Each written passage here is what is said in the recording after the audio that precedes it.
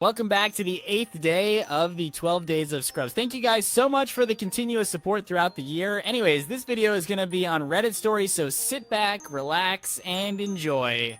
Today's been a pretty unlucky day, so I figured we would read what's the luckiest thing that has ever happened to you Ask Reddit thread. So let's do this. I had my car stolen when I was 19. A few months later, I was driving my new car from Seattle to Portland at 3 a.m. with no other traffic around, and my stolen car passes me on the left. I followed the guy for about 120 miles back to Portland. At one point, he pulled up beside me and waved at me, thinking that we were road rally pals. I returned a death stare, followed him home, called the cops, and got my car back. When I think of all that had to align for my car to find me again, it blows my mind. I was at a mall and heard a woman scream from the upper level. I turned around, looked up, and reflexively caught a toddler who had somehow managed to squeeze between the iron safety rails and fallen literally on top of me. A good 20-25 feet below. Perfect catch, not a scratch. I've replayed this in my head dozens of times and still to this day do not know how the hell I did this. Lucky catch, I guess. Surviving would have been a fatal car crash. Before that day, I never wore my seatbelt. Yes, I was an idiot. I left work that day for some reason, just out of nowhere, decided to put it on. 10 minutes later, somebody blew a stop sign from a side street and T-boned me going 40 to 45 miles an hour. It felt like I hit a brick wall. The car was totaled, and I most likely would not have lived had I not put my seatbelt on. It pays to be safe, kids. Buckle up. 2 years ago, I was working as an airman at a Blue Angels show when one of them approached me to let him into the debrief vault. He thanked me and asked if he could do anything for me, probably thinking I would ask for a patch or a picture, but I jokingly said to him that he could take me up on the next flight. He laughed and said he would get back to me, thinking that was the end of it. I bumped into the major an hour later and asked if I was ready for the ride of my life. I was pretty shocked, but just like that, at the end of the day, me and two other guys got to ride shotgun in the Blue Angels F-18s. Best example of right place and right time. Otherwise, from this amazing experience, my luck is usually sleeping. Well, I bet you could say he was pretty high on life after that one, but I had just turned 30, some failed relationships behind me, as we all have, including a cheating fiance. Anyways, I went out for breakfast with my mother one morning to one of our favorite restaurants. We sat down and then I heard someone calling my name from the next booth over. I look over and see a friend of mine, and with her is a beautiful woman. Blonde hair, blue eyes, exactly my type. I would love to be able to say I was perfectly suave and swept her off her feet. However, nerves got the better of me and I stammered hello, mumbled some inane small talk, and even shook her hand at the end of conversation, and went back to my breakfast, feeling like a total buffoon. As I sat there thinking that I had to do something to redeem myself, I managed to catch the eye of my friend who was with her and mouthed, "Is she single?" She got a little smirk on her face and suddenly nodded yes. I just about had a heart attack. At this point, I think she lost patience and indicated that she would send me this blonde beauty's email address after she found out if it was okay to do so from her friend. Little did I know, at the same time I was prodding for info, the blonde girl, whose name was Heather I had finally remembered, was asking details about me. Breakfast ended and I said goodbye to the two of them and went home. 2 hours later, email address in hand, I sent off hello message to Heather and immediately got a response, and our first date was a week later. And now, 7 years later, we are coming up on our 5th wedding anniversary, and we have a beautiful, sweet little girl who is the spitting image of her mother. Heather carried me through some terrible times when I was the primary caregiver for my mother, who died with cancer after a 2-year struggle. I don't know how I would have survived changing my mom's diapers, changing catheters, all the horror events that come with home care of a terminal cancer patient, without the constant love and support of this amazing woman. The fact that she stayed with me during this time, even though we had just started dating when my mother's diagnosis was discovered, amazes me and still brings me to tears. I love my wife, and thank goodness I decided to take a day off work and go to breakfast with my mom. Luckiest day of my life. I called a beer company's question and comment lines in hope of getting a free t-shirt, and they gave me an all-expenses-paid trip to Las Vegas for me and 3 of my friends. The beer was Keystone Light, and the whole story is below. I usually don't read the brand names, but I feel like they deserve it for the nice gesture. A while back, I was unemployed, broke as hell, and job searching like crazy. I had applied to like 30 places and had some interviews over the course of 5 months, but remained jobless. One night, I decided to walk to the local pizza place instead of getting it delivered. My fiance at the time bought the pizza. Well, on the walk back, I noticed a baby bird lying in the middle of the road. I stopped and stared at it for a moment before picking it up and setting it under a nearby bush. Next day, I received a call from one of the places I had recently interviewed at, asking if I could come fill in some paperwork. Sure, yeah, absolutely. Well, it turns out the hiring manager was with her girlfriend at a bar, having a drink on the patio, and happened to see me save the bird. Earlier the day, she had been going through all the potential applicants, and after seeing that, decided to hire me right then. It's been a little over a year now. I no longer have my fiance, but I still have the same job and recently got promoted a shift leader. Not only that, but the manager and I have become fairly good friends, and she's helped me out in my personal life a lot as well. Not much to be proud of, but I suppose I couldn't have asked for anything better. Hey, Bird basically got you a job, that's what's up. About 20 years ago, I was in the car with my girlfriend, and we were driving around town. As she takes a turn, she hits the gas a little too much, and the back end starts to fishtail on some sand. Not a big deal if she stays calm, but she didn't. Instead of letting off the gas and maybe hitting the brake, she slammed on the accelerator, and the back end of the car was now 90 degrees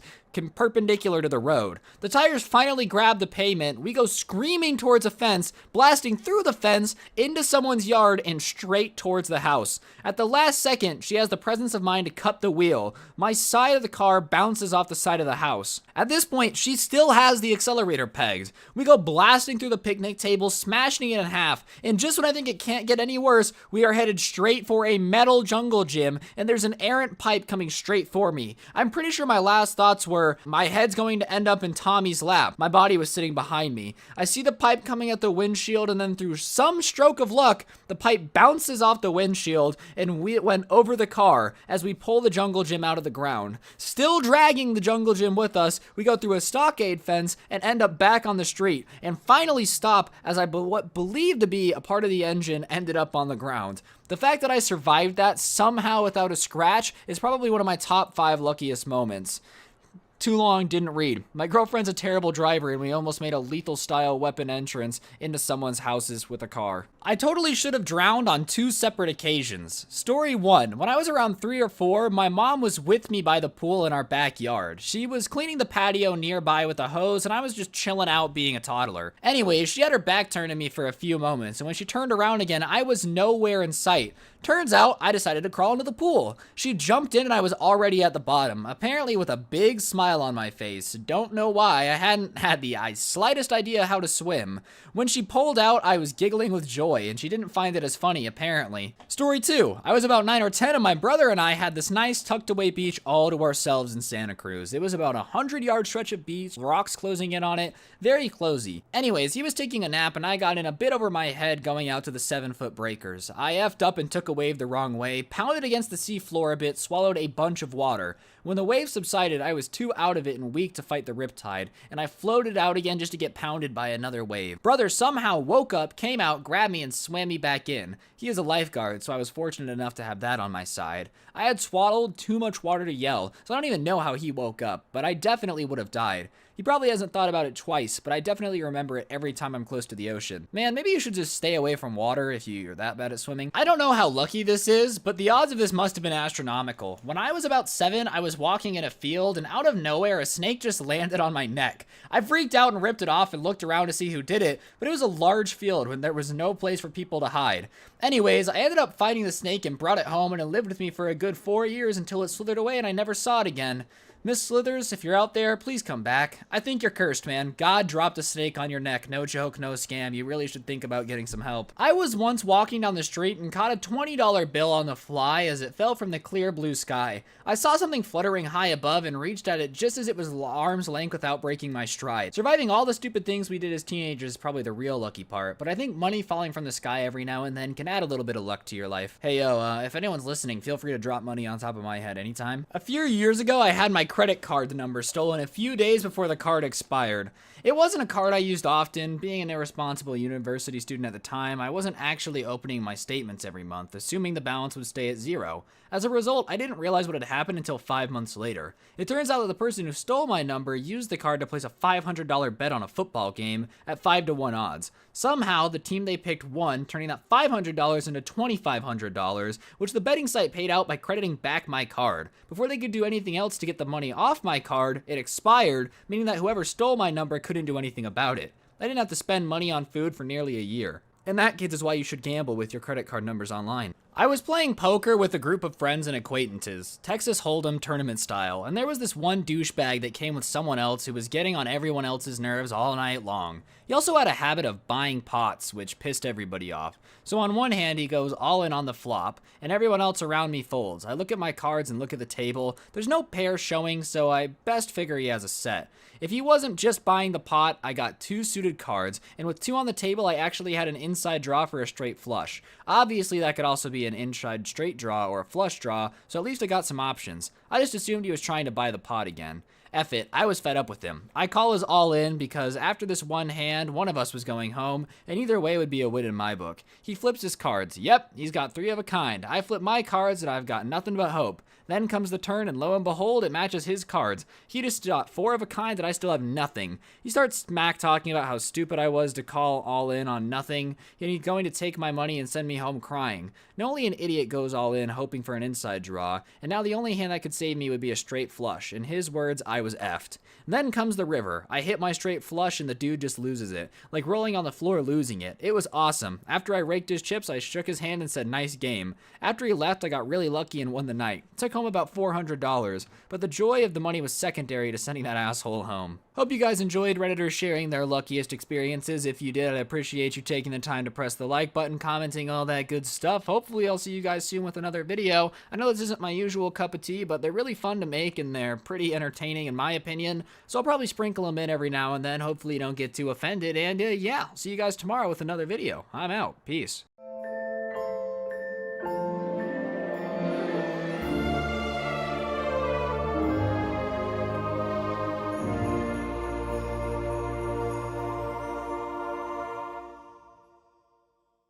What's going on, guys? It's your boy Scrub here, back again with another video. Hope you guys are having a great day. I know I am. And today I've got a story time for y'all. When back and I worked at the movie theater, and I ended up getting involved in this family drama somehow.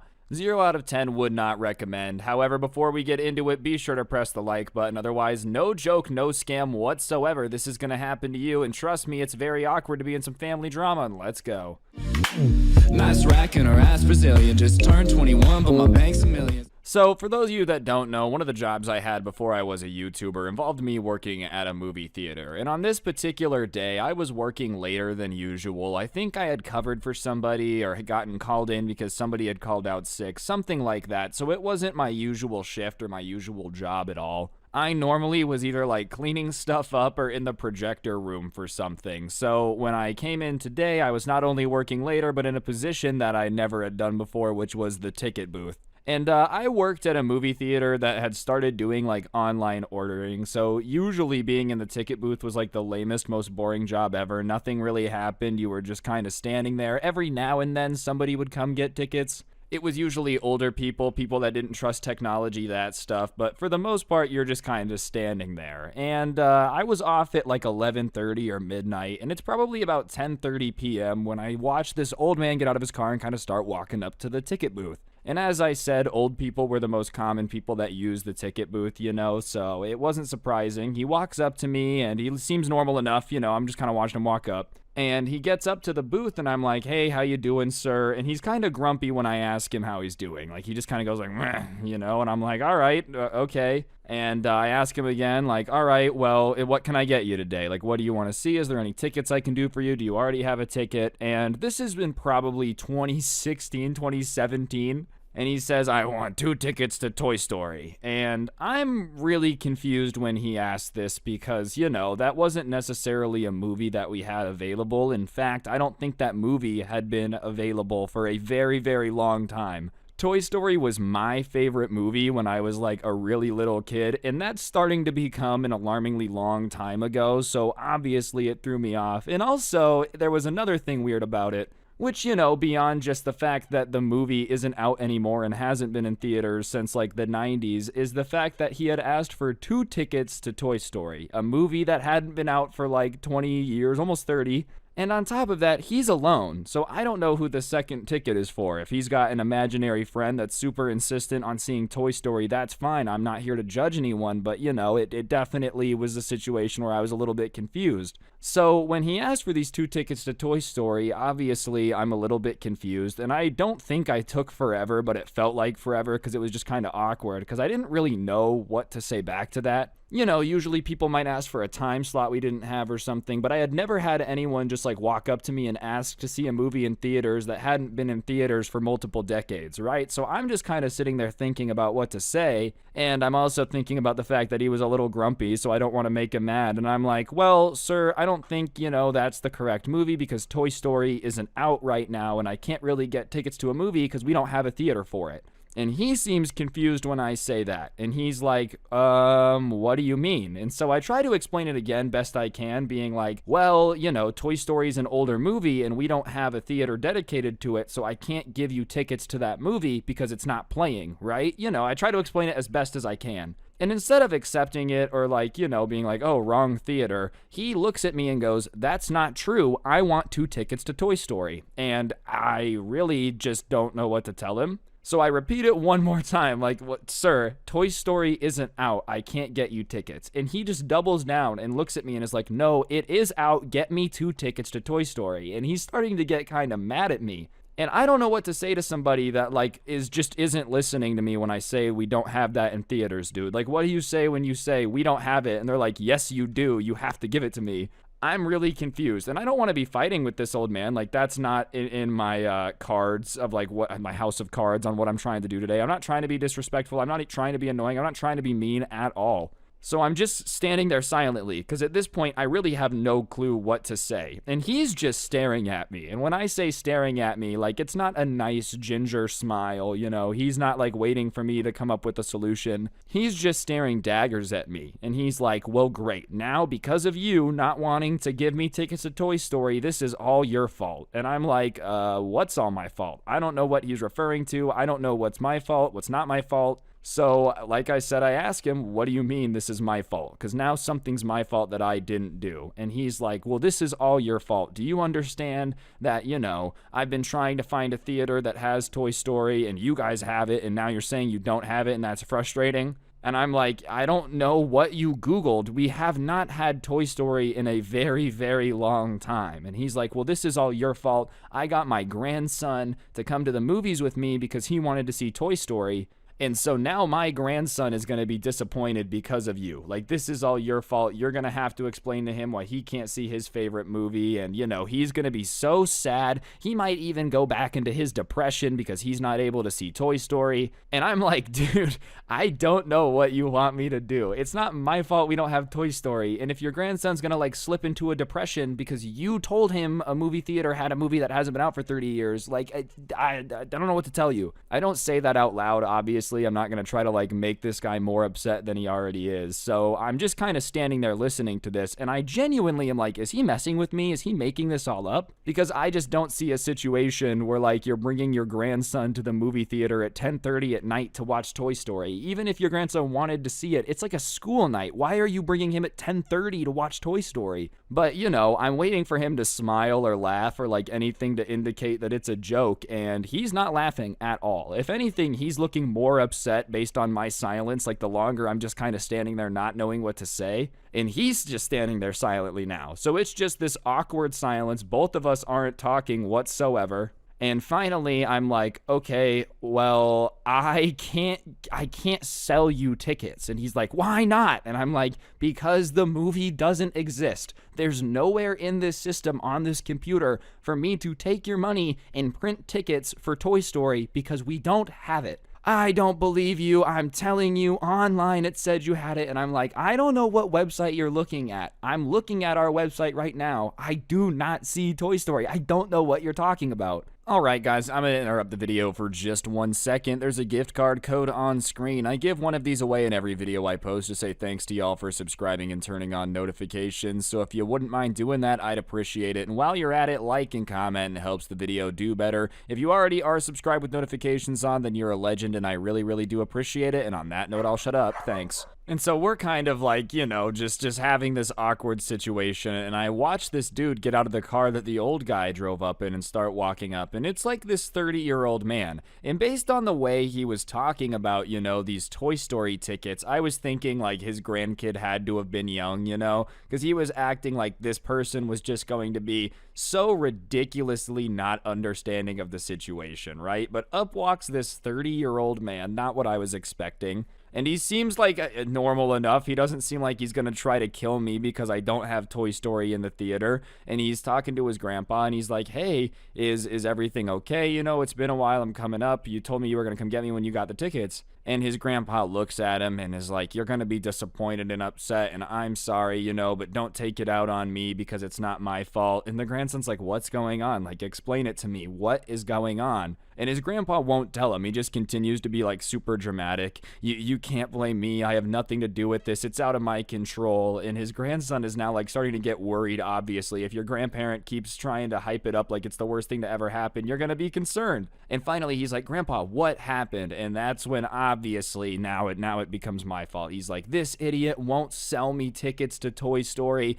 I know that's one of your favorite movies. It's what I wanted to see. I thought they'd have it. But this guy's just refusing to sell me the tickets because he doesn't want to make money and he's an idiot. And I'm standing here like, all right, thanks, bro. Obviously, I'm an idiot. You're right. I come to work here at the movie theater for the sole purpose of standing here in this ticket booth and telling people that when they want to buy a ticket to a movie that it doesn't exist. That's why I'm here. That's why the company pays me, to tell people not to spend their money here. You got me, dude. You absolutely got me. You're right. Bamboozled. You own me. And so the grandpa's going off, and now the grandson is looking at me a little bit confused, right? And I start to explain, like, hey, so basically your grandpa walked up here and started saying that he wanted 2 tickets to Toy Story. We don't have Toy Story here. I'm sorry. I don't know what made him think we do. He says he saw it online. I can't find it on the website. I'm not calling him crazy. I'm just saying that we don't have it. And his grandpa's like, he's a liar, he's a liar. And at this point, I'm a little annoyed, right? And so I look at him and I go, it's not the 90s. Toy Story isn't in theaters. And he's like, see that attitude? Like, you could have just sold me the tickets. I know you have it here. We don't have it in theaters. And the grandson kind of looks at his grandpa and he goes, Grandpa, I don't want to see Toy Story anyways, and they don't have it. You know what I mean? Like, it's okay. I don't want to see Toy Story. We can see something else, and they don't have it. The movie hasn't been out forever.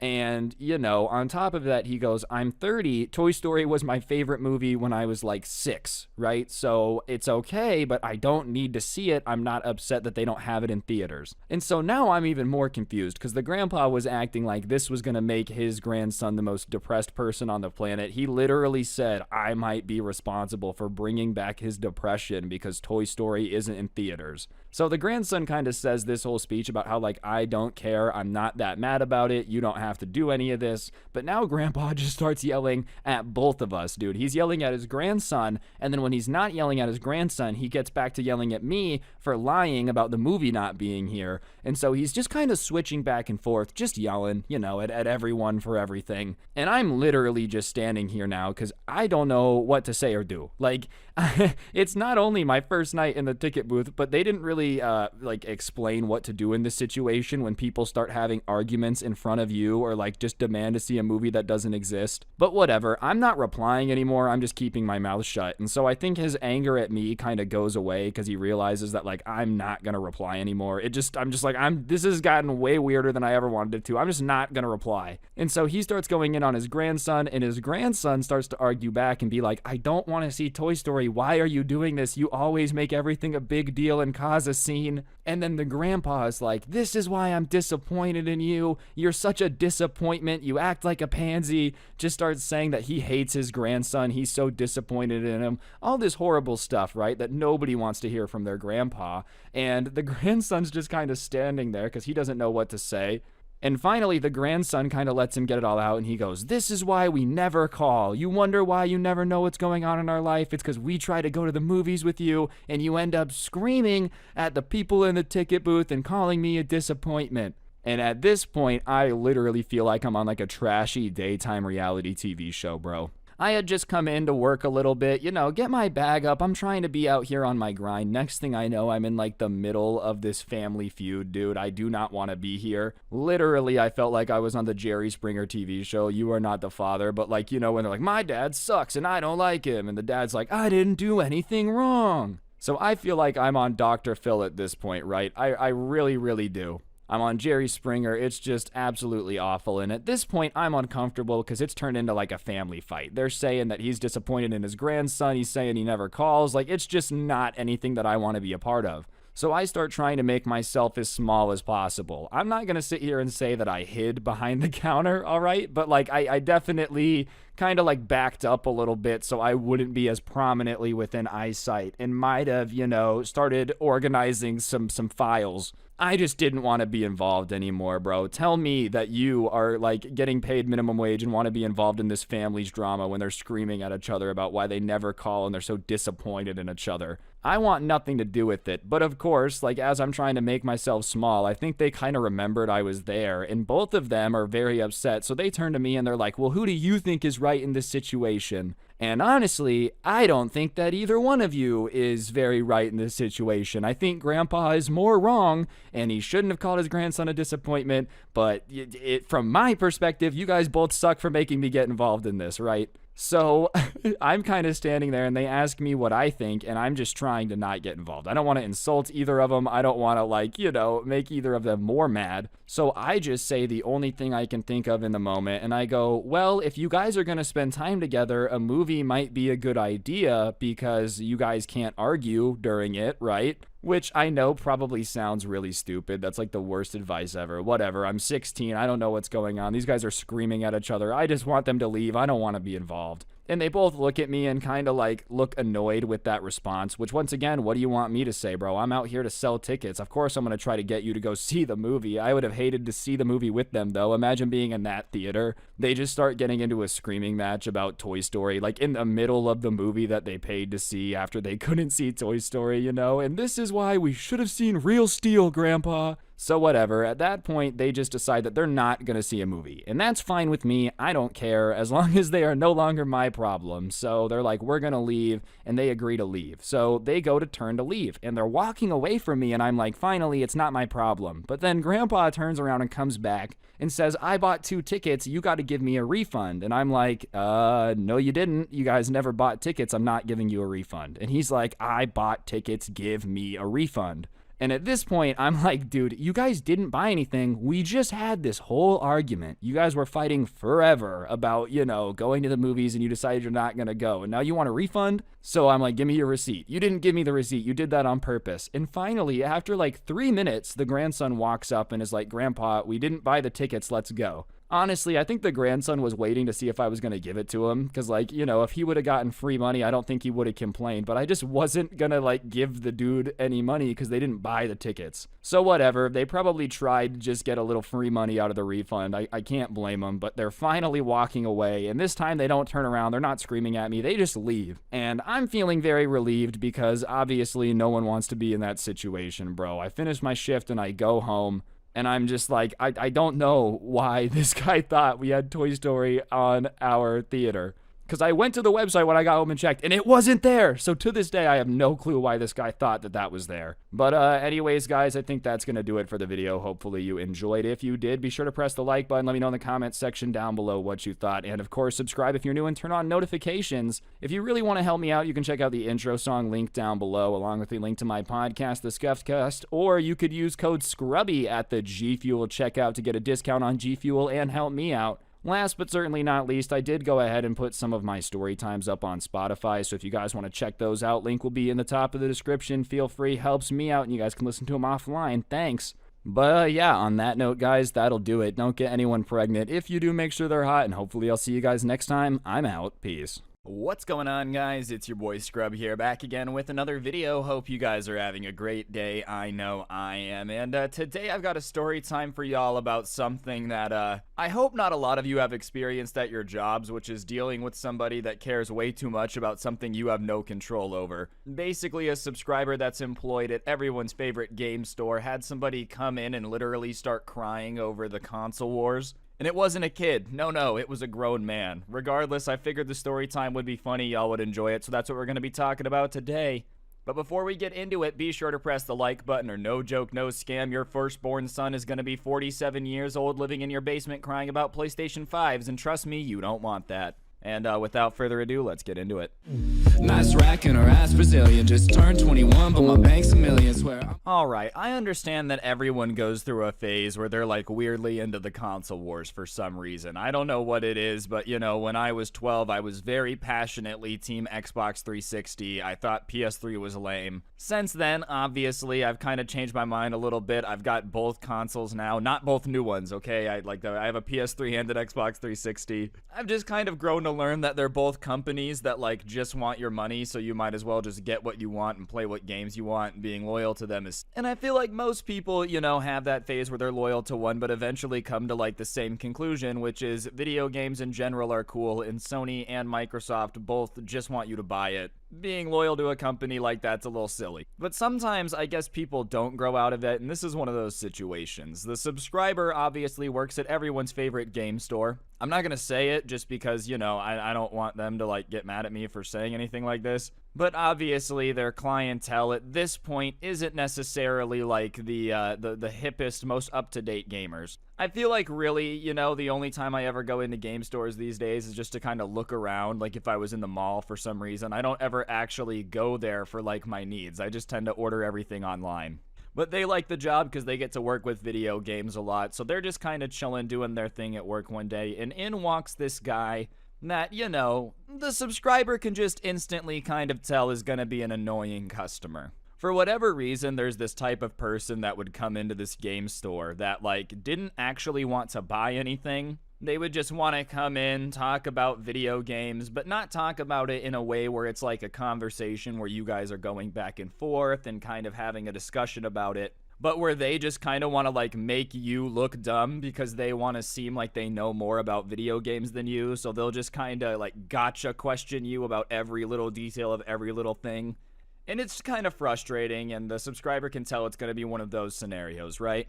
And he walks in and instantly starts questioning about like, so, the new consoles have been out of stock everywhere, huh? There's been that huge chip shortage. There's basically no way to get a new console recently. It really sucks because I want one. I'm not going to pay a scalper. But, you know, it is what it is. And obviously the subscriber's being nice and is just like, yeah, obviously we've had a huge shortage. It's been a big pain in the butt, you know. Whenever they come in, it seems like they go out of stock incredibly quick. And obviously, there's this like, okay, this is a relatively normal conversation. But all of a sudden, the guy kind of gets this smug look on his face and he goes, yeah, but we all know that the PlayStation 5 sells out way faster than the Xbox. And the subscriber kind of smiles and he's like, yep, I mean, they kind of both sell out really, really quick. I don't really know which one sells out quick. It changes week to week. Sometimes it's the Xbox, sometimes it's the PS5. But whatever it is, both new consoles sell out really quick. And the guy, who's probably about 35 years old, not even like barely an adult, like really an adult, says, well, yeah, but you know, the PlayStation 5 does sell out faster though, right? Like every time the PlayStation 5 is the one that sells out first. And the subscriber is kind of like, doesn't know why he wants to know this information so bad or why it matters. But he kind of just repeats his answer. He's like, well, no, you know, it just kind of depends. Sometimes it's the Xbox, sometimes it's the PS5. And this 35-year-old man literally goes like, "Ugh." And obviously everyone's a little bit confused in the store, and he's like, well, what's wrong? And he just starts going on this rant about how I just can't believe that anyone would ever want to buy an Xbox. Like, it's not even a good console. Does anyone even know how much more history Sony has behind it? And listen, I'm going to say this, Sony has been around in the gaming scene a lot longer than Xbox. I don't think anyone can deny that. That being said, it's just not that big of a deal, bro. If someone wants to buy an Xbox, let them buy an Xbox.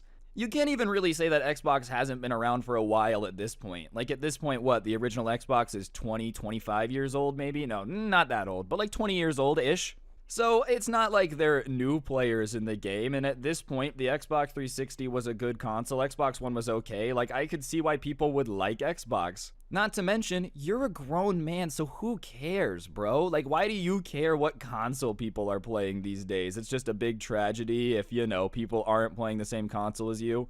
And obviously, the subscriber doesn't really know how to react in this situation. It's not every day you have a grown man, like, crying about why people buy Xboxes. So he just says what he thinks the best thing to say in the situation is, which is basically like, Well, you know, it's my job to sell consoles to people, so I don't really have an opinion on what they're playing. If they come in and want an Xbox, it's my job to sell them Xbox games, and I just kind of like all video. Which is probably just like the chillest way to answer this question, talk to him, engage him, but also not make him angrier. Basically like, hey man, I just work here, I don't really care that much what people buy.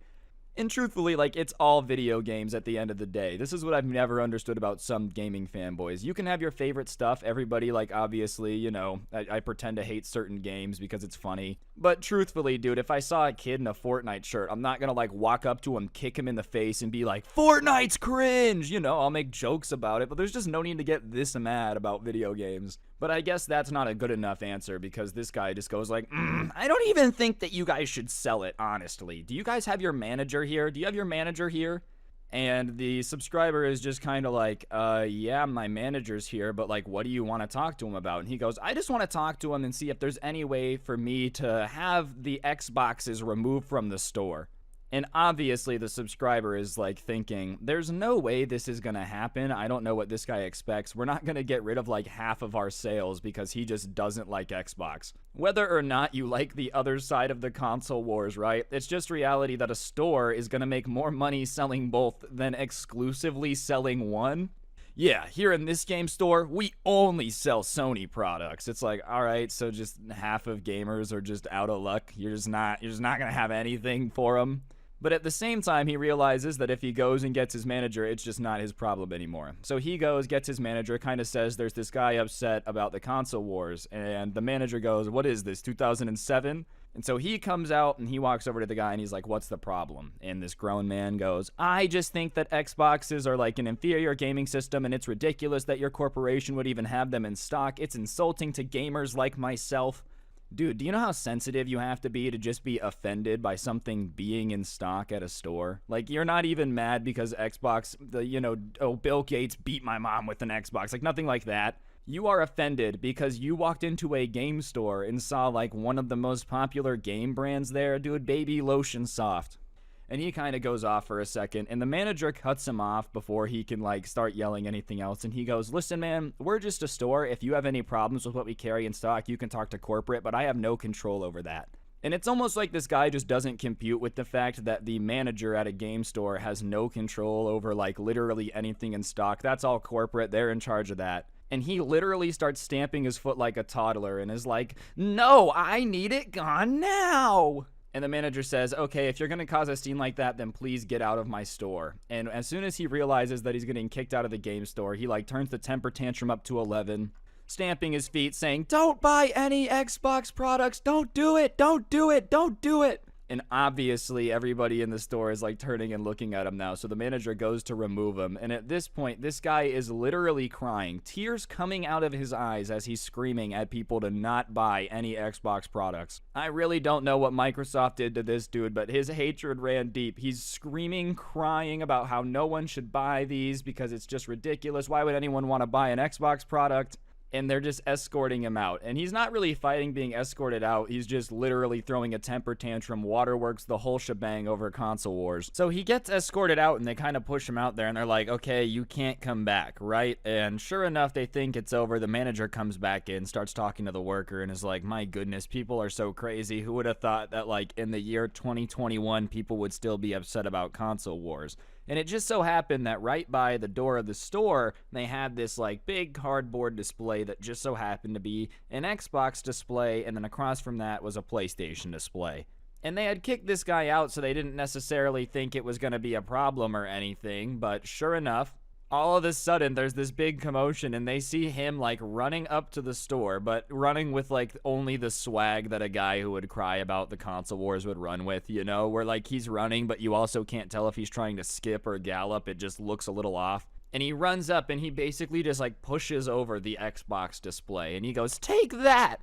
And he doesn't break it. He doesn't even like cause it to go into anything. He literally just pushes it over and he starts to go run away. But when he turns to run, he like misjudges how small the doorway is and he slams his right shoulder like into the other entry point way thing.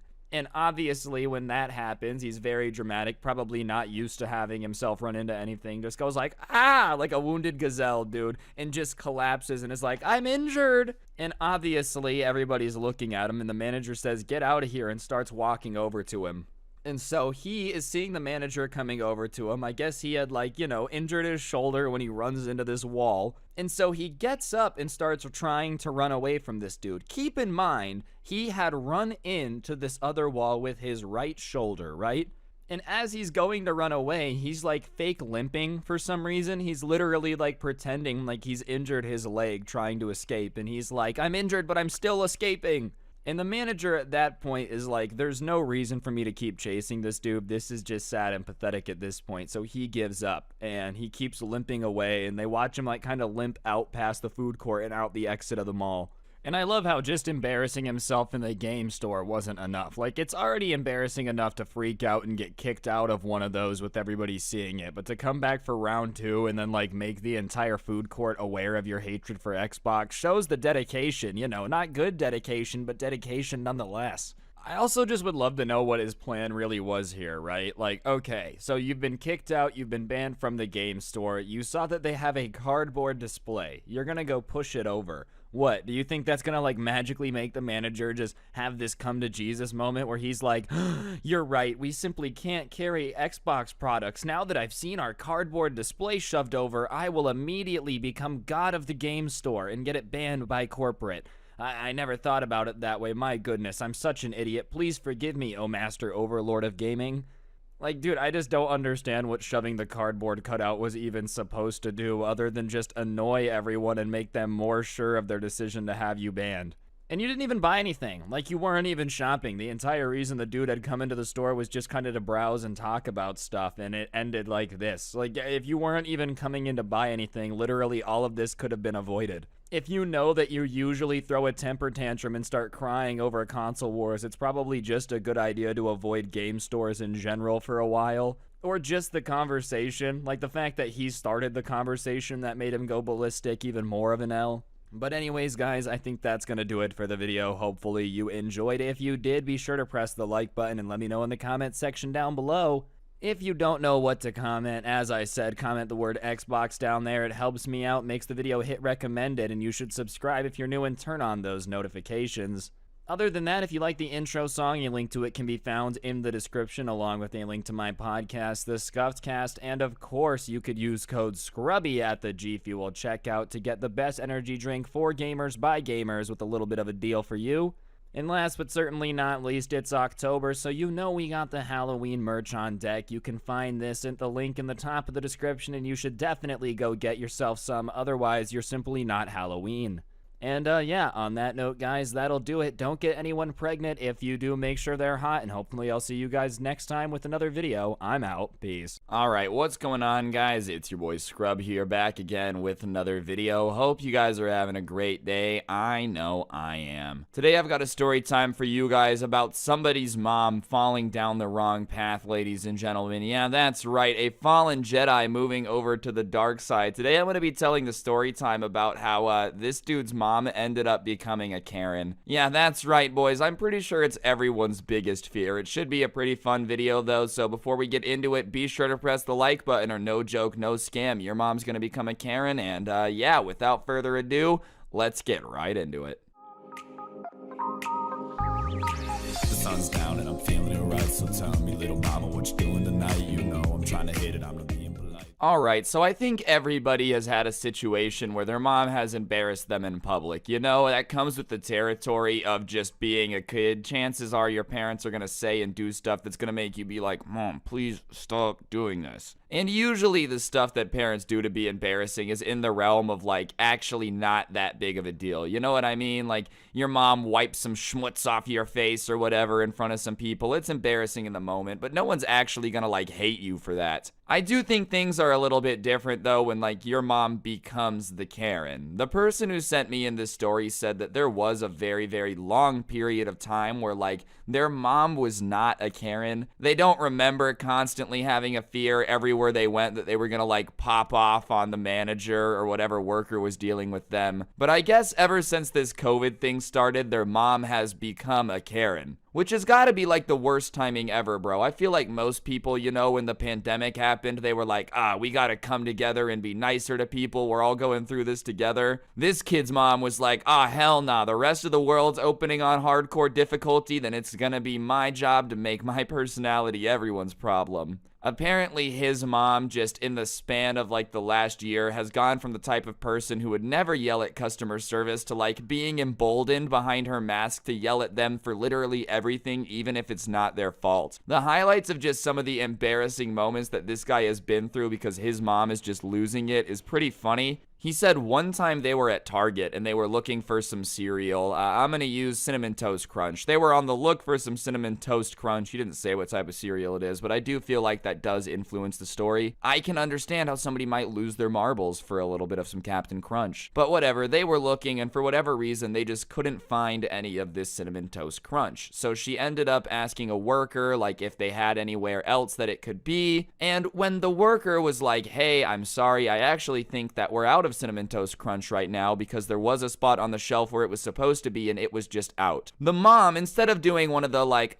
darn, you guys are out of stock, there sure is nothing you could do, which is the only logical thing to do. Like, it's not their fault that they are out of this particular cereal. She started going in on the poor worker that just so happened to be unfortunate enough to be standing there dealing with this situation. Like, when this guy said, no, we actually don't have Cinnamon Toast Crunch, she started asking him, as if he knew, as the worker, like when they were going to get another shipment and how unprofessional it was to talk to a customer unless you could solve their problem. Which is just not true. I think it's unprofessional to ignore customers. Could you imagine that? Like, he was just walking past the cereal aisle. They tried to stop him for help. He just throws up the hand. He's like, listen here, you stupid idiots, okay? I can't talk to you unless I can solve your problem. I wouldn't want to be unprofessional. So she's yelling at this guy for simply not being able to poof this cereal into existence. And this kid is super embarrassed by this, right? So he puts his head in his hoodie to like hide his head and keep it down because he just is not vibing with the fact that his mom is freaking out on this dude in the middle of a Target. But the mom, for whatever reason, when she looks over and see this kid hiding in his hoodie, she doesn't assume that he's embarrassed and hiding from her, you know, that screaming at the minimum wage worker, maybe making her son be like, Mom, please stop. No, she then starts going in on this Target worker for like embarrassing her son and, you know, making him afraid to be seen in public with her because somehow it was the Target worker's fault she had popped off. Like, oh my gosh, look at what you made me do. You made me start acting crazy and now my son's embarrassed to be around me. Like, oh my gosh, she now is blaming Target for making her son embarrassed to be around her. And I promise you, all you parents out there, if you ever look back while you're shopping and your kid is mortified and embarrassed, it's not because of the store. It's probably because something you're doing. So this kid obviously is just like, please get me out of here. I am not mad at this Target worker. This is awful. So finally the employee just asked to go check in the back and they ended up having some back there. But that situation is when this kid realized like, oh my God, my mom has become a Karen. She is no longer like the nice lady she used to be. Because she just started popping off on this poor guy for no reason. And ever since then, he's just been paying, I guess, a little bit closer attention to the Karen behavior. Like, it wasn't like he was ever cool with letting it slide, but until he really noticed that it was what she was doing, he wasn't, like, looking for it every day. Every time they'd go somewhere, it wasn't what they were looking for. But once he started looking for it, he realized that his mom was just in full Karen mode, bro.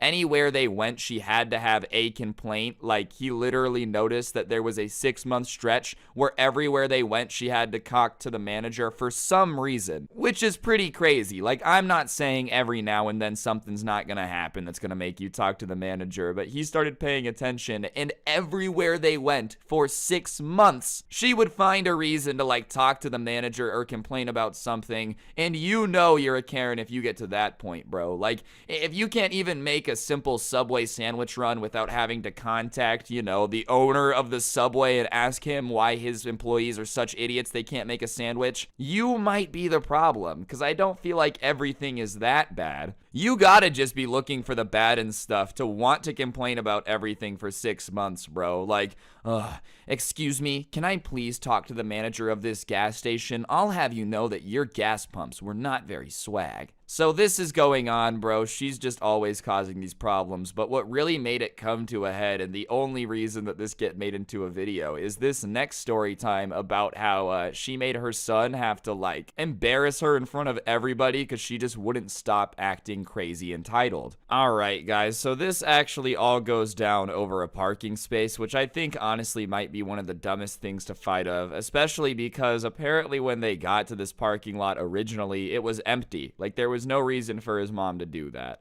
Anyways, she was following this one guy who was driving to park in the same parking lot as them, and I guess he ended up taking this spot that the mom had mentally marked as hers. Like, in her head, it was her spot already. So when he pulled into it, dude, the mom was just having none of it. He was in front of her in line, and the person who sent me this says 100% there were more parking spots. Like, to this day, he really doesn't know why his mom decided to go this route. It was just the hard way. She picked it. But instead of just going and parking in literally any of the other parking lot spots all around the parking lot, the mom pulls in behind this poor guy who is parked there and just starts honking her horn, rolls down her window, and is screaming at him about how, like, he's bullying a poor defenseless mother by stealing her parking spot. And the dude is just like, what are you talking about? He is 50 shades of confused. He takes off his sunglasses and is like looking at the car like, huh? And she's like, I was gonna park there, da-da-da-da-da. And the guy does what was supposed to be the reasonable answer and goes, well, you know, I've parked there. I'm sorry. You can park somewhere else. There's literally a parking spot right next to me. And the mom, for whatever reason, when the guy is like, no, I'm not gonna move my car so you can have the parking spot that my car is already in. You would have thought he just said that her grandma had chlamydia, bro. That she got around town and her granddad could have been one of any of the 87 men in the area, dog. She just starts going crazy, asking him who he thinks he is to be taking people's parking spots and whatnot. And honestly, that was the wrong question. What you should have been asking is who you think you were to be able to be telling people to, like, move their car so you can have the spot. It's just not that deep, dude. So she starts kind of going at him, being like, oh,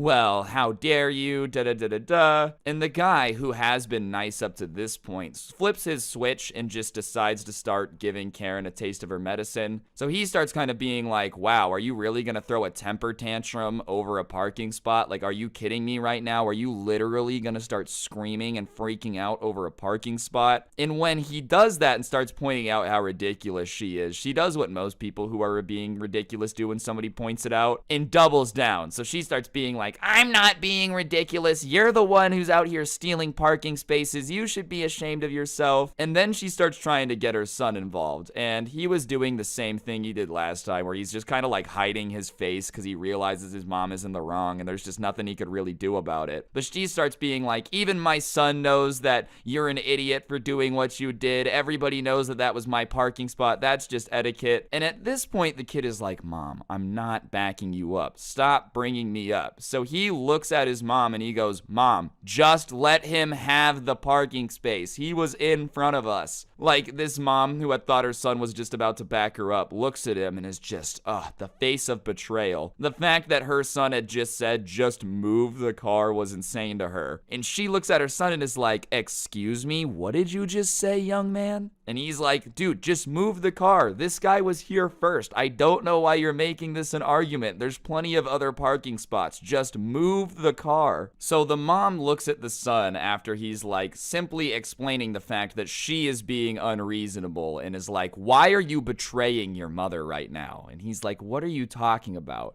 And she starts saying how it's one of the duties of a son to, like, have his mom's back, and, you know, it's really bad for him to disagree with his parents, which is super culty to me, dude. I don't care how long you've raised me. If you're being reckless and crazy, I'm gonna tell you you're being reckless and crazy. Just because you raised me doesn't mean you can do no wrong, especially when you're yelling at the poor guy. And when she starts kind of yelling at her son, the guy who's standing there arguing with her is like, oh, come on, the kid is just saying to move the car. car. And the mom is like, shut up, you have no part of this, and looks back at her son and says, really, if you think he's justified to take this parking spot, then why don't you just go ahead and explain to me why you think that? Because if you want me to be honest, it seems like this is a load of crap. And so the son is like, all right, gladly. And he starts explaining that they were behind the guy in the other car, which means he was ahead of them in line. So it was kind of their fault for assuming that he wasn't going to take whatever parking spot they wanted because they were behind him. Like, there was no way for the guy to know that she wanted the parking spot. And the mom's rebuttal is that the guy in the other car should have known because she was following him super closely, which meant that she wanted the parking spot. Like, this lady is just straight up in the wrong. There is no logical reason for her to be fighting with this random dude over this parking spot. So the mom is kind of like sitting there just refusing to move her car at this point. She's like, no, I'm not moving till he moves his car. And the guy's response is to not move his car, which is the right way to do it. You never want to give the Karen what you want. He just goes in the store, bro. Like, he goes into what they were waiting for and just leaves. And the mom decides that she's gonna die on this hill. So she puts the car in park and is like, no, we're not moving. And the son is like, mom, you're telling me that we drove all the way here and now we're just gonna sit in the parking lot because somebody took your parking spot. And she starts trying to tell him about how it's the principal and he'll understand when he's older and all this stuff. And he looked at his mom and was like, mom, honestly, I don't know what's gotten into you, but you are a Karen now. And apparently when he called her a Karen, she was pissed. She's like, don't you dare call me that. Everything I get upset about makes sense. Like, don't you dare say that I'm getting mad for no reason and making me sound crazy. Even though she was getting mad for no reason. There's no making you sound crazy when you just are crazy. And I'm not even saying that, like, she's evil, bro. I just think saying that, you know, your son has no reason to be right whatsoever when you literally just tried to, like, stage a sit-in, a park-in in the middle of a parking lot because somebody took your parking space. After like 20 minutes of pouting, though, she ended up driving away and finding a new parking spot. So I guess it really wasn't that important to her if she was willing to, you know, not actually care about it. She did end up leaving and giving the guy the parking spot, so it couldn't have been that important. Realistically, though, that was the moment that this guy realized that his mom was completely gone to the dark side of the Karen when she was just fighting random dudes over parking spots that she didn't own.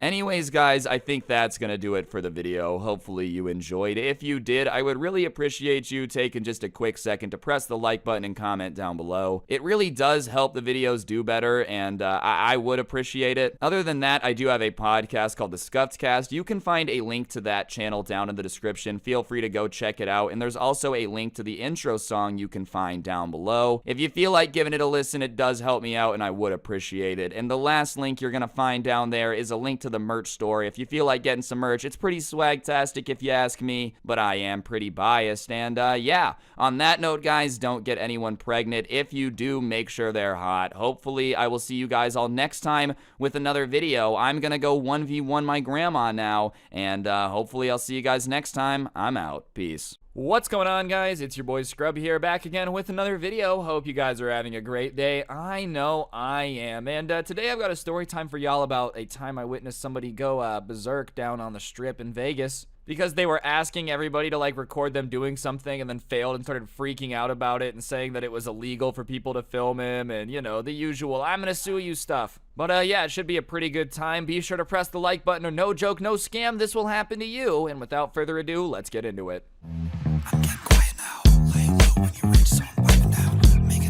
Alright, ladies and gentlemen, so as you know, living in Las Vegas, there's this little piece of land called the Strip where, like, all the casinos and all that stuff is. And ever since I turned 21, I'm not gonna lie, I've been down there a little bit more frequently than I used to because I can actually do stuff. And while, yes, being there, having a good time is a blast, I think one of the best things about going there, if, like, you're a fan of people watching, you know, you just like watching crazy stuff go down, it's a great place to do it. It's just a place where people, like, feel like they can do anything they want. They talk really loud. They just are interesting to look at sometimes. And, you know, that's not the only reason I go down there. It's just an added benefit. And one weekend, I'm down there kind of doing my thing. And the way that going across the street works is because there's a lot of people drinking and, like, going across from these casinos, they've built these bridges above the road so you can cross back and forth. You don't have to wait on the crosswalks. People aren't running in traffic. It just makes things way easier. And, you know, on these bridges, sometimes there will be people like playing a guitar, begging for money, like that type of stuff. And on this particular night, me and a couple friends are walking across this bridge, and there's this dude in a suit, which I can assume has had a little bit too much. And he starts saying that for like $5, everyone's gonna film him. He's gonna do something cool. Like, it's gonna be awesome. Trust us. Trust us. You guys are gonna watch it. You guys are gonna wanna watch it. And so, obviously, like, not really knowing what he's up to, I wasn't gonna pay him, but me and my friends kind of move a little bit down and, like, kind of turn and look, right? Just to see what he's doing. Like, if it's really cool and it deserves to be paid for, then by all means. I just don't know what he's doing yet. For all I know, he could, like, rip off his shirt, start spinning it in a circle until he flies off with a helicopter. How would I give him the money then? He'd be flown away. Regardless, we're watching and he's hyping up a crowd, and he probably gets 15, 20 people to have their phones out, flashes on, recording him. And he's like, "This one's for you guys." And I really have no clue what this dude was thinking. I don't know if he thought this was going to look cool or if it was going to work or something. So along the sides of these bridges, it's glass, but it's not like glass in terms of it's easy to break. It's like plexiglass, but not, I don't know how to explain it. It's a really tough glass. Well, this guy just gets a full running head of steam and dives into it. And I really think in his mind, he thought it was gonna break. He was gonna like fly down, land on a car. Whoa, that was awesome. And like, it was just not gonna have any problem. But obviously, when you're in Vegas, they've thought about basically everything that a stupid person would be doing when they're intoxicated, right? So they've made sure that this glass doesn't break when you run into it like that.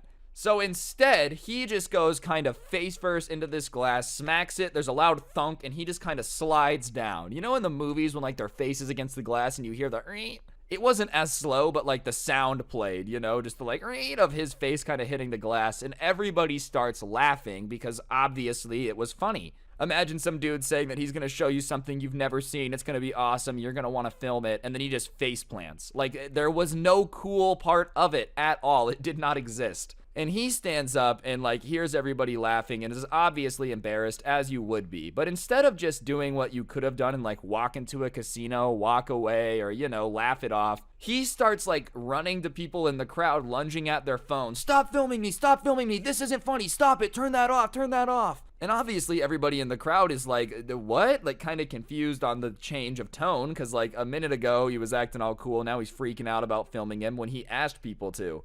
And obviously people don't like their phone being grabbed at, so they're kind of arguing back and forth with him, and he starts saying that everybody has to delete that video now, they can't post it. And people are like, "Nah, dude, I'm gonna post it. Like, you told me to film you. It's not my fault that you messed up and face planted. Like, no, I'm not gonna do that." And he starts trying to like grab their phone out of their pocket to delete it. And obviously they kind of start pushing each other back and forth, and they're like, "Who do you think you are?" And this guy starts explaining that it's illegal to film people in public. Like, that's against the law. You're not allowed to do that. "Oh, this is insane. You're invading my privacy. You'll be hearing from my lawyer. I'm gonna sue you." And obviously, whenever somebody starts saying that, like, one of two things happens. Either the people that they're talking to don't really know the law and they cave because they're afraid to get sued, or it's somebody that, like, actually knows that you're just allowed to film in public and they don't do anything. And sure enough, it was the latter. One of the guys that was arguing with him is like, "Dude, it's not illegal to film people in public. Like, people do it all the time. It's illegal for me to, like, make profit off it without your permission, but I'm allowed to just post you being an idiot on Facebook. Like, that's not illegal." And he starts explaining that, like, no, it is illegal, and his dad works for the FBI, and his dad will hunt him down if they post it. Which, you know, I think the FBI still has to follow the law. Actually, let's be honest, the FBI does shady stuff, but they pretend that they're following the law. Do you know what I mean? I don't think that your FBI, CIA agent dad could just go around ruining people's lives that, like, took a video of you being an idiot when you told them to film it.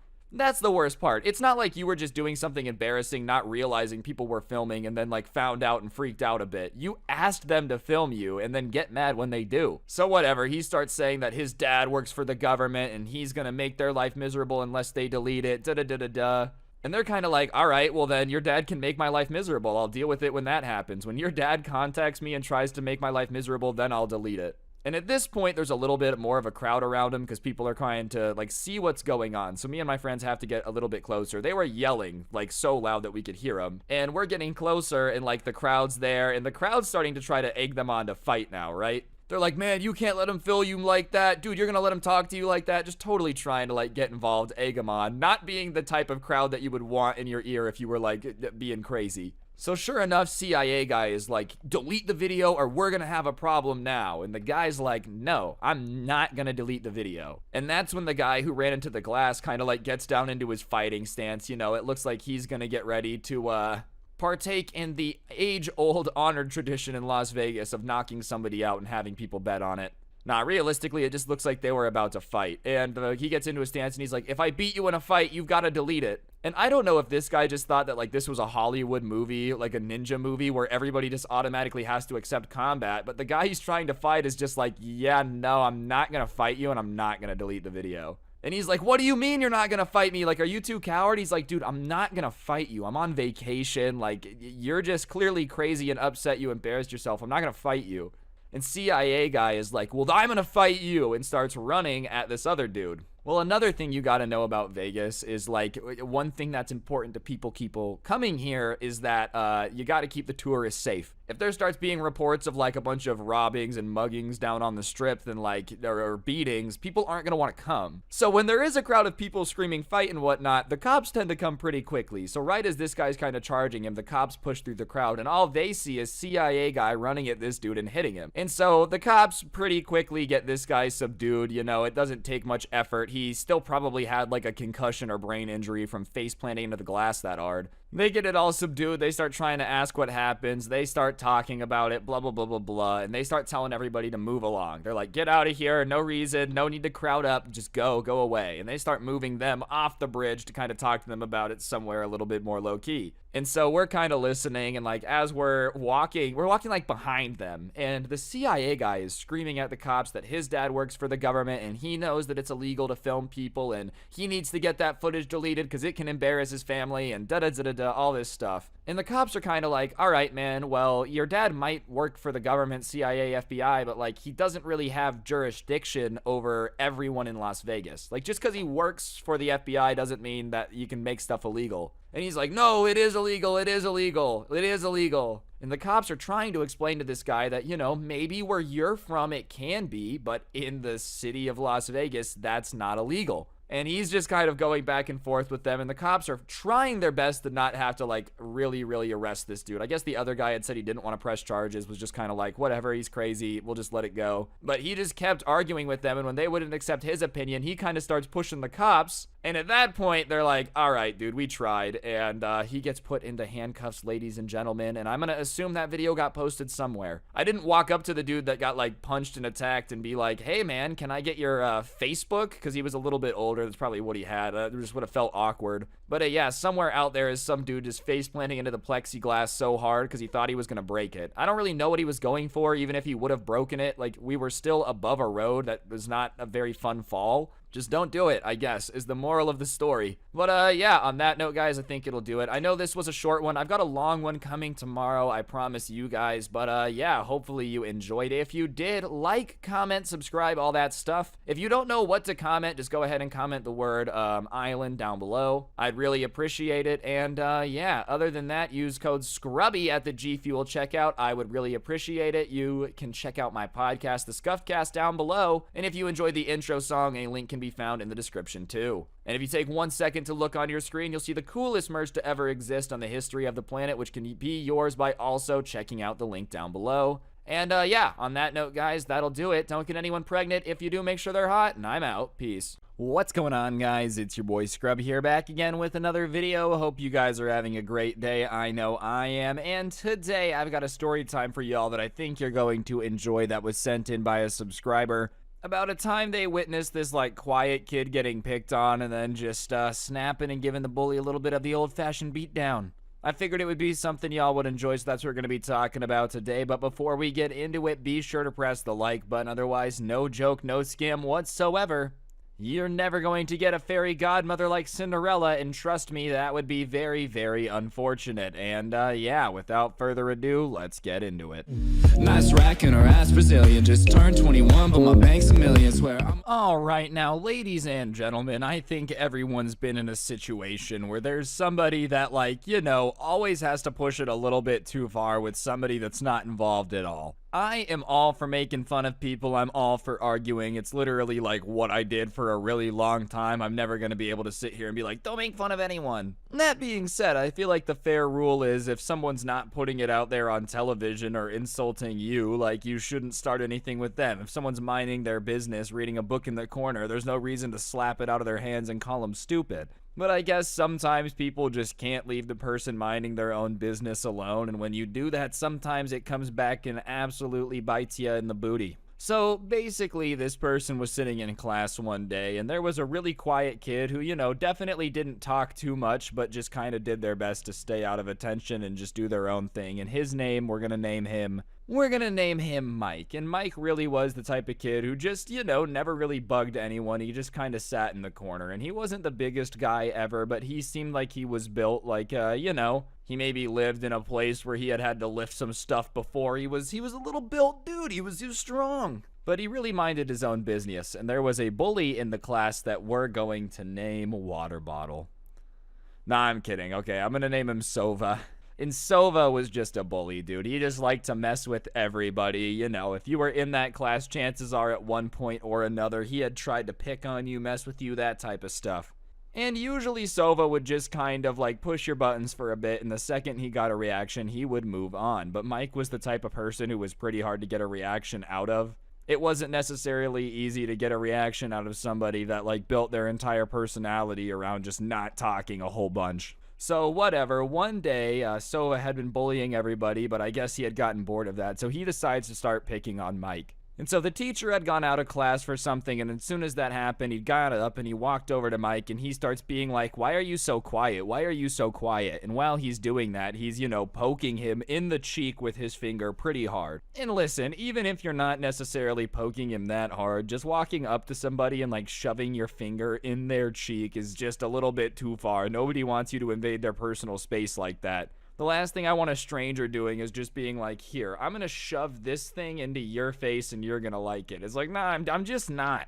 And so obviously Mike just kind of pulls his face away. And when he pulls his face away, everybody is just kind of like, leave him alone, bro, But Sova doesn't like that. As soon as the class says leave him alone, he's like, oh, now I'm kind of annoyed that everyone's going to stand up for this guy. So he starts being like, oh, you guys want me to leave him alone? Okay, I'll leave him alone. When he's man enough to stand up for himself and tell me to leave him alone, I'll leave him alone. And obviously, Mike's a pretty quiet guy, so he's pulled his face away, but he's not saying anything. I think at that point he figured, like, if he tells him to leave him alone, then he's letting him win. Because it's like basically surrendering, oh, please leave me alone. So I think he just decides that he's not going to say anything. Hopefully he gets the message and just moves on. Well, Sova, Mr. Bully over here, is like, oh, see, he's not saying anything, so he doesn't care. So how about you guys just mind your business? Do you know what I mean? Like, how about you guys shut up? If he had a problem with it, he would tell me. And when he says that, he turns around and he pokes him in the face again. And at that point, Mike has basically had enough, as anyone would, bro. I'm telling you, no one wants to just get, like, tapped on the face all the time. So he finally says something. He says, hey, man, can you please stop poking me in the face? He says that. He doesn't even say, get out of my face, stop talking to me. He just asks for, like, the most reasonable thing of all time. As I said, this guy was a bit too nice for his own good. And at that point, Sova is like, oh, yeah, the quiet kid wants to talk now. You want me to stop? You don't want me to do this anymore? And he, like, pokes his face, but this time he does it really hard. And at that point, Mike gets up. Sorry, puppy decided to join in for a second. But anyways, Mike gets up and he goes, hey, man, I told you to stop doing that. And at this point, you've kind of got two options, right? When someone that's bigger and looks stronger than you gets up in your face and says, hey, stop that, you can either apologize, have a chance at not getting embarrassed by everybody, or you can double down and be like, nah, man, you're a wimp. And Sova just so happens to go with the other one, because he shoves Mike and says, you're not going to do anything about it. And obviously at that point, everybody's kind of watching and is like, and Mike somehow, after he gets shoved, backs up and he says, I'm going to give you one more chance to turn around and walk away. He literally says that, and Sova is just like, oh, you're going to give me a chance to walk away? I think if anything, you're the one that should be lucky that you're not on the ground right now. You barely even talk in this class. Like, I don't know who you think you are. If anything, you should be afraid of what's going to happen to you, because we all know you can't fight. Do you have any idea how many people I've fought in this school? Like, I'm going to beat you up and I'm going to enjoy it, blah, blah, blah, blah, blah. And even after that, Mike looks at him and he goes, okay, dude, this is your last chance. Walk away now or you're going to regret it. And when he says that, Sova's like, I've had enough. And he just kind of reaches back and goes to punch Mike. And almost in slow motion, this punch is kind of soaring through the air. And it hits Mike on the chin. And, you know, it's a punch. So he leans back a little bit with it, but like it doesn't faze him that much. He doesn't start crying. He doesn't look like he's overwhelmed. And usually if someone's never been punched in the face before, like that's a pretty surefire way to catch them off guard. You can never prepare for that unless it's happened. So it's obviously that he's not going to get shook by that. And as soon as he doesn't really get shook by the punch, dude, the look on Sova's face changes a little bit. It goes from like, oh, this is incredible. I'm about to make myself look really tough in front of everyone, to, oh, I might have made a mistake because it looks like this kid can eat a punch for breakfast and literally not feel anything about it. And trust me, that's not the type of person that you want to fight. So he kind of backs up and he goes to swing again, but at that point it's too late because Mike is starting to close the distance, and he kind of wraps his arms around Sova to the point where like he can't swing anymore because his arms are locked underneath Mike's arms, right? And at this point, the teacher is walking back into the classroom, and she walks in and just sees this quiet kid kind of like having this other one in a bear hug, kind of having a hold on him. And he kind of lifts him up, right? And he lifts him up and kind of picks him up sideways to the point where he's probably parallel with him head-wise. Like if they hit the back of his head would have been flipped, they would have been kissing type of vibe. He literally lifts up this dude, right? And the teacher walks in and she sees this and she doesn't really know what's going on. She doesn't know the story, but all she does is look at Mike and yells something, and she just goes, drop him. And Mike says, okay, and just lets go and literally drops him from like shoulder height down. And on the way down, his legs crash into a desk. He falls down all lopsided. And all they hear from the ground is like, oh, like a ow, like, oh, that hurt. You know what I mean? And sure enough, Sova is obviously not looking too hot after getting dropped like that. And Mike immediately just puts his hands up and goes, you told me to drop him. Like, what's going on here? Oh my goodness, I don't want violence in my classroom. Like, that's not what our class is about. And obviously everyone's like, yeah, we know that's not what it's about, but you know, that's kind of what happened. And Mike immediately starts apologizing, though, because he's not the person trying to cause issues. He's like, I didn't want to fight him. I didn't want to fight him. I told him to walk away. And Sova's on the ground, and he finally, pops back up, and he goes, that's not true. He attacked me out of nowhere. I came over and started asking questions about the homework, and he just decided to, pounce on me. And almost immediately, as soon as he says that, the rest of the class just, parrots it. I guess in his mind, he thought the rest of the class wouldn't want to speak up, but they're like, whoa, whoa, whoa, that's not what happened. And one of the teacher's pets in the class starts explaining that, Mike had been sitting down, and Sova had gone up and started messing with him over and over again, and it had gotten to the point where, he was kind of poking him in the face over and over again. And at that point, he had warned Sova and been like, hey, get out of my face or we're going to have a problem. And at that point, there was a shoving match, and he warned him again, right? The teacher gets the breakdown. And Sova's sitting there like, that's not true. Everyone in the class is lying. They're out to get me right now. And listen, 100% was there times in school where somebody would make something up to get me in trouble. Oh, absolutely. Totally. It happens. But the entire class being like, nah, you were warned not to mess with him and then got body slammed, no one is gonna disagree, seems wild to me. So obviously the teacher really doesn't believe it, but she's like, all right, well, we're going to have to send you both to the dean because the rules of the school is if you fight at all, you both get in trouble. And so she goes to send them both to the office, and Mike's just kind of like, all right, whatever, I did it, but I don't regret body slamming him. And everybody in the class is kind of thinking he's a little bit of a folk hero, right? You had to get in trouble, but he's not going to mess with anyone anymore. But they get to the office, and Sova starts trying to, pull the whole, I was attacked out of nowhere once again, just trying to double down on the, I'm this poor victim out of nowhere in class, I was body slammed. And it just doesn't even work in the office either, bro, because they end up calling a couple kids from the class up, and kind of asking them about it. And sure enough, they sell the same story to the deans about him warning him multiple times. And the subscriber happened to be one of the people that got called up to kind of let them know, what had gone down, right? And so he kind of gets up there and starts telling them what's happening. And the dean that's interviewing him goes, yeah, we knew that there had to be more to the story because we looked into the records of this student, and Sova had been in trouble a million times for bullying people, starting fights, all that stuff. And then Mike just had a clean record. And so they knew the odds of just this quiet kid out of nowhere just snapping for no reason were like slim to none. So his lie doesn't really work. He gets really, really upset about it. But to make matters even worse, the punishment ends up being different. Sova, because he had been like bullying kids a lot, had been causing problems a bunch. They end up basically suspending that dude for a week and putting him on this thing where if he got in any more trouble, like even as much as a detention, he was getting sent to a behavioral school. Which, if you've never been to one, is basically like a prison school system, dude. Like, I guess it's not that bad, but you guys know what I mean. Like, it's not the funnest place to be. Whereas Mike just got a little bit of like a 3-day suspension. Nothing too bad. I guess it is what it is because you got in a fight. I still think that's the stupidest rule that they've ever put into schools, bro. If anyone fights, both parties get suspended. It doesn't matter if the kid walks up to you, starts poking you in the face over and over again, asks you to fight him again and again and again, and then you finally do it. Rules are rules for a reason. It's like, okay, in every situation, both kids have to get in trouble, even when it's really, really obvious that one of them is just being a jerk. You do have to give Mike some credit, though, bro. I wouldn't have warned him that many times. I mean, I'm not necessarily a fighter either, but you know he was super aware of the fact that he could beat up that dude in that scenario, because that's when people do that.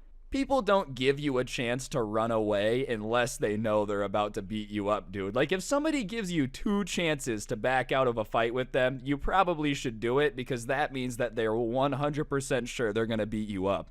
Especially if it's in front of the entire class. Like, let's break it down here. You're bullying someone in front of everybody, and they give you a chance to run. It means that they are so sure of the fact that they could beat you up that they're willing to look like a loser in front of all of these people. That's how confident they are in their ability, dude. I would definitely not want to be messing with that. But hey, to each their own. I guess every now and then you pick on the quiet kid and you learn a lesson. Nothing says embarrassment quite like getting body slammed in front of third period, though, dude. I don't really know how you show your face in the classroom after that. But yeah, anyways, guys, I think that's going to do it for the video. Hopefully you enjoyed. If you did, I'd appreciate you taking a second to press the like button. Let me know in the comments section down below what you thought. And, of course, subscribe if you're new and turn on those notifications. If you haven't already, you should check out the intro song linked down below, along with a link to my podcast, The Scuffed Cast, or you could use code SCRUBBY at the G Fuel checkout to get a discount on the best energy drink for gamers by gamers, and it helps me out. And last but certainly not least, if you take a look at your screen, you've seen the Halloween merch, which can be found at the top link in the description down below. It's pretty fantastic, and it gets you in the spirit for the holiday. So you should definitely go get some merch. But yeah, on that note, guys, that'll do it. Don't get anyone pregnant. If you do, make sure they're hot. And hopefully I will see each and every one of you guys next time with another video. I'm out. Peace. What's going on, guys? It's your boy Scrub here, back again with another video. Hope you guys are having a great day. I know I am. And today I've got a story time for y'all that was sent in by a subscriber that might be up there as one of the stupidest / weirdest things I've ever seen. You would think something with a title like Street Milk would be very obviously not a good idea to consume, but for some reason we got a story time for today about a guy who managed to make a business out of selling some street milk. Regardless, it's a story of betrayal, sadness, and a little bit of money making, so I figured y'all would enjoy it. It's what we're going to be talking about today. But before we get into it, be sure to press the like button. Otherwise, no joke, no scam whatsoever. You will be visited tonight by an angry ghost who will force feed you street milk. Trust me, you don't want that, so press the like button. And without further ado, let's get into it. Get quiet now, lay low when you reach, so I'm wiping down, making out, stack the bread, 'cause Alright guys, so growing up, if you were ever a kid who had to ride the bus to school, you know that bus stops are a weird little micro world of their own. They've kind of got their own little economy going on, their own little social hierarchy. It's basically what would happen if Lord of the Flies was allowed on like a really small scale. It's just kids being weird, there's not much supervision, kids trying to act like adults, just doing cringy weird things. And at this kid's particular bus stop, there was a kid who wanted everyone to call him Mr. Monopoly. No joke, his name was Trevor, but for some reason he was incredibly insistent that everyone at the bus stop, all of his teachers, anyone that interact with him, call him exclusively Mr. Monopoly. And to match this like Mr. Monopoly aesthetic, he always wore suits to school. But it wasn't like suits that fit him in any way, shape, or form. It was always like he raided his grandpa's closet and just took some suits. They were all like 1920s style, but also way too big for him, like 3 sizes too big, where he's basically swimming in this suit coat and talking about how he wants to call everyone to call him Mr. Monopoly. And for whatever reason, he was like always talking about business and all the money he makes, and obviously the kids like weren't the oldest. So he had a fake cell phone that like was deactivated, and he would have fake business calls on the bus all day where he would answer the phone, air quotes, but there would be no one on the other end and they could tell. And he would just start talking about mergers and acquisitions and the stock purchases and splitting the company and all this stuff. He was just trying to convince everybody that he was this businessman. Why this kid at the bus stop decided to tell everyone to call him Mr. Monopoly, wore suits too big, and had fake phone calls, I couldn't tell you. You just gotta know that that was the guy that existed at the bus stop. And next to this bus stop was one of those like big power boxes. You know how you guys would go sit at the end of the curb when you were like playing when you were a little kid at one of those power boxes? At least I did. I don't know if that's relatable to anyone else. Well, this was like a bigger version of one of those, to the point where it was probably 3 or 4 of them wide and 2 tall. And it was tucked into this little like cutaway of the wall section where behind this power box was a little private hangout. And when you went behind it, you know, you couldn't really see what was going on down there. So the older kids turned it into a little bit of a hangout. Whenever somebody had a gross dare or something, they would go behind the power box and do it because you couldn't really see it from the bus. And regardless, it was just kind of known that, like, anything going on back there probably wasn't the best thing to get yourself involved in. Well, one morning, Mr. Monopoly is behind this power, like, box thing where no one can see him doing his thing. And he keeps telling everybody that tries to go back there to go away. They need to get out of there. He's busy right now. He's doing something. He's getting ready to launch a new product. He's going to have this new business soon, and he just needs time to set it up. He's telling everybody that whatever he's got going on behind this power box is incredible. It's going to revolutionize the world, but it's not going to be ready till after school. That's all he can say. And like I said, he's being crazy secretive.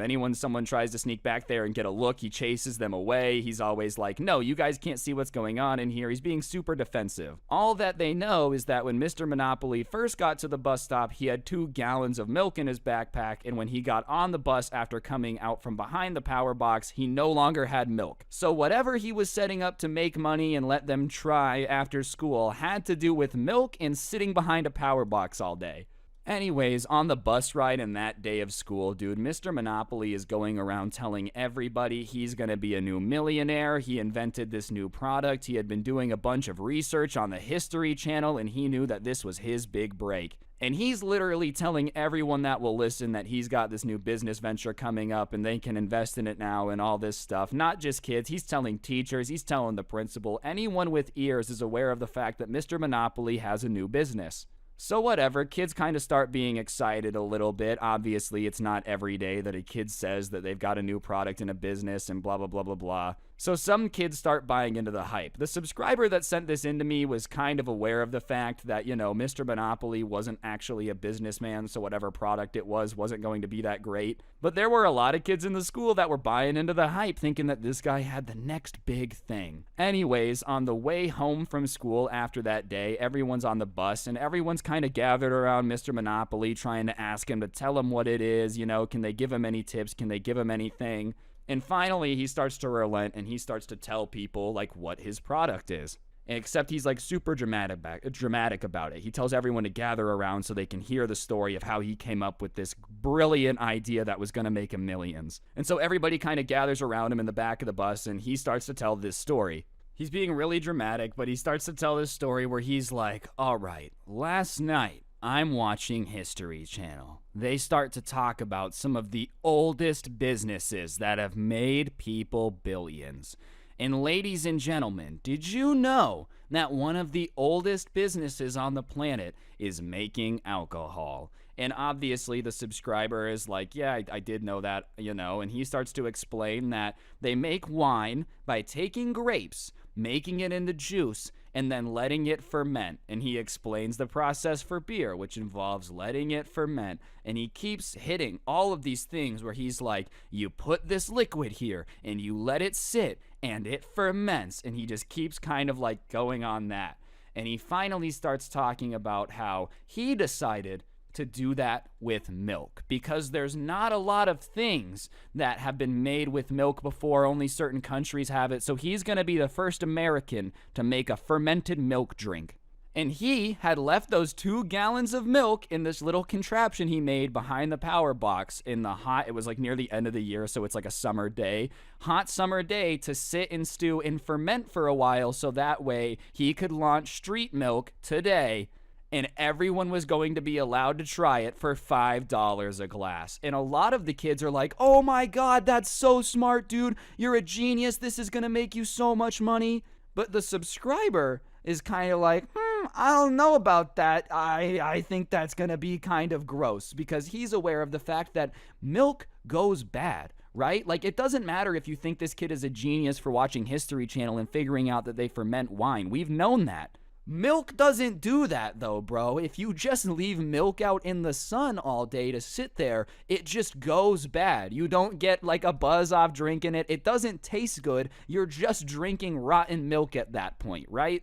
So whatever, the subscriber's like, I'm personally not going to have any, but a bunch of kids are down. So they get off the bus, and a bunch of kids go behind this power box. They're taking their $5 bills out, and Mr. Monopoly is there in his suit, taking $5 from each person, and he gets maybe 10 kids that want to try it, that are brave enough to try it. Everyone else is just kind of standing there to watch and see what happens. And of course, he starts pouring out the glasses, and the milk that's supposed to come out as like a smooth white liquid comes out as this just chunky, like gross looking thing. And a few kids mention the smell and that it looks gross, and Mr. Monopoly's got an explanation for that. Obviously just the smartest kid to ever exist in the history of the planet. He tells him, no, that's part of the fermentation process. Obviously it's going to be a little bit stronger now, but that means that it worked. He doesn't know what he's talking about. It just means the milk's gone rotten, but the kids believe it. And sure enough, these kids just drink this milk, and almost instantly one of them starts puking it back up. But the other ones manage to hold it down for a little bit. They drink all of it. It's disgusting, but they think it's this fermented milk drink. And within probably 10 minutes, everybody kind of starts walking home in the same direction. The kids that drank the street milk start dropping like flies and vomiting everywhere. Obviously, if you drink spoiled milk, that's what's going to happen to you. So they're all puking, and Mr. Monopoly sees this, that it's only the kids that drank the street milk. So he just starts running home as fast as possible. He's not sticking around to find out what happens if he's responsible for getting everyone sick. He's just trying to get out of there, bro. He made his $50 off the street milk. He's gone. So he dips, and all the school, or all the other kids are just watching these kids puke, right? It gets so bad that they have to go get their parents. The parents come out, ask the kids what happened. Sure enough, the kids explain that they drank street milk, yada, yada, yada. When they explain it, it becomes obvious to the parents that their kids just drank spoiled milk. And so they take the kids home and start treating them. Well, one of the parents, I guess, had kind of had enough of the situation. So she decides that she's going to call the school and report what happened. So now the school is aware that Mr. Monopoly is sitting behind the bus stop making fermented milk to give to the kids, just an absolute crappy situation. So the next day at school, he gets called down to the office. They use his real name. They don't call him Mr. Monopoly. Who would have thought the principal would not be down for that? But they call him in there and they ask him about it. He doesn't deny it, they investigate. Street Milk Kid ends up getting suspended for 3 days for like trying to sell stuff on school grounds or during school time, something like that. It wasn't on school grounds, but like the bus stop, you know what I'm saying. And on top of that, they ended up banning him from the bus so that way he didn't have the ability to convince kids to buy street milk anymore.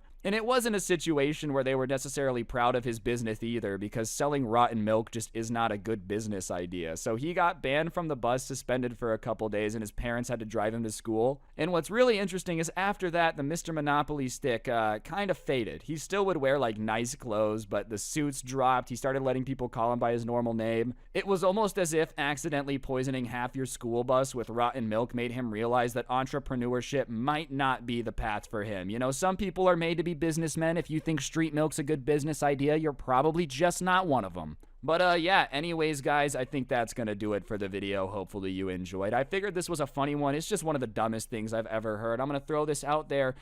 Don't drink spoiled milk. There you go. There's some life advice, moral of the story for y'all. If you enjoyed, though, you can do me a big favor. Pressing the like button, commenting down below, both help the video do way better. And if you're new, you might as well subscribe and turn on those notifications because I post every day. Other than that, if you enjoyed the intro song, a link to it can be found in the description down below, along with a link to my podcast, The Scuffed Cast. And coming pretty soon, the 29th of this month, you're going to be able to get Halloween merch from that link down below. Last but certainly not least, use code SCRUBBY at the G Fuel checkout for a discount. Helps you out, helps me out. Literally everyone is a winner. But yeah, on that note, guys, don't get anyone pregnant. If you do, make sure they're hot, and I'll see you guys next time. I'm out. Peace. What's going on, guys? It's your boy Scrubby here, back again with another video. Hope you guys are having a great day. I know I am. And today we're going to be talking about a subscriber story that was sent in to me about a spoiled person they knew that ended up blowing their mom's retirement money. You know you've got to be insanely spoiled if your mom lets you manage your retirement money in the first place, but I figured it'd be a great story time. Be sure to press the like button. Otherwise, no joke, no scam. Your kids are going to blow your retirement fund, and let's get into it. Nice rack in her ass Brazilian. Just turned 21, but my bank's a million. Alright, so I think at this point, everyone and their mom has heard about the stock market, right? If you haven't heard of it, you probably haven't intentionally trying to avoid it, because I feel like TikTok, YouTube, you know, basically everyone and their mom's been like talking about how to get rich with the stock market. The thing about it is, though, you know, I understand that the last year and a half, people have had a fantastic time because stocks have been going up. The truth of the matter is, occasionally, though, they also go down. Anyways, I guess the subscriber that sent this in knows somebody, they're in college, that has been very heavily invested in the stock market. And they haven't exactly been making smart decisions, you know, or really researching companies before they do it. They've just been kind of blindly YOLOing into these option calls, which for those of you that don't know what it is, you don't have to. It's just like a really risky way to invest your money and just getting really, really lucky. Like, that was kind of what was going on. Regardless, they were kind of on a hot streak, and they had done pretty well for a couple weeks now, and they were convinced that they were the Wolf of Wall Street, right? In their mind, everything they're doing was completely, you know, because they were just a Mozart of making money. There was no luck involved whatsoever. He was just fantastic at it. So much so that he started going around to his friends and his family and being like, let me take your money and let me use it on the stock market, and I promise you I'm going to make us all this money, I'm going to make everybody rich, blah, blah, blah, blah, blah. And listen, I know obviously sometimes in life there's definitely people out there that like do know how to play the stock market. They can turn like $1,000 into a lot of money. I'm not saying those people don't exist. I'm just saying those people have been doing it for a lot longer than like 2 weeks with an insanely good luck streak. You know what I mean? Like, if you run $1 billion hedge fund, chances are you've been doing nothing but researching stocks for years. This guy just had like a good luck streak for 2 weeks following Wall Street bets on Reddit and decided he was going to become a wealth manager. And you know, most of his friends, most of the people he asked immediately were like, no. Absolutely not. You don't have enough experience doing this. You don't have a degree in this. You don't have any of the licenses. Like, no, absolutely not. But somehow he convinces his mom to let him use her 401k to do these strategies so she can retire early.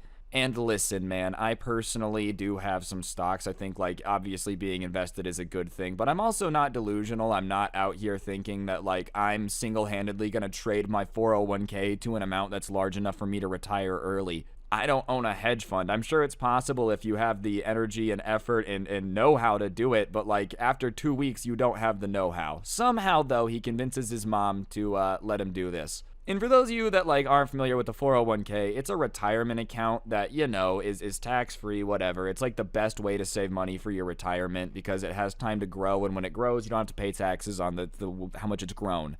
So at this point, his mom was a little bit older. She's in her 40s, so she has a hefty chunk of change in this 401k, all right? I don't know the exact amount, but apparently he was going around bragging to everyone and the person who sent this to me about how now he had access to at least $500,000. So he's got $500,000 of his mom's money that she's basically given him the go-ahead to go trade on the stock market because he's the Wolf of Wall Street. He knows the secret to printing money, okay? And they're going to retire early. The only thing you have to know, like, you don't have to know the technicalities of it, of the strategy this dude was doing, which is options, is that, like, yeah, if you're right and you're in the money, you make a lot, you know? You make a lot of money. But if you're wrong, you lose, like, basically all your money. You picking up what I'm putting down? Usually if you're invested in a company, like let's say you're invested in Disney, if it goes up 7% in a year, right, then like that's pretty solid. That's some good numbers. If you own an option in Disney, if it goes up 7%, correct me if I'm wrong, my numbers might not be incredible. I think it'd be 70 or 700%. I can't remember how much it multiplies it by, but your losses are also kind of like also weighted differently. Basically, it's just a really risky way of doing things. Yes, it's a way that a lot of people make a lot of money, but you shouldn't take your entire retirement account and just put it into this super risky strategy. And that's just a horrible idea, dude. Like, I don't even know why you would want to be in charge of your mom's retirement, right? Like, hypothetically here, imagine you do end up blowing it. Obviously, this guy's hyper confident, but still, if you do blow it, you're now responsible for telling your mom she has to keep working for way longer than previously planned. I don't want that type of responsibility on me. Anyways, he's now managing his mom's portfolio, doing risky stuff with it. And people are kind of asking him, because he's talking about it a lot, about how he's managing all this money and it's his mom's account, like, all right, what's your strategy? What are you doing? Like, what's kind of your plan to make sure your mom doesn't lose all your money? And he's unironically telling these people that he's looking up stuff on Reddit to make sure that he knows, like, how to do it right. He doesn't actually come up with any investment ideas by himself. He doesn't actually, know what he's doing at all. He's literally just going on Reddit, Googling stuff, and if it sounds good, just using his mom's retirement account to do it. And listen, I'm not saying that every now and then you're not going to get good advice from the internet, but I just feel like, once again, when you're gambling with your parents' retirement account, I don't think it's the best idea to just be going to the internet and Googling how to trade more money. Anyways, it goes good for a couple days, but then one day his usual cheery chipper self walks into like the kitchen common room area and does not seem very happy. It also happened to be a day where the stock market wasn't doing very good, and everyone's kind of like, yo, bro, you all right? You seem stressed out. And he's like, I'm not stressed. Everything's fine, okay? Everything's fine. And everyone's like, all right, that's kind of a weird reaction, though. People that are totally fine don't usually scream at people asking them if they're fine. But whatever, he just seems stressed out, and he kind of goes about his business a little bit, goes back to his room, slams the door, and they hear him on the phone with somebody very pissed off, kind of arguing about, well, you need to undo it, you need to undo it. And eventually he comes out and he's like, all right, I need some advice. And so he pulls the subscriber and another dude outside, and he goes, all right, so last night I was on Reddit, I'm looking at Wall Street Bets, and I find this thread that's like, this stock and this option is the best way to grow your money. I'm insanely confident. And then the guy...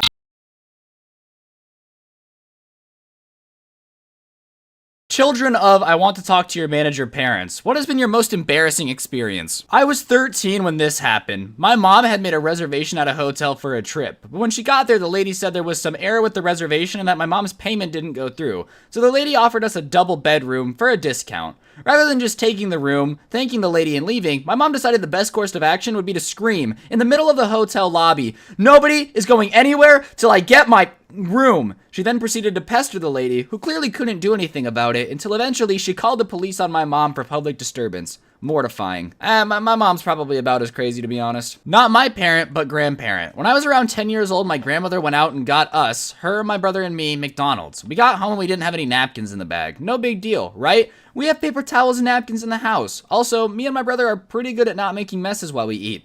Nope. Grandma got us in the car, drove back to McDonald's, demanded a manager, and screamed about how upset she was that we didn't get any napkins. I just wanted to melt into the floor and disappear. It's just napkins, Nanny. Edit. Change the wording a little bit. Hey, you know what? Grandma paid for napkins. She deserves the napkins, alright? She fought in the Great Depression. One time my granddad got a sausage roll at a football match during halftime, and when he got back to his seat, he found it was overdone. The pastry was quite burned. This man was irate. He didn't take it back straight away as the second half was about to start, but he spent much of the second half angrily lamenting his savory snack letdown. So he takes it home, calls the customer service number on the back. I assume he had a few choice words for the poor soul on the other end, but I wasn't present for this, and keeps the remainder of the sausage roll in the freezer for the next couple of weeks. Skip ahead to the next match. My granddad tells me we're heading out early so he can have his sausage roll replaced. The customer service line told him to go to kiosk 3 at the front of the ground next to the ticket office. When we arrive, however, the shutters are down at the food place. The old man looks around growling and turning red in the face, stamps right over to window number 3 of the ticket office, slams his frozen burned sausage roll down like a flaky gauntlet. And at this point, I'm trying to convince him that the ticket office was a completely different department to the catering concession. But my grandpa wasn't having any of it. No. The lady working the ticket window continually attempted, in vain, to convince him the same, that they sell tickets, not hot snacks. But this just got him angrier and angrier. Across comes a colleague behind the glass, and now there's just two people to rage at. Then a head steward comes to attempt to defuse the situation, and my grandpa begins to wave the burnt sausage roll in this man's face. I was actually surprised he didn't whack him with it. And at this point, I'm mortified by the whole affair, wishing I would have stayed at the back of the house nearer kickoff. Eventually, after an hour or so, the shutters come up on the food concession. Fella at the counter goes, "You must be Mr. Blah blah blah," and calmly resolves the situation, dispatching a freshly baked sausage roll with the steady hands of a surgeon. My granddad is completely satisfied with the result of his hour of rage, and as we're walking away, he turns to me and says, "That's how you get things sorted." Honestly, man, I'm pretty much considering that your grandpa is actually a psychopath at this point. When I was a young child on a long-distance flight, my mother would let me and my brother sleep on the floor. For safety reasons, the flight attendants told my mom that we were not allowed to sleep on the floor. She started to argue with the flight attendants, who then turned to the pilots. The pilots threatened to turn the plane around unless we got up from the floor, but she continues to argue. The pilots announced that they were about to turn around because of my mother, so all the passengers got pissed. Eventually, she caved in when she had all the passengers, flight crew, and pilots on a Boeing 747 against her. Sounds about white. I was with my parents on vacation, and the hotel put charges on the bill by accident. My mom marches to the front desk and demands to see a manager. There was a long line, but she cut right in front of it, and the manager wasn't very helpful because she was rude. So my mom went to all the other customers in the line and told them that the hotel was a scam and that they were ripping us off with fake charges. She makes a scene, and the hotel calls the police, and we were escorted off the premise by actual cops, and I died inside. Well, I mean, Disneyland was the happiest place on earth until you got escorted off by the police. My dad. He can be such a prick if you get his order wrong. It could be fast food or a nice sit-down restaurant. He often yells at the waitstaff if they undercook his steak. It has to be well done or he claims to have lost his appetite. One time we went to Burger King when I was younger and we sat down to eat. He took one bite of his burger, spit it out, and immediately started bitching about it being undercooked. He cut in front of everyone in line to yell at the cashier. Then he asked who was the cook. When the cook appeared, he launched his burger, hitting the poor kid in the face with the lidless burger, and he's now banned in life from Burger King. Honestly, if you're complaining about someone getting your order wrong at a fast food joint, you definitely need to lower your expectations for everything in life. I worked at Best Buy. I stopped in with my mom one day because she wanted to buy me the Star Wars DVD box set for my birthday. I had a huge crush on the girl that was working the customer service counter. Well, the DVD set rang up $10 more than it was priced, and my mom deliberately didn't say anything until after the transaction so she could claim the effing $5 Michigan scan law bounty. My crush didn't know how to process it, and the manager was busy, so my mom tears into her about how it was her job and how she should understand how to do things at my job to a girl I liked.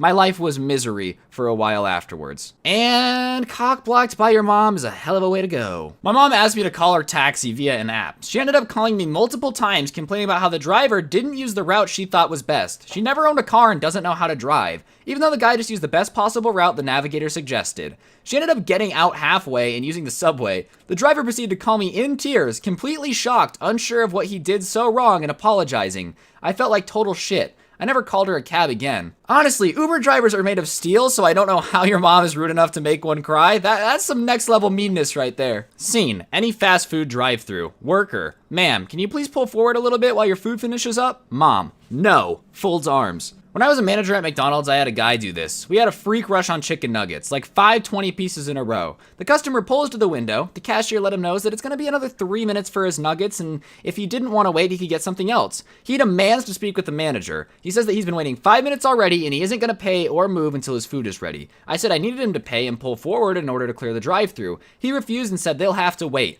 I went to the back window, put a drawer in, and we started cashing and giving out the food right there. 20 minutes later, a fuming customer at the front window begins pounding on the window.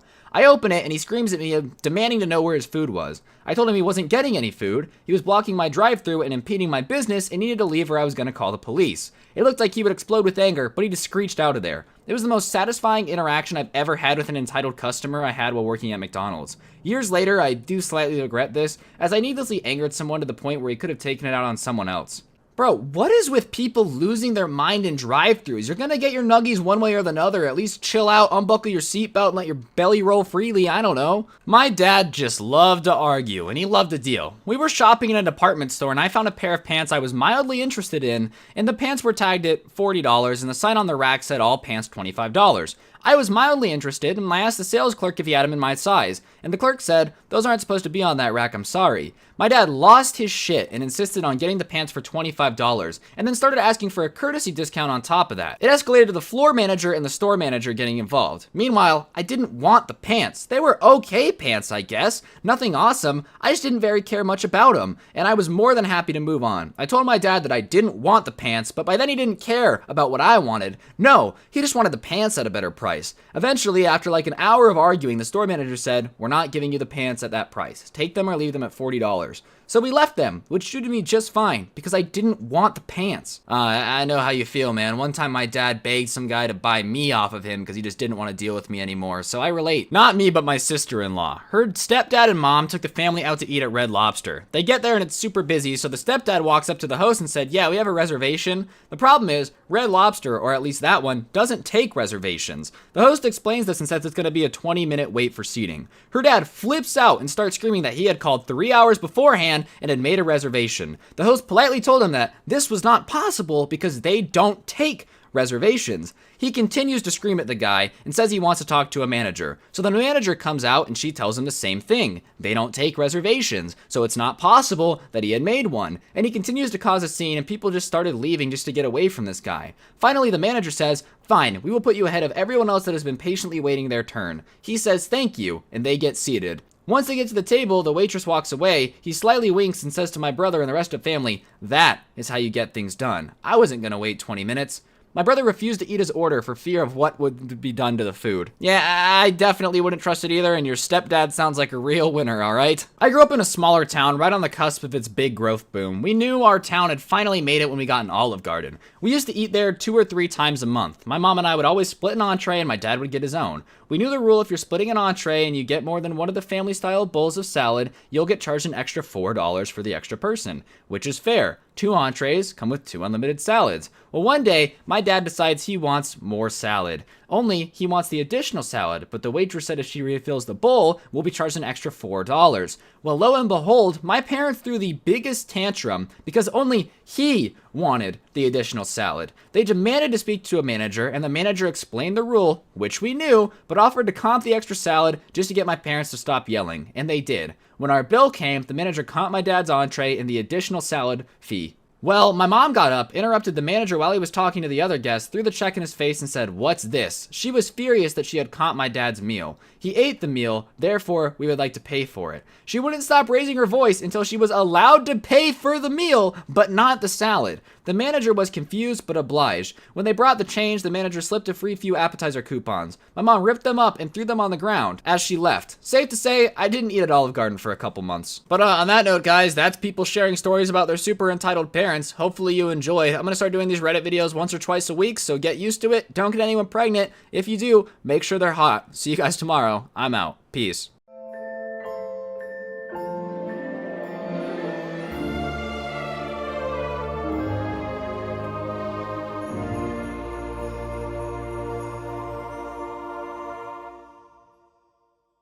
What's going on, guys? It's your boy Scrub here, back again with another video. Hope you guys are having a great day. I know I am, and today I've got 2 stories for you guys that are going to be harrowing tales of survival. People that were stranded at sea for insane spans of time. First up, we have Steve Callahan, who's a man known for surviving 76 days stranded at sea on a life raft. Basically, this guy, Steve Callahan, he was a little bit of a daredevil, a little bit of a guy who was always up for an adventure, and he wanted to participate in this sailing race. I guess it was a thing where you kind of had to make a boat or have one already made of a certain size to participate in this little race. And so he makes this little sailboat to participate in this race, but he ends up dropping out of the race in Spain. And he drops out of the race because there's been a bunch of bad weather, and it sinks a bunch of boats in the race, and it damages a bunch of others. And one of the ones that gets damaged and, you know, can still float but not very well is his his boat. So he drops out of the race in Spain, and right there he kind of makes some repairs to his boat, enough to continue the journey but not race, and he starts working his way down the coast of Spain and Portugal. And somewhere off the coast of Portugal, he becomes swamped because something in the middle of the night in a storm hits into his boat. And when something hits into his boat, it makes this hole and water starts flooding in. And the way that Steve had designed this boat, it had a bunch of sealed watertight compartments, so it wouldn't sink all the way, but it like definitely isn't going to keep moving as a boat anymore. And so it kind of starts to sink, and he realizes that his chances aren't very good to get this going again, and he's probably going to have to abandon into his life raft. And so he spends the day kind of, you know, taking in what's going on, understanding like if there's anything he can do to fix the situation. And he's looking at this hole, and he thinks it could have been made by the middle of the night during the storm bumping into a whale, which would just really have to be the worst luck ever. All right, you've already been damaged by a storm once, but now on top of it, you literally have a hole in the side of your boat because you hit into a whale. Anyways, his boat's starting to take on more and more water because those watertight compartments are great, but over time they're kind of leaking. He finally decides to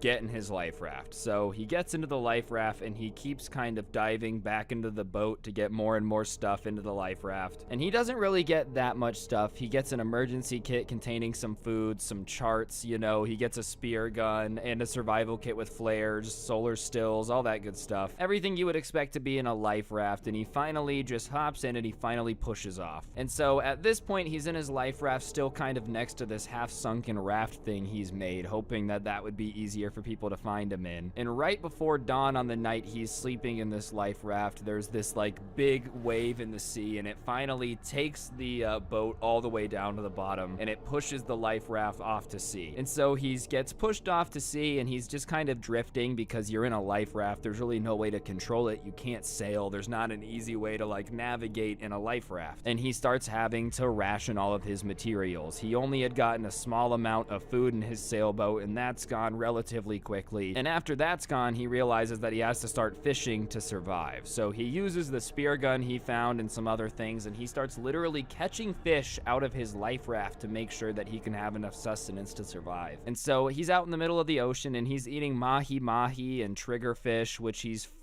he spears. And along with fish, he starts to like catch birds that would land on his raft to, you know, have a place to sit in the ocean. Barnacles that had started to grow on his raft he would eat. And as I said in the beginning, he's out on the ocean for an insanely long time, like 76 days. And when you're just drifting in the sea for 76 days, you have the ability to get into currents and just move insane distances. And so here he is in this life raft, right? Literally fishing over the side with a spear gun, capturing birds, drinking their blood. And during this, the sea is pushing him, and he ends up moving over 3,300 kilometers during this journey. So basically, you know, almost circumnavigates the globe mile-wise while just sitting in this life raft, doing everything he can to survive. And while he's doing all of this, going these crazy distances, having the survival story, he's constantly trying to be rescued. It's not like he's not trying. He's using this like emergency position radio thing, trying to signal a plane or something to come get him. And the flares that he had, he uses sparingly, but he's just not able to get anyone to notice him. And he really thought the radio beacon was going to work, but like just simply very unfortunately, at the time, satellites weren't looking for those emergency beacons. It wasn't something that they were able to pick up. So the only way that anyone would have found it is if they flew over him in a plane, right? But this guy's luck is so bad that he ends up in the most desolate part of the ocean where there's just like nothing near him to pick up this signal. So he uses his flares, he's got this emergency radio beacon, and even with that, no one's able to find him. And to make matters worse, while he's drifting this 3,300 kilometers, he sees 9 ships. He ended up crossing 2 sea lanes, you know, but he's this tiny little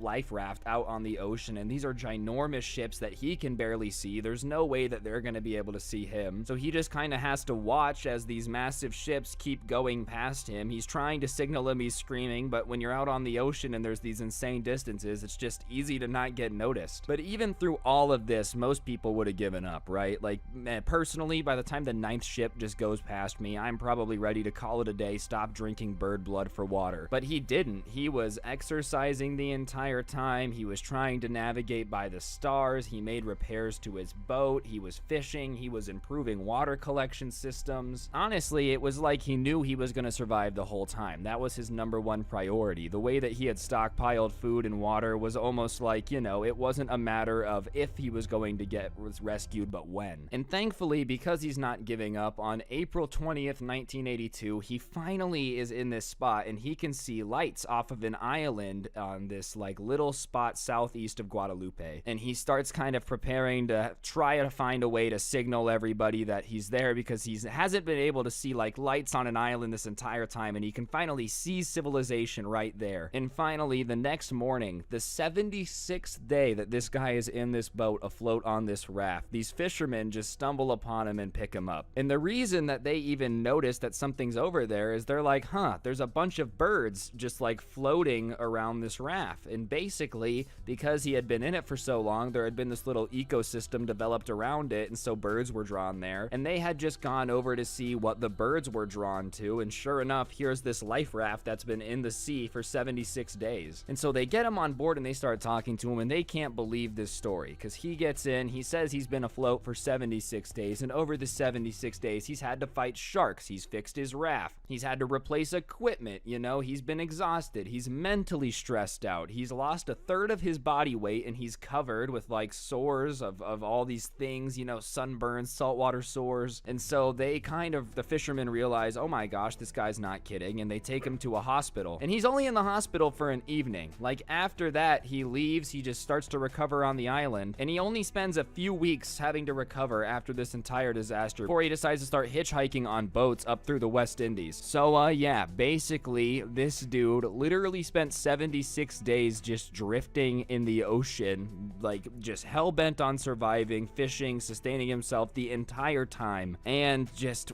honestly had to have been one of the most harrowing experiences of all time. And even after the fact, he wasn't that bitter about it. He even described the experience as like having a few positive elements, you know. He said the night sky was basically a view from heaven and a seat in hell, you know. And he still to this day sails the sea. He still like hasn't decided to give up boating at all. And yeah, since his survival drift, he hasn't really cared. He's been in plenty of offshore passages and ocean crossings, and most of them have been very small with like only a crew of 2 or 3 people. Next up, we're going to be talking about the story of Will Slattery, which is basically a guy who jumped out of a plane into the ocean and then survived for 24 hours stranded in the sea with like no boat. Just an absolute legend, and definitely deserves to have his story told. So it starts like this. Will Slattery and 5 other dudes decide that they want to go skydiving. You know, it's a great time. They're going to have this great view. Everything's going to be great. And somewhere in between takeoff and where they were supposed to be skydiving, there's this huge burst of plane turbulence, which leads to everybody just panicking. And somewhere in this panic, something happens that basically leaves them with 2 options. They can either go down with the plane that's now going down, or jump out of the plane, and because they were going to skydive, they've had parachutes on already. And the turbulence is really bad. Like, it's so bad to the point where the door is having a hard time opening on the plane, and all 6 people on the plane are trying to get this door open, and finally, after 4 tries, they get it open. The turbulence just keeps slamming it shut. And due to the turbulence, they don't really know their altitude, they don't know how high they are in the air, they don't really have time to like look and take stock of everything. They don't have time to look around and see what the conditions are. They just kind of have to be like jumping. And so Will jumps out of this plane and he's just soaring through the sky, you know, everything's still kind of chaotic. He can't really tell where he is, and he's falling pretty quick, and after 8 seconds of being in the air, his automatic chute just pops. And when your automatic chute pops, it means that you're traveling at an insanely fast velocity. And so his chute pops, and as soon as he's kind of falling slower, he starts looking around the sky, looking for everybody else from the plane that had jumped out. And he sees one of his friends, Jimmy, kind of gliding very, very far away really quickly. And so he keeps looking around, and his friend Manny is basically next to him, and they're kind of flying the same direction. And so he starts calling out to Manny to try to coordinate where they're gonna land. And Manny, it looks like, had been knocked out by just the sheer G-force of the emergency chute pulling. Like, the force had kind of knocked him out because his head had kind of been limp and laying down like he was sleeping. And the chute had pulled, but it was like he wasn't awake. And so, obviously, the emergency chute triggers when you're going very quick, so he's still hurtling towards the ocean at 40 miles per hour, and he realizes that, like, most of my friends don't have a very good chance of making it out of here. And so he plummets into the ocean, and he kind of gets his chute off of him so it doesn't drag him down, and he gets kind of tied up in the cord of the parachute. So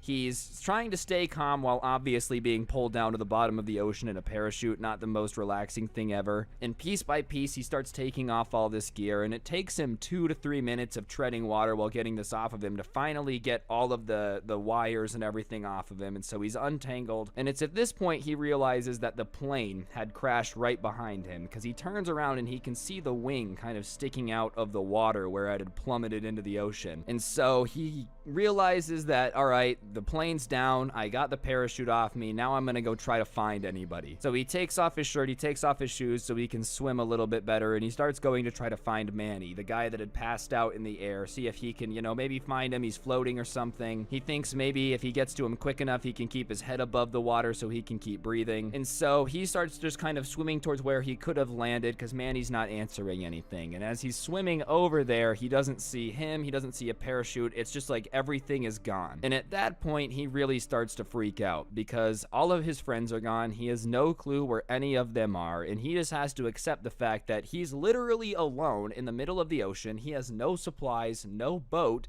in his shorts just floating there. And so he starts looking around to see like, all right, maybe I can see land in a direction and I'll start swimming that way, or maybe I'll see planes overhead and like go the opposite direction, because that means they just took off from there. But as he starts to take inventory of everything around him, he sees nothing. And the only thing that starts to play in his mind is that he's in shark infested water, because that he is, and he's like, this is just the worst thing ever. And once he realizes he's in shark infested water and that fear kicks in, he starts to even think about like, okay, well, maybe it's better that I get eaten by sharks instead of just treading water until I slowly sip below the surface. Like, you know, maybe that's the better option. And the fact that he even was taking inventory of options like that goes to show just how bad the situation was. Like, this is not a good place to be. And so he's kind of shaken, and he starts to just realize that there's a very, very low likelihood of any help coming either, because he's not in America. You know, we have the Coast Guard out here. If a plane went down, they'd know, they'd come investigate pretty quickly. You know, still not great if you're just treading water, but you've got a chance. But this dude is just chilling in some random country, so the odds of a Coast Guard coming is slim to none, and it's basically on himself to try to figure out a way to survive this. Meanwhile, while he's stuck in the middle of the ocean, the people on the ground are standing there waiting for the guys to come land from their skydiving event. You know what I mean? So they're standing there, and sure enough, nobody's coming. Even if they landed elsewhere,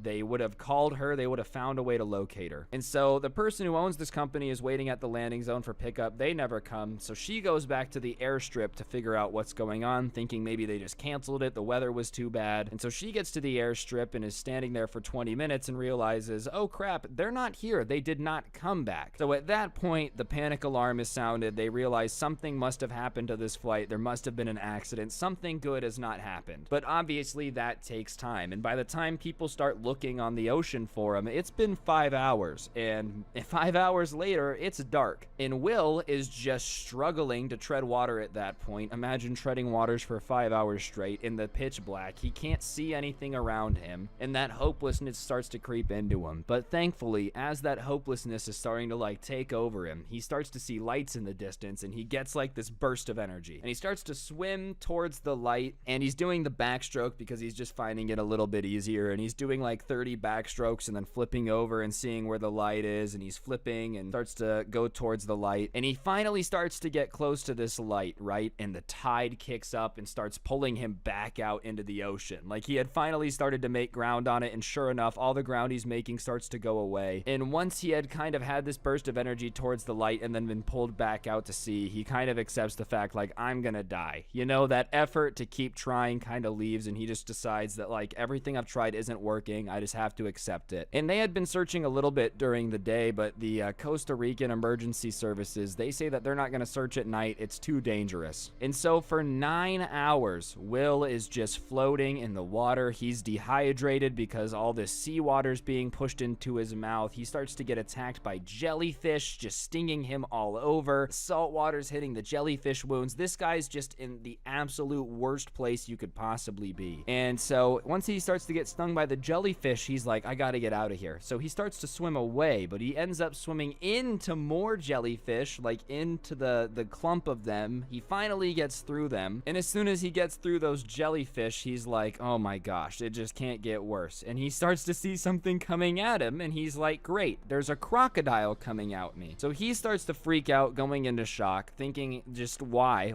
is everything going against me? And after about 10 minutes, this thing that's approaching him comes towards him, and he's like, here it is, the crocodile's coming to get me, but it's a log. And as soon as he sees the log, a little bit of hope comes back, because he grabs onto it, and it kind of gives him a life raft, like something to float up on. And so now, 10 hours into treading water, he's got a log, which is going to make it a little bit easier to stay afloat. And at this point, the news has reached everybody. Everybody's panicking. Everybody's starting to search for him. They're trying to get everybody out there to go look for him. But it still takes another couple, 12, 14 hours before he would be rescued. And so 15 hours into this entire ordeal, he falls asleep on the log, somehow survives through the night, and so the daylight is up now, and he can see land relatively far away, but close enough where he thinks he can get to it. So he's just kind of riding the tide. He's too exhausted to really swim himself, so he's just kind of on this log, floating into the beach, and he just kind of slowly again gets pushed back out to sea. He rides it in for an hour, and then the tide turns and pulls him back out. And so for the second time during this 15-hour period, he gets so close to being rescued only to be dragged back out. And so a little bit after that, you know, a couple hours later, he's just floating on this log, and finally he's like, I've got to get rid of the log. I have to get rid of the log. It just keeps pulling me further and further out to sea because this current isn't me pushing inland anymore. My only hope for survival is to get rid of it. So he gets rid of the log, and at this point he's been treading water for nearly a whole day, so the exhaustion gets him pretty quick. He starts to go under the water, and he realizes that, you know, if help doesn't come in the next few minutes, there's a pretty good chance they're never gonna find him, and it just is what it is. And all of a sudden, as he's literally preparing himself to die, drifting off, preparing to go underwater, he thinks he hears a boat. And part of him is, as he's going under the water, is like, well, this is a hallucination. Like, what a cruel trick. The last thing my brain's gonna do to me is make me think that I hear a boat. Like, this is just ridiculous. But something prompts him to, like, look, and he looks and he sees a boat, and he starts waving to them, and he's like, all right, well, this is a hallucination, they won't see this. But all of a sudden, the boat starts coming towards him, right? And once the boat starts coming towards him, he lays back into the water and just kind of collapses. But sure enough, the next thing that he remembers seeing is 3 men on a fishing boat that are like looking over him, dragging him into the boat. And somehow, after 24 hours, literally just floating in the ocean, nothing good happening the entire time, jellyfish, crocodile scares, the entire thing,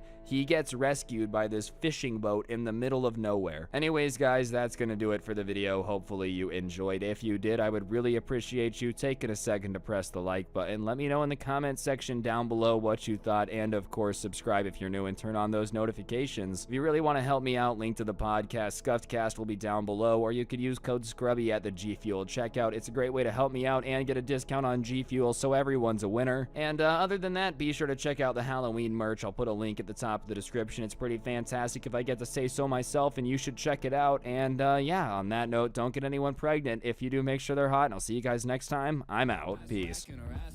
Just turned 21, but my bank's a million. Swear I'm a little drunk, but it's a hell of a feeling. Got so damn high that I'm touching the ceiling. Yeah, next year, swear I'm doing the most. Me and my team.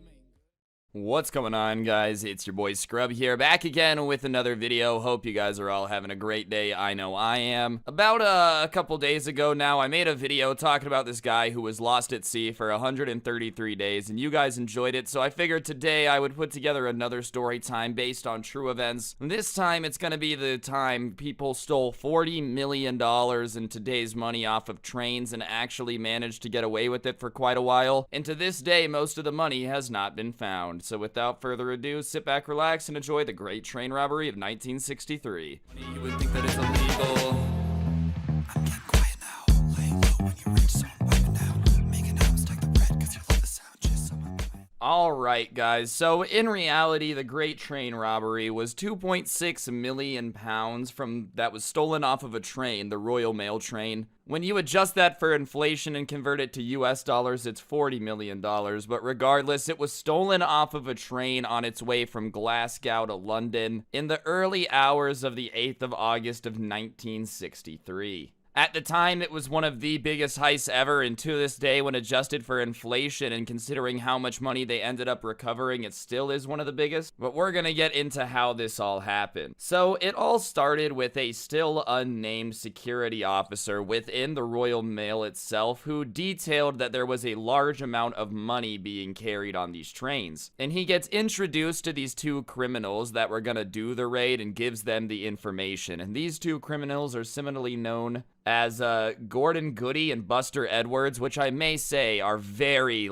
fantastic heist named. Gordon Goody and Buster? Yeah, that sounds like they're ready to rob a train at a moment's notice. Anyways, this senior officer gets introduced to these two men by this clerk, and they spend the next couple months coming up with this raid. Obviously, they knew there was a bunch of money on the line, so they're like, look, we don't need to rush into this, no need to blow our load before we're ready. We just gotta be patient and make sure that this is very planned out. And they end up recruiting a bunch of people, and it's like the best of the criminal underworld, you know? Realistically, they went around and picked some of the most successful people that were available in the criminal underworld at the time, but the only problem is none of the people that were currently in the group had any experience in stopping trains, you know, they had no idea how to get this train to stop or how to rob one. So they end up going out and finding 3 other people to join the group that were accomplished train robbers. Now, I don't really know what that means. Apparently, back in the day, this was a common profession, yes, you know how to call up Mark, he's fantastic at robbing trains, but that's how it worked, dude. And at this point, the group had swelled up to around 16 people, and that's quite a bit when you're talking about a group for a heist. Usually, they try to keep it smaller because they have to split profits less ways, but because of just the sheer scale of having to stop a Royal Mail train and steal all this money, it ended up ballooning to around 16 people. Regardless, on the morning of August 7th, 1963, the train set off from Glasgow towards London. It was supposed to arrive the next morning at 4 a.m., and it was even being followed by another train just to make sure that it would get there on time. The train itself had 12 carriages and 72 staff members on board the carriages that were on the way down to London, and the goal of the staff wasn't security or anything. Their job was to just sort the mail on the train as it went to London, so it wasn't like the 16 guys had any massive armed force that they had to take once they got on the train. So there's a bunch of mail in Glasgow. They're getting more and more mail on each additional stop, and obviously, because this is before you could send money electronically, there's a lot of money in the mail. One of the carriages that was right behind the engine was known as what was called a high value package coach, you know, a little bit more security because that's where they kept the stuff that really, really needed to get to London safely. It carried large quantities of money, official documents that needed to be sorted, basically anything that couldn't be lost. The value of a shipment at the time was usually about $300,000 in this HVP system, the high value package system. But by luck, absolute luck, the previous weekend there was a holiday, so all these banks were sending in more money than usual because of the holiday. And what is usually 300,000 pounds of money is now 2.5 and 3 million. They didn't really have enough time to count all of it because they were picking it up as they went along, but it's estimated somewhere in the ballpark of 2.5 and 3 million pounds were on the train. The robbers, it's unknown, obviously, if they were yo, it's a holiday weekend, so there's gonna be more money, but obviously the train is more stacked than they ever expected. And what even luckier for these guys, you might be thinking, wow, that's really lucky for these criminals, but even more lucky for them. In August of 1963, there were these carriages, these HVP carriages, and they had gotten all these new security upgrades, you know, new alarms, bars over the windows, catches on the doors. But at the time of the robbery, these new ones that were super secure were out of service. So it just so happened that it's a holiday weekend with a crap ton more money on the train, and on top of that, the carts being used to transfer all the high value packages are the ones without any security. It is seriously mind-blowing how lucky these robbers got. They probably still would have gotten away with it anyways, but it was the perfect storm for them to get away with it. So at about 3 a.m. on the 8th of August, the driver of the train stops at a red light signal at the Sears crossing. He doesn't really know what the red light signal is there for. All he knows is that he has to stop, and it's the official railroad signal, so he has no reason to think it's not legit.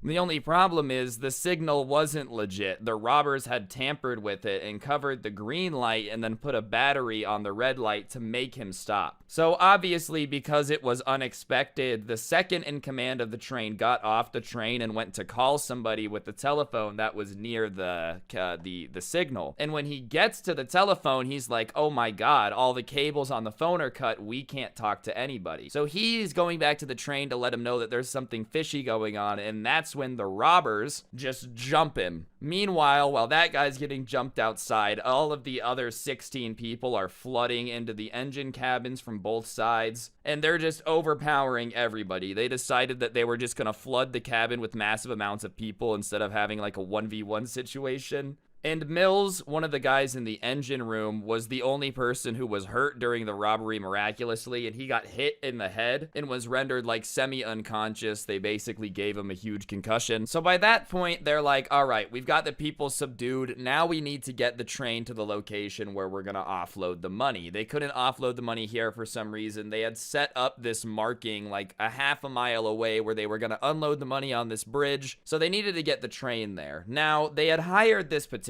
guy who had a bunch of experience driving trains. I guess he had worked driving trains for a while to be able to move the train and all the expensive carts and everything they needed to their new location. They obviously didn't want to take like the entire train. They just wanted the stuff that they needed. So they had hired this guy to like specifically drive the train. And he was an older guy who had a bunch of experience. Well, I guess he had never driven these types of trains before, because he gets into the area to like drive the train to the location, and he's like, oh, I don't know how to drive this train whatsoever. So at that point, the robbers are standing around and they're like, well, we've already overtaken the train, so we need to get the money out of here. So they end up going back to the conductor that they had previously overpowered, that they're holding hostage, and they force him to drive the train to the location. So they get the train to the location by forcing the conductor to basically help them move it. They have weapons, he didn't. He really didn't have too much of a choice. And they get to the new location, they take the conductor that had just previously helped him, and with him being kind of dragged behind him, they go to the high value package carriage that still hadn't been broken into yet, and they look inside and they see 4 people. The 4 people inside of this carriage are not security guards, they're civilians. They don't really know what's going on. They have no security experience. And so when 16 men like break in, they don't really stand a chance whatsoever, dude. They get overpowered almost instantly. Once they're overpowered, they make everybody lay in the corner. They handcuff the conductor that had just helped them move the train here, and they just kind of lock them in this high value package carriage while they're emptying it.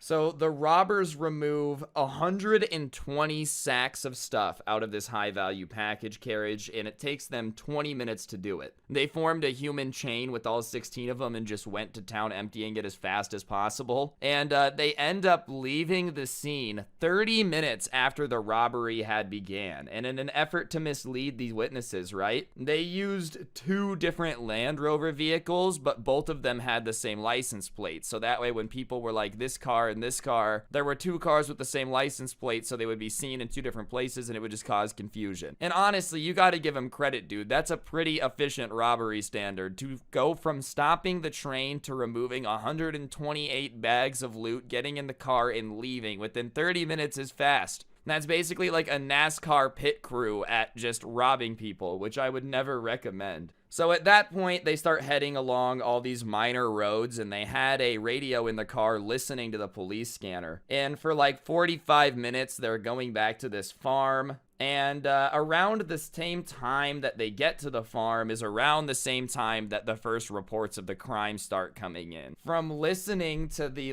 radio, they can hear that the police had calculated that they had gotten to like 30 miles in a radius, and they were kind of shutting down the crime scene.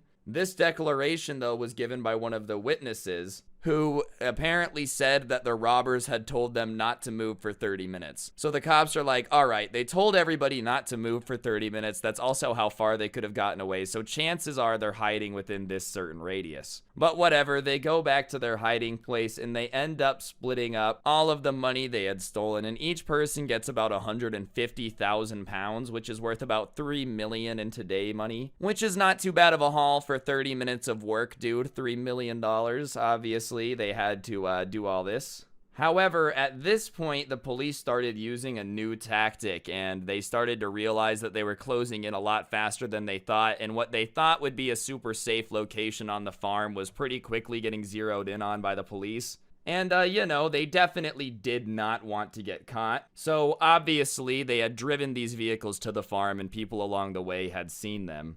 So they leave the cars at the farm and they kind of like group up and drive the gang to one of the other people's houses to kind of relax and clean up a little bit. And as soon as they get out of there, one of the people that had been specifically hired as a cleanup crew gets to work and he starts wiping everything down from fingerprints. And he was supposed to have burned it all down, and that was his job. So all of the rest of the robbers leave, assuming that this guy's gonna get to work cleaning everything. And this guy really screws everybody over, because he does wipe some fingerprints from some stuff, but he was basically supposed to torch the entire farm and burn it to the ground, and he just didn't do it. So obviously that puts a big screw up into things. And so the rest of the gang is like, okay, well, we have to go back to the farm and just see what's going on. And as they're going back to the farm, they find out that the police had now found the farm. So the guy who was supposed to be in charge of cleaning up the entire operation literally screwed everybody and just left all of the evidence for the police to find at the hideout. And once the police find the hideout, it's not very difficult. Obviously, considering the guy didn't end up burning down the farm, he also missed some fingerprints and palm prints, and they end up finding 11 of the people that were involved in the robbery. Of everybody who was captured, most of them ended up getting 30 years in prison. The most common thing that they were convicted of was 25 years for conspiracy to commit robbery and 30 years for armed robbery. And honestly, all things considered, it's very likely that they would have gotten away with it if it wasn't for the fact that the police literally ended up finding their hideout intact with like most of the information there. A lot of them were able to go on the run pretty effectively though. You gotta remember this is the 60s, so like a lot of the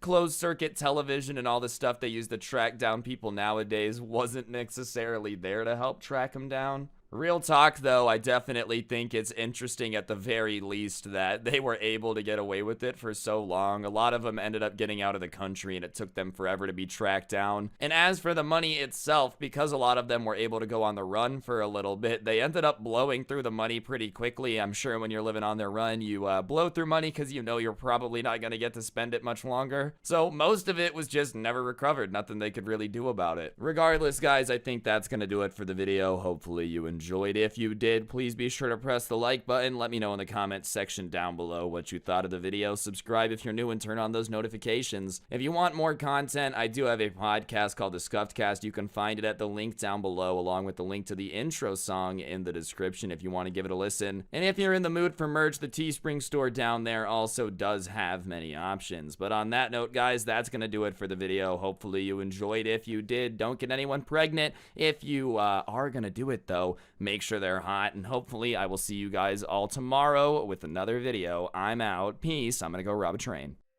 Roy Cleveland Sullivan. He was a park ranger that ended up being struck by lightning 7 times in his lifetime. So you're probably wondering, okay, getting struck by lightning 7 times is extremely unlucky, but like, what was this dude's story? How did this even happen? What's going on, guys? It's your boy Scrub here, back again with another video. Hope you guys are having a great day. I know I am, and today we're gonna be talking about somebody that didn't have a whole lot of great days, which is arguably the unluckiest man in history. Well, Roy Cleveland Sullivan was a guy who was born on February 7th, 1912 in Greene County, Virginia. He was one of 12 kids, so quite a big family. In his childhood, he was a pretty outdoorsy guy. He liked to be outside, and naturally, when it came time to get a job, he started looking for something that would let him be outdoors a lot. And in 1936, he started a job at Shenandoah National Park in Virginia. And as part of that job, he basically had to patrol and monitor the entire park. You know, he was outside a lot, and it was a really, really big park. So it would often be times where he would be walking from one thing to another while patrolling, and there was a thunderstorm, and there just wouldn't really be a lot of places to hide because, you know, he's in the middle of patrolling the national park.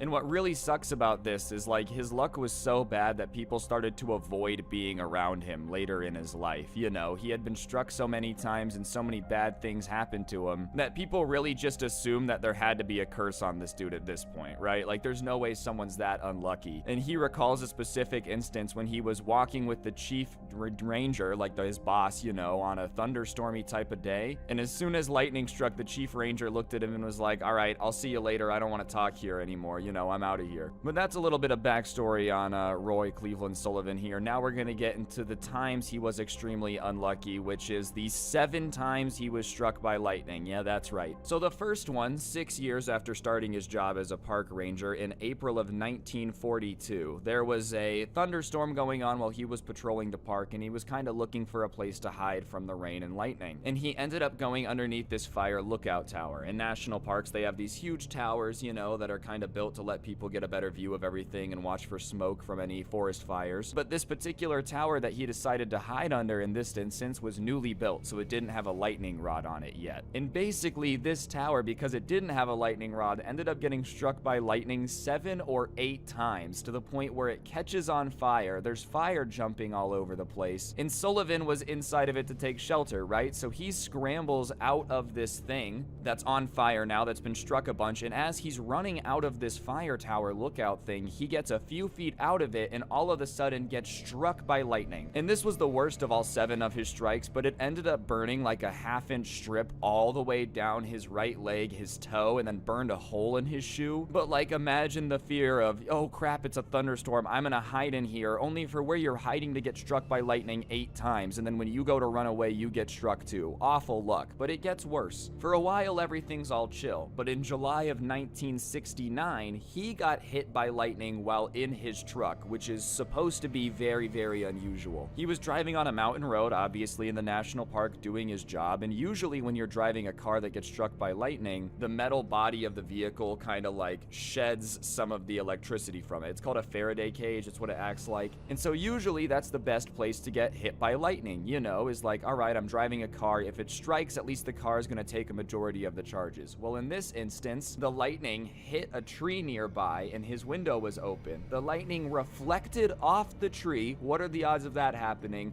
and knocked him unconscious while he was driving his truck on a mountain road. Obviously, because it had already reflected, this one like wasn't as powerful as the first one, but it ended up burning off his eyebrows and eyelashes, set some of his hair on fire, and then he was driving. So, you know, thankfully there wasn't an accident, but the truck just ended up slowly rolling to a stop at a cliff. Like, oh, okay, so if it would have been any sooner or later that he would have been knocked unconscious, he would have driven off a cliff. And at this point, you're like, all right, this dude's luck can't get worse. But we have 5 more lightning strikes. There's a third time this dude gets struck by lightning, right? This time it's just in his front yard, no crazy story. It hits a nearby power transformer and jumped from the power transformer to his left shoulder, shocked him pretty bad, but all in all, you know, not as bad as the other 2. But still, getting struck by lightning 3 times, the odds of that happening should be slim to none. There's very few worlds where you should be like, I gotta be careful about getting struck 3 times. But as I said, that's still not enough. That one there's not a lot of details on because it just happened in his front yard. But this next one in 1972, so only 2 years later, he was working in a ranger station inside the Shenandoah National Park, when he was struck again. This time, once again, his hair gets set on fire and he tries to smother the flames with his jackets. It's not really working, so he runs to the bathroom and he tries to like put his head under the water tap to put out the fire, but it doesn't fit, so he uses a wet towel. And you know, at this point he is getting used to this, but it's not like it's a pleasant experience anytime you get shocked with thousands of volts of electricity and your hair bursts into flames and you have to be running around the place because nothing's able to put it out. Like, honestly, this is awful. And at that point, you know, up to this point, he thought it was just bad luck. But after the 4th strike, the 4th time he gets struck, this is when he starts to believe that there's some force out there that's just trying to destroy him. Like, he starts to be fearful of death. He starts to think everything's out to get him. And for months after the 4th strike, strike, whenever he is caught in a storm with his truck, he pulls over, lies down, and just waits until it passes. Like, he started to believe that he honestly attracted lightning. So if he stood in a crowd of people, he carried a case of water on him in case his hair was set on fire. Like, he started to think there must have been something in his blood that was attracting all of these lightning strikes to him, which, I mean, definitely not fun to feel like you're the reason all these problems are happening to you. But of course, it does get worse, dude. On August 7th, 1973, he's out on patrol again, and he sees a storm cloud coming,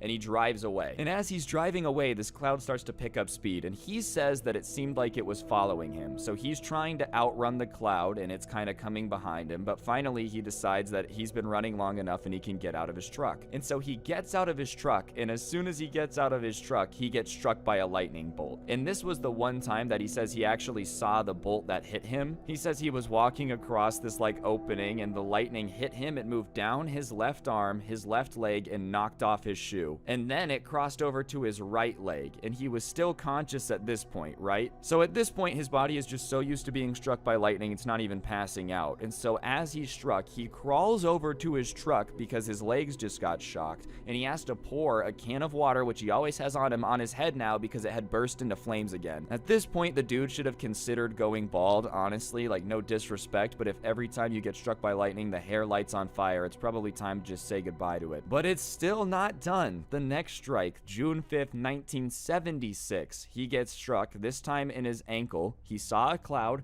thought it was following him, and tried to run away, but he was struck anyways, and once again his hair catches on fire. So this dude's just on the ultimate bad luck streak. That's strike number 6. But the 7th one, the last one, the very last one, was in 1977. Lightning ended up hitting him again while he was fishing in a pond. The lightning hit the top of his head, setting his hair on fire, and burned his chest and stomach. And so then, obviously in a crap ton of pain because he got shocked, he turned around to go back to his car after putting his hair out of fire. And this is when you're like, oh my god, something has to have cursed this dude. As he's on his way back to the truck after being struck with lightning for the 7th time, there's a bear there, which is after the fish he's catching. So he ends up having to hit the bear with a stick and run to the car. And he said it was the 22nd time in his life he'd had to hit a bear with a stick. And listen, I know that obviously people that work in a national park are gonna have more interaction with animals, but it's not every day someone gets struck by lightning 7 times in their lifetime, and then on top of that, also have had to fight off a bear 22 times. Like, that's just nature's way of saying it doesn't like you. So obviously that's all the 7 times, and you know, sadly Roy passed away at 71. As for the reasoning behind it, you know, scientists have looked into it. They've wondered if there was any particular reason this guy was so conductive to electricity, and people really have no idea why he had such bad luck, and even the people around him had no clue why it was either. And obviously when all this was going on, a lot of people thought it was a hoax, but the Guinness Book of World Records themselves went out there and investigated everything and confirmed it to be true. So all in all, it's just a pretty weird situation where this guy was just a human lightning rod, and everything he did led to him being struck. Pretty crazy. Alright, so that guy I think kind of takes the cake as the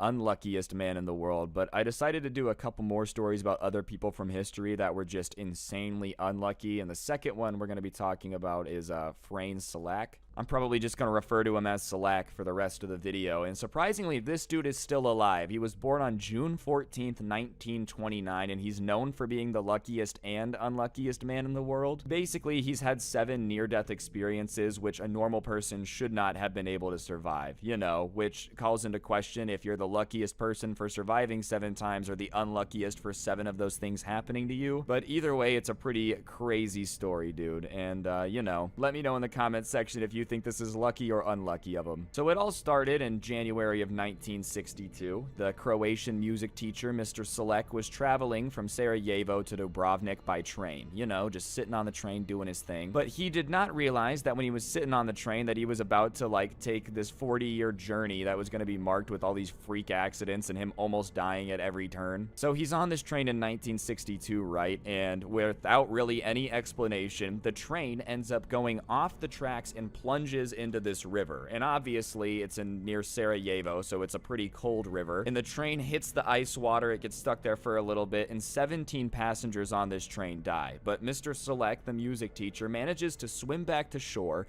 manages to survive the hypothermia that's also there from being in the cold water, lives through the shock, lives through the broken arms and all the bruises and everything, and he makes it out of there. As I said, 17 other people died, but like, that's the start of the bad luck, just a train derailing and plunging into a river. Obviously, their luck is bad enough there, but 1 year later in 1963, he decides to do air travel, probably done with the whole train game. He was on a plane traveling from Zagreb to Rijeka, I hope I said those right, when on this plane, dude, a door ends up flying off the plane, right? And everyone has seen it in the movies when like a door comes off the plane and the vacuum opens up and stuff starts to get sucked out. And that actually starts happening, but instead of just stuff getting sucked out, he manages to get sucked out of the aircraft. Yeah, that's right, dude. He literally gets pulled out of an airplane that had a malfunction. And a couple minutes after he's yanked out of the airplane through this open door, the plane goes down, because obviously it can't fly very well with the door open, and everybody else on the plane was killed in the crash. But somehow this dude wakes up in the hospital. He had been found in a haystack, like a little bit away. He had been pulled out of the plane, manages to land in a pile of soft hay. Everyone else on the plane crashes, but he's fine. He really doesn't have too much memory of it. In fact, he just woke up in the haystack. And at this point, you're like, all right, dude, maybe traveling isn't for you. You know, let's be realistic here. It might not be a good situation for you to be going anywhere. If the train has derailed, your planes are losing doors. But it gets worse. In 1966, so only a little bit after all of this, he decides, I'll try buses, right? There's no way that another bad thing could happen on a bus. The odds of that are slim to none. Well, sure enough, he's on this bus. Something crazy happens. There's an accident, and somehow the bus goes off a road and ends up in a river. So once again, he's in a situation where what he's traveling on has gone off the predetermined course and has now crashed into some frigid water. And this time on this bus crash, 4 people were killed. Still tragic, but you know, not 17 like the train. But as for this dude, he doesn't even really get any severe injuries. This bus has literally plummeted off the road into a river, and the worst injury he sustains is some cuts and bruises. So this is where the dynamic comes in. Is he lucky? Is he unlucky? Yeah, on one hand, he's surviving all these things with minor injuries, but on the other hand, like, why does all this stuff seem to happen everywhere this dude decides to travel? But the bus into the river is not the last one. 4 years later, in 1970, he's driving along in his car by himself. He's just decided to give up public transport. It's way too dangerous and not worth it. Well, somehow his car ends up suddenly catching fire, right? Literally bursts into flames. He pulls over, gets out of the car, starts to run away from the car, obviously, because a flaming car only means one thing if you've played video games, and the fuel tank explodes and engulfs the entire car in flames as soon as he gets out and starts running away. So once again, another incident where he's trying to get from point A to point B, and literally something explodes or has some catastrophic failure. And at this point, he's literally just knocking off the versions of transportation like it's no tomorrow. He's been in a train crash, a plane crash, a bus crash, his car's blowing up. Like,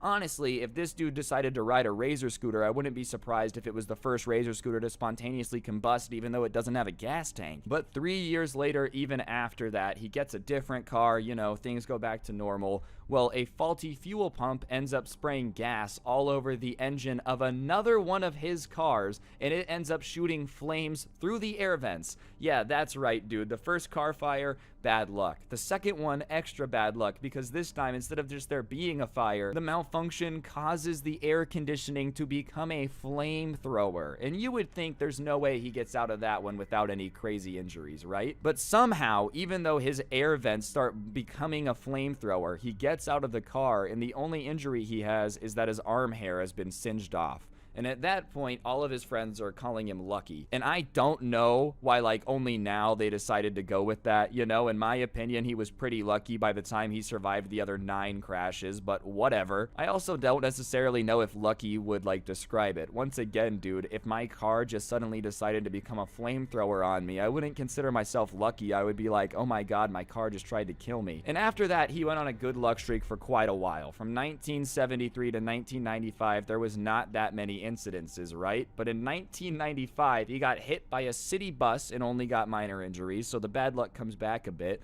And then a year later, also in the 90s, in 96, he's doing his thing on a mountain road, once again in another car, and this time he comes around the corner, and instead of it bursting into flames, he sees a truck coming at him in his lane. And so he realizes he has two options, right? He can either hit the truck or like drive off the mountain. So he drives through the guardrail, jumps out of the car, lands in a tree, but the car keeps going and explodes 300 feet underneath him. So he literally has like a Spider-Man moment where he jumps out of a car plummeting down into a ravine and lands in a tree. That is some real Fast and Furious stuff we got going on here. Absolutely nutty. And then beyond that, to add a little bit to the luck, right? 2 days later, on his 73rd birthday, or 2 days after his 73rd birthday, I should say, he ends up winning the lottery. He wins $1.1 million.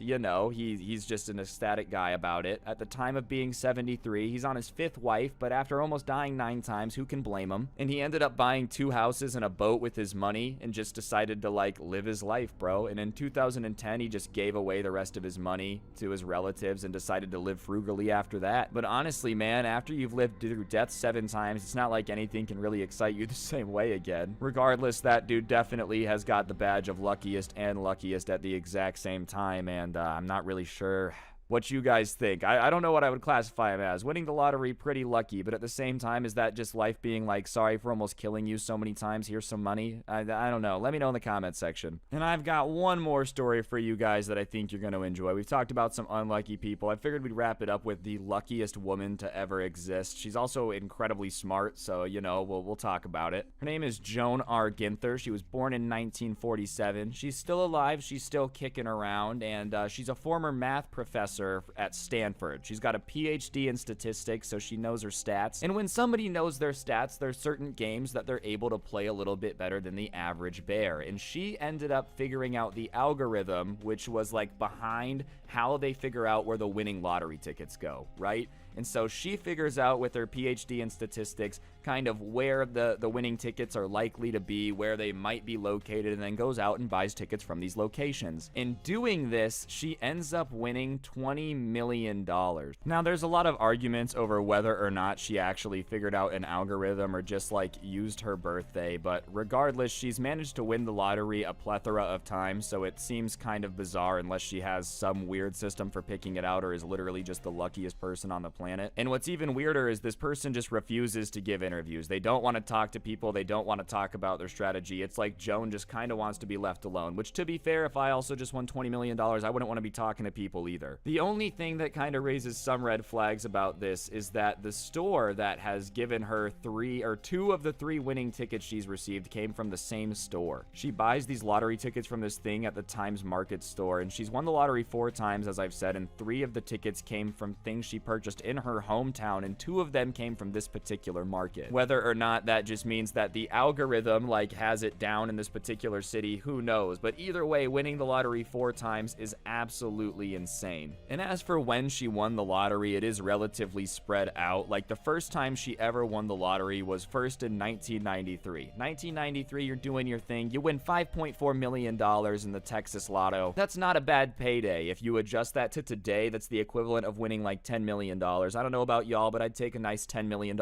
check tomorrow if somebody offered it. After that, though, it doesn't stop there. 1993, she wins $10 million. 2006 happened. She wins $2 million off a scratch-off ticket, which, you know, the odds of doing that pretty slim, but hey, good for you. 2 years later, she's like, hey, let's get back to back on him, win $3 million from another ticket. So at this point, she's up to what, like, 15 million-ish? But 2 years after that, in 2010, she ended up winning $10 million, which was her largest prize yet. So in the span of, what was that, 4 years, from 2006 to 2010, she ended up winning the lottery 3 times, which is absolutely insane luck. And as for how she ended up taking the money, the first time that she got the prize, that $5.4 million in 1993, she ended up taking her prize annually over 19 years, which is basically like, you know, let me do some math here, but $5.4 million divided by 19 years here means that she was just getting a cool $284,000 a year from the state of Texas. Not too shabby if you ask me, especially if you just keep winning the lottery on top of it, right? But as for everything after that, she only did that one time. She took out everything else in, like, you know, just lump sum payments. The only problem with lump sum payments is they take that away quite a bit. So, like, for example, you win $10 million, you take the lump sum, you get $7.5 million after taxes, which is insane, the fact that this lady has won the lottery 4 times. And just to give you an idea of how rare this is, like the odds of this actually happening being absolutely slim to none, the odds of winning this time, or this many times, is 1 in 18 septillion. Like 1 in 18 septillion. We're not talking 1 in a million. We're not talking 1 in a billion here. I don't even know what septillion is, except for the fact that it's an insanely large number. As for like what she's currently up to with all that lottery money, she actually lives in Las Vegas, but likes to keep a low profile, you know. I think anyone who just moves around with a lot of money like that tends to try to keep a low profile, doesn't want people to know a crap ton about them. I will say, if she's such a fan of winning the lottery, though, Vegas does make sense for gambling. We do not have a state lottery. Not a lot of people know that, but, you know, if you're into other types of gambling, it's probably a good place to be. But yeah, that's the story of the lady who managed to win the lottery 4 times. Absolutely insane. Definitely up there as the luckiest. But on that note, guys, that's gonna do it for the video. Hopefully you enjoyed it. If you did, I'd appreciate you taking a second to press the like button. Let me know in the comment section down below what you thought of the video. If you like this series, if you like this style, let me know. And of course, subscribe if you're new and turn on those notifications. If you want to help me out more, then you can of course check out my podcast, link down below to the Scuffed Cast, or use code SCRUBBY at the G Fuel checkout. And now that it's October, of course, we've got the Halloween merch. Be sure to pick that up if you haven't already. Link will be at the top of the description. And on that note, don't get anyone pregnant. If you do, make sure they're hot, and I'm out. Peace. Nice racking her ass Brazilian. Just turned 21, but my bank's a million. Swear I'm a little drunk, but it's a hell of a feeling. Got so damn high that I'm touching the ceiling, yeah. Next year, swear I'm doing the most. Me and my team ain't good. What's going on, guys? It's your boy Scrub here, back again with another video, and today I've got some more scary stories. There will be a spookier gameplay next time, but for now, enjoy the Halloween Balloons Tower Defense map. I've been a technical diver for the better part of a decade. Something about the ocean and all its unexplored wonder has always drawn me to the deep. The entire uncharted, alien world lurks just beneath us, waiting to reveal its mysteries to those daring enough to take the plunge. I guess you could say that diving is my passion. It has been my entire adult life, and now I can't even bring myself to go to the deep end of a pool without having a panic attack. It all started when one of my buddies approached me with the idea of going on a little excursion. Todd had a fairly formidable boat that he carved out of a living by engaging in, let's just say, less than legal activities. Anyways, some reputable characters that Todd helped move cargo into the country had told him about a cave several miles off the coast of his own country. Truth be told, no matter how much time I spend on the background of how we found ourselves 100 feet below sea level, I'll still never understand why or how I agreed to such a misguided idea, and it hardly matters now. At 99 feet below sea level, the pressure on your body normally felt by the atmosphere is quadrupled. The sunlight feebly attempts in vain to penetrate the darkness. Darkness rules there, and creatures of the dark are all that inhabit it. I checked my depth and air pressure gauges and looked up to see Todd hand signaling me to follow him to the mouth of the cave. I flutter-kicked silently forward, floating just above the seaweed and silt-covered ocean floor, taking in as much of the world as my low-profile, narrow-lens mask would let me. When we reached the mouth of the cave, Todd dropped to the floor and clipped his line to a formation near the entrance. This was a very important step in cave diving. That line was our only way back out of the system. I held my light on his hands while he worked, but my gaze drifted back to the mouth of the cave. The darkness was just as oppressive as always, but there was something strange. I couldn't put my finger on it at the time. The ominous black maw was somehow more intense than it should be. Then I heard it. A low-pitched roar from out of the deep. A thunderous echo sounded from so far below it was a whisper by the time it reached us. That's the strange thing about hearing when you dive that far down. You don't just hear, you feel. You feel it in your chest, in your bones. The noise echoed through me and I felt my stomach drop. We hadn't come this far for nothing, though. We dutifully pressed on. Todd held the line and made the entrance first, and I followed behind. My hand trailed along the line as it unfurled. With graceful strokes, we kicked about 30 or 40 feet into the system before my light caught a silver glint out of the backdrop of darkness of neutral-toned rock formations. Todd signaled that he saw it as well, and we stopped. Kicking myself over to it, the narrow beam cast itself on the object. The eerie silence was broken only by the soft, rhythmic beat of our exhales as they bubbled to the roof of the tunnel. The glint revealed itself to be a scuba tank half buried in the silt. Many divers bring along a spare for a safety rig. Last thing you want when you're 100 feet down and closed by a rock ceiling is to run out of air, but who would leave it behind? We clipped it off to our line with the intention of taking it back with us when we made the return trip. Delving deeper into the system, we came across our first fork. Todd signaled me. He was asking which way I thought we should go. My light panned back and forth between the two tunnels. It was smothered by the abysmal nothingness no more than 10 feet ahead. The ever-present pressure continued to squeeze like a python coiling around its prey. It was oppressive. I felt a slight current brush the cold, dark water across my skin. It came from the left tunnel, and I gestured to the left, and we continued our exploration. We were 110 feet deep here. Even as an experienced diver, the pressure became taxing. Several kick paces in, something caught the focus beam of my light. It was unnatural. It stuck out like a sore thumb among the rocky stalagmites within my narrow beam of vision.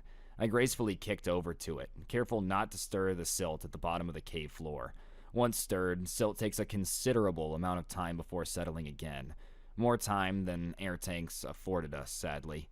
If I thought my vision was limited before, a silt storm would mean complete and total blindness. Reaching my point of fixation, I settled and focused upon the thing that had caught my eye. Pulling it from its sunken place, I found it to be a diver's slate. Divers can't communicate verbally underwater, so what can normally be signaled and recognized through hand motions, divers instead will write on slate and pass to one another.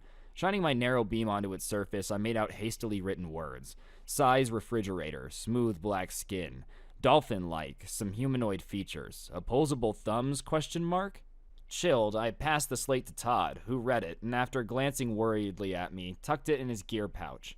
We pressed forward, and as we neared the end of the tunnel, the walls began narrowing until they pressed against my shoulders. At one point, it became so narrow I had to remove my tank and pass it through the opening before slithering through myself.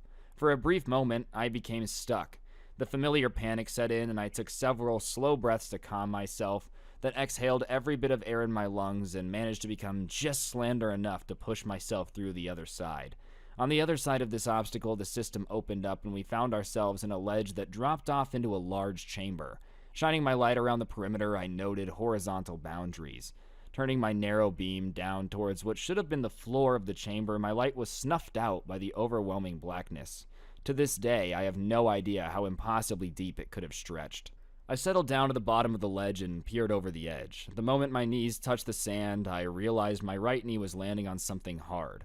I reached into the sand and grabbed it and pulled it from its burial place. It was a video camera. Clearly a high-end one, too.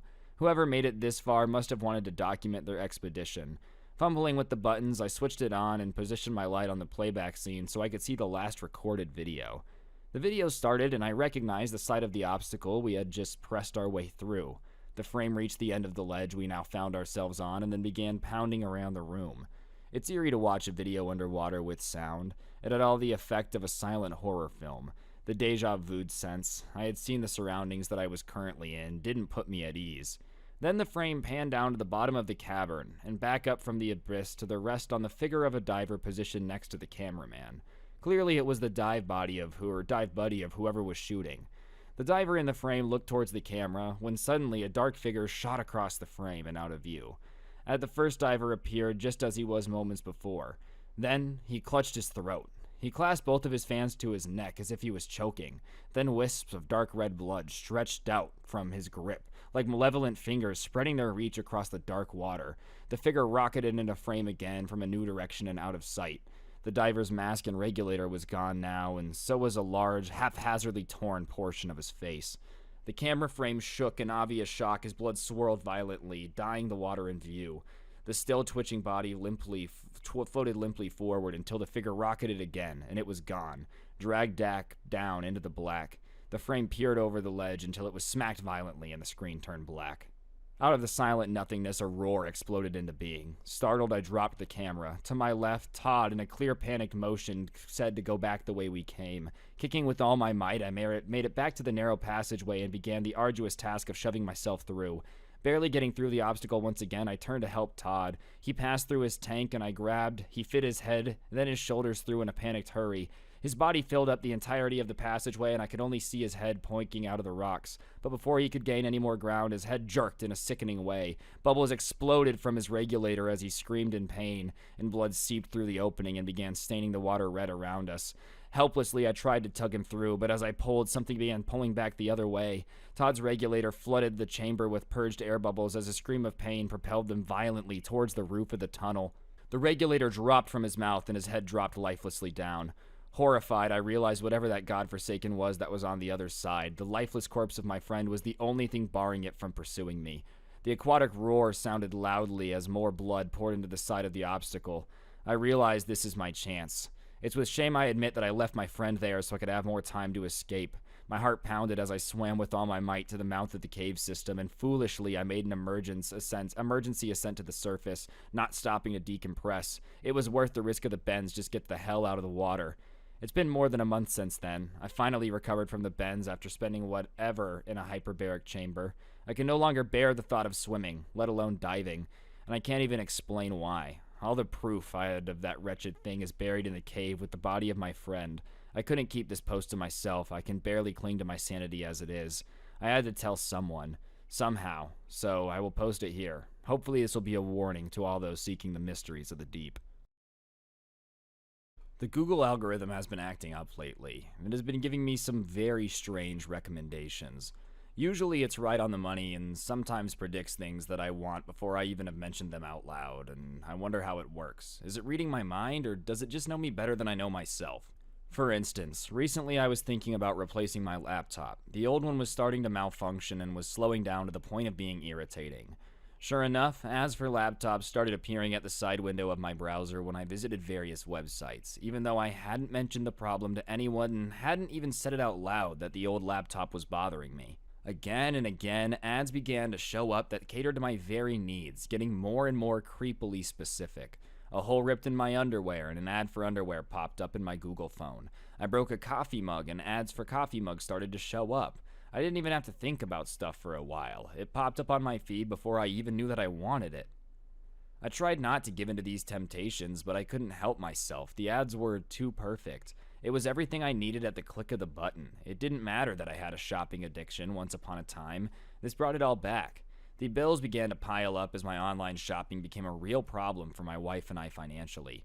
I started seeing the looks of disgust and annoyance on her face when she talked to me, and I realized I was ruining our marriage with my constant needs for these perfect new things, which were clearly meant so specifically just for me. But to be honest, it wasn't just that. There were problems long before that. The buying habit was just an escape, I had begun to realize. Still, I couldn't let her take that from me. She began to want to cut up my credit card and wanted to cancel it, but I told her no. Then, very soon after that, new ads started to appear when I was browsing on the laptop. Ads for shovels, for lye, for dark clothing, flashlights, spades, pickaxe, grass seed. Strange, I thought at first, since we didn't even live in a house with a backyard. Why was it making such odd recommendations all of a sudden? Looking at the laptop more closely, I realized why the algorithm had my desires wrong suddenly. It wasn't synced to my Google account, it was logged into my wife's profile. But why would she buy those items? Gardening tools don't make a lot of sense when you don't have a garden or a yard. I opened up the history tab, going back and seeing what she'd been looking at, but strangely the last 24 hours were white blank. She was still out at the grocery store, so I pulled up the bank statements and her credit card account, overwhelmed with the desire to find the truth. Like an itch in my mind that I couldn't help but scratch. When I logged into my Google account and tried to follow the money as they said in the movies, I couldn't help but notice new ads dominating the borders of my computer screen.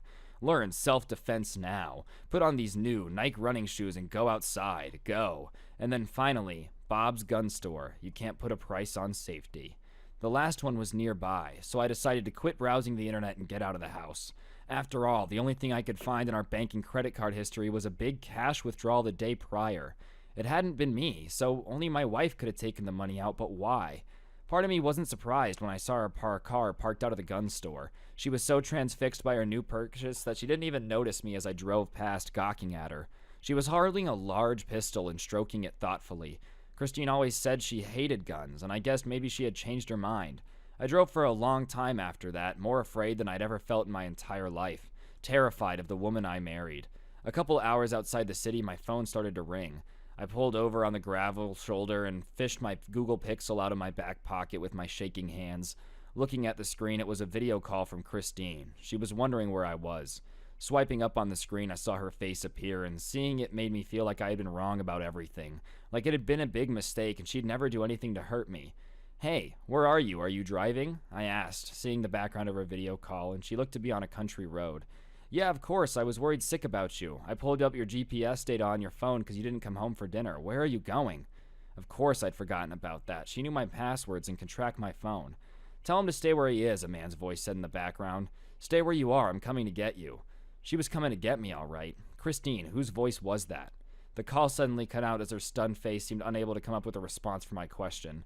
I'm browsing my phone now, looking for a motel where I can spend the night, and the prompted ones keep popping up for a place in Mexico.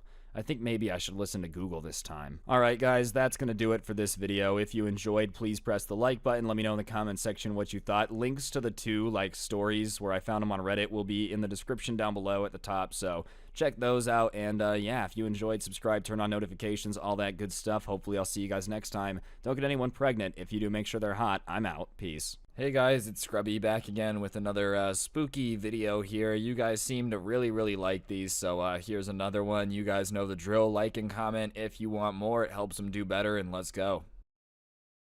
A good friend of mine told me this story years ago. He's the stereotypical old big bad trucker. I've seen some weird stuff with him while driving in South Texas along the border, and he never even batted an eye. But while telling me this story, he had goosebumps and a concerned expression. Which, from this guy, is about the equivalent of trembling lips and poop-stained pants. I'll tell this first story in first person as he told it to me. Years ago in the late 90s, I was on my way from the house, heading to Loretto to pick up a load. It was early in the morning, around 4 or 5, and I had just come off a string of days at home, so I know I wasn't tired. I'm on one of those 2-lane winding roads in the absolute middle of nowhere when I see something on the side of the road at the edge of my high beams. At first, I just thought it was roadkill, as it usually is. As I get closer, I see that it is roadkill, and there's something crouching over the carcass. I remember thinking this is either a guy taking the antlers as a trophy or he's just a sicko. As I got closer, I can still now see that this guy's eating the deer. He's pulling chunks of meat from the stomach and bringing it to his face, and at this point, he stops mid-motion and looks at me. Not my truck, but at me. He, or whatever it was, stands up, and that's when I see that it's a huge thing covered in brown hair. And I remember thinking at this point, oh my god, this thing is standing on a tiny shoulder looking at me, eating a deer. By this point, maybe 3 seconds have passed, and I'm about to point in the road he's standing at. I didn't even think of stopping. In fact, I'm starting to lay it on and get the hell out of there. As I'm passing it, it's looking at me. Again, not at the truck, it's looking through the driver's side windshield at me. He obviously has the intelligence to know that there's a driver in there, and he knows where I'm sitting. And as I start to pass him, I can still see its head above the hood of an old needle-nose Pete, which is an old truck design where the hood goes straight out from the windshield. Being tall and difficult to see around is what it's known for. This thing is giant, and I remember seeing what looked like human intelligence in its eyes. It scares the crap out of me, and to this day, I don't really know what it was. I actually haven't told anyone this because I think I imagined it, but I've been having nightmares about this, so I think I need to get it off my chest. I was hauling lumber on 36th East between Fortuna, California and Red Bluff, on my way to the 5 South. This was in 95 or 96, right before the coastal lumber industry folded. Route 36 is basically a glorified logging road. It twists through the mountains, ranges, and goes to one lane several times. Anyways, I got a late start, which was okay, as I like driving at night anyways. It was probably around 10 or 11, and as I crept into the mountains, there started to be a nasty bit of fog. I rounded a corner, and suddenly there were all these deer just standing in the middle of the road in the fog. It was kinda creepy just seeing them all standing there in the middle of the road because usually they're running across it, not just standing there. I blew my horn and they all turned and looked into my headlights, their ears twitching, the buck's antlers casting long, twisted shadows into the fog.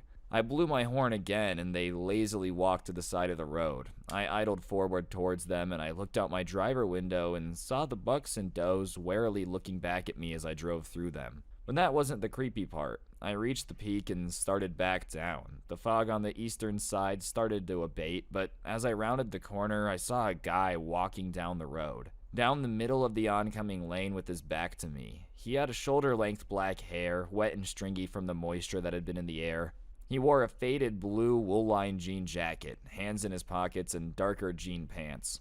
When my lights hit him, he swerved to the shoulder of the lane, giving me room. But then the most horrifying thing happened. I was going maybe 25 or 30 at this point, but as I came up to him, he bolted right in front of my truck. The last thing I saw was his eyes, wide black eyes, and his mouth open in a silent yell. A black pit in his white face shining into my headlights before disappearing under the horizon of my hood. I stood on the brakes, the cab and the trailer behind hopping. I remember thinking, Jesus, Jesus, Jesus, as I hopped out of the cab and ran back behind the truck. I saw him walking back up the hill, behind my truck, hands in his jacket pocket, illuminated by my red brake lights. He looked back at me, his black eyes and black mouth now grinning toothlessly. Then he dashed into the trees at the edge of the road. I was so scared I didn't call out. I just got in my cab and drove on. I still dream about those wide eyes and that unholy mouth disappearing under my hood. I hope the dreams stop now. I want to preface this by saying that I'm not making this up. I'm not a writer and I'm not embellishing, and I don't care if I get internet points for it. I'm not a long-haul trucker, but this happened during a long drive at night about 14 years ago. 4 friends and I decided to drive out to Weatherford, Texas to look at some new Hondas at a dealership after they had closed because we were stupid high school kids and didn't understand the concept of trespassing. The ringleader of our group drove us in his 96 Honda Civic. We took the 730 south towards 180. Around 20 minutes into the drive with no lights, houses, or other vehicles in sight, his CD player turned off mid-song. No one touched it and he didn't have controls on the steering wheel. We all thought it was weird, but nothing paranormal. He turned it back on and we completed the drive. After looking at the cars, because the dealership was off the highway, we left to head back to our hometown, and then we ended up taking the reverse route back, this time north up 730. We started joking about the possibility of aliens and what if that was what caused the CD player to turn off, and about 2 minutes later, around the same spot as before, it happened again. This time, it went from music to static. At the same time again, and I'm not making this up, a black human-shaped figure materialized out of one of the bushes in the highway, walked into the road in front of our car, and I remember the light from our headlights illuminating the space around him, but not the figure itself, like it was absorbing the light. There was no shadow that I could see. This was not a guy in a body morph suit. It was like looking at a two-dimensional cartoon of the blackest color you can imagine, and it was reaching its arm out at us. We were going about 55, 60 miles an hour, and we had to swerve to avoid it, and I remember as we passed it that it had no distinguishing features. No face, no fingers, no clothing, no shape, other than a dark void. We all screamed at the top of our lungs and almost went off the road completely. After our driver regained control, we sped off as fast as his car could go, carrying 5 people, and we had to calm him down so we wouldn't wreck. We were all freaking out, asking each other what to verify, to verify that it wasn't a hallucination. We all saw it. We all had the same experience, and when we got back to our town, we all just stood in shock and didn't know what to say or how to explain it to anyone or if we even should. There were no reports of anything or anything near it encounters on the news, nor were there any reports of a body turning up in the area or a homeless guy harassing people or really anything. I'd forgotten about that incident for many years until a few months ago when I was hanging out with one of those friends and I asked him if he remembered that. He does, and we still have no idea what it was. I was driving my flatbed from St. Helena, California to Wiley, Texas. This happened somewhere near the Texahoma border. I picked up a hitchhiker. He was standing by the side of the road with a trembling thumb out. Trembling from the cold, I thought? Soon I would realize that it was trembling because of the fear. The trembling of the man who looked as though he'd seen a ghost. definitely shook me a little bit. Where to, I asked. Please, I know this is weird, just take me to a bar. I need a drink. I will buy you a drink or a hot sandwich, I just don't care. Get me there. I thought this was odd. I picked up many hitchhikers in my day, and such a request was never asked. As I was about to say, get lost, buddy, whatever you're selling I'm not buying. I looked into the man's eyes and saw pure terror. Something compelled me to open my passenger door for the man, and he entered. At the bar, the hitchhiker began his tale. Earlier on the night of torrential rain, he was a hitchhiker seeking a ride. Next to the road, he sat with his thumb out for hours, waiting in the rain. A few cars passed, but none slowed. Frustrated, the hitchhiker was about to rest his thumb and find shelter for the night, and then he saw headlights. Headlights of a very slow approaching car. The hitchhiker eagerly approached the car, waiting for it to stop. Oddly, the slow-moving car continued drifting forward. Maybe the pace was slowing or the car was moving at such a low speed, but it never came to a complete stop. The headlights pierced the rain, and as the hitchhiker stood confused, will the car stop? Maybe I'll get in. I've never seen a car drive this slow. Anyways, the hitchhiker decided to try to just jump into the car. He stumbled to the rain as he pulled the passenger door and had a seat. To his horror, there was no one in the driver's seat. There was no one in the back seat, and the car was bare, but it just kept moving forward. The headlights still on, but now in front of him as he looked out the windshield as the car continued to creep forward, the hitchhiker, scared, quickly exited the ghost car and ran for miles. He rested, ran some more, rested, and then ran some more, and finally after catching his breath, stuck his thumb out and stood by the road. The hitchhiker then saw headlights, but this time the car was driving at a reasonable pace, and it wasn't a car at all. It was a flatbed truck, and that's where him and I had just met. I had seen no other cars on the road that night. My dad told me and my brothers this story when we were growing up, and it's always stuck with me, particularly on long drives when I'm feeling a bit sleepy. The first time I remember hearing it was after I asked him if angels were real. I was probably 7 or 8 years old. He drove trucks decades ago, before I was born and before labor laws were around and brakes were more standard. I'm assuming it's different now, but I'm not too sure. He'd fairly regularly accept calls that would extend his shift where he was driving 24, 36 hours or more without a break longer than a quick bathroom or a fast food stop. My dad has a pretty mathematical brain, and he's the type to make up logic puzzles out of something totally mundane just for fun. Whenever we were driving around town, he'd regularly ask me things like how long it would take us to get home from the store if we were going 30 miles per hour, but had to stop for 5 minutes in the middle because a family of kittens were crossing the road. He'd come up with similar equations for himself while he was driving solo that involved things he was seeing like the odometer, mileage, markers, all that stuff. One night, after already driven a particularly long day, he noticed his eyes getting droopier, and the whole roll down the window and blast the music up thing didn't seem to be helping much either. It was a rainy night on a pretty windy mountain road without a shoulder to pull over safely, so he started doing those logic games out loud to keep himself alert in the wake, saying something to the effect of, I just passed mile marker 146, so what time will it be if I reach 200 if I'm going 55 miles per hour? Then closed his eyes, took a breath, and felt his head do the nod jerk thing which woke him up with his gasp.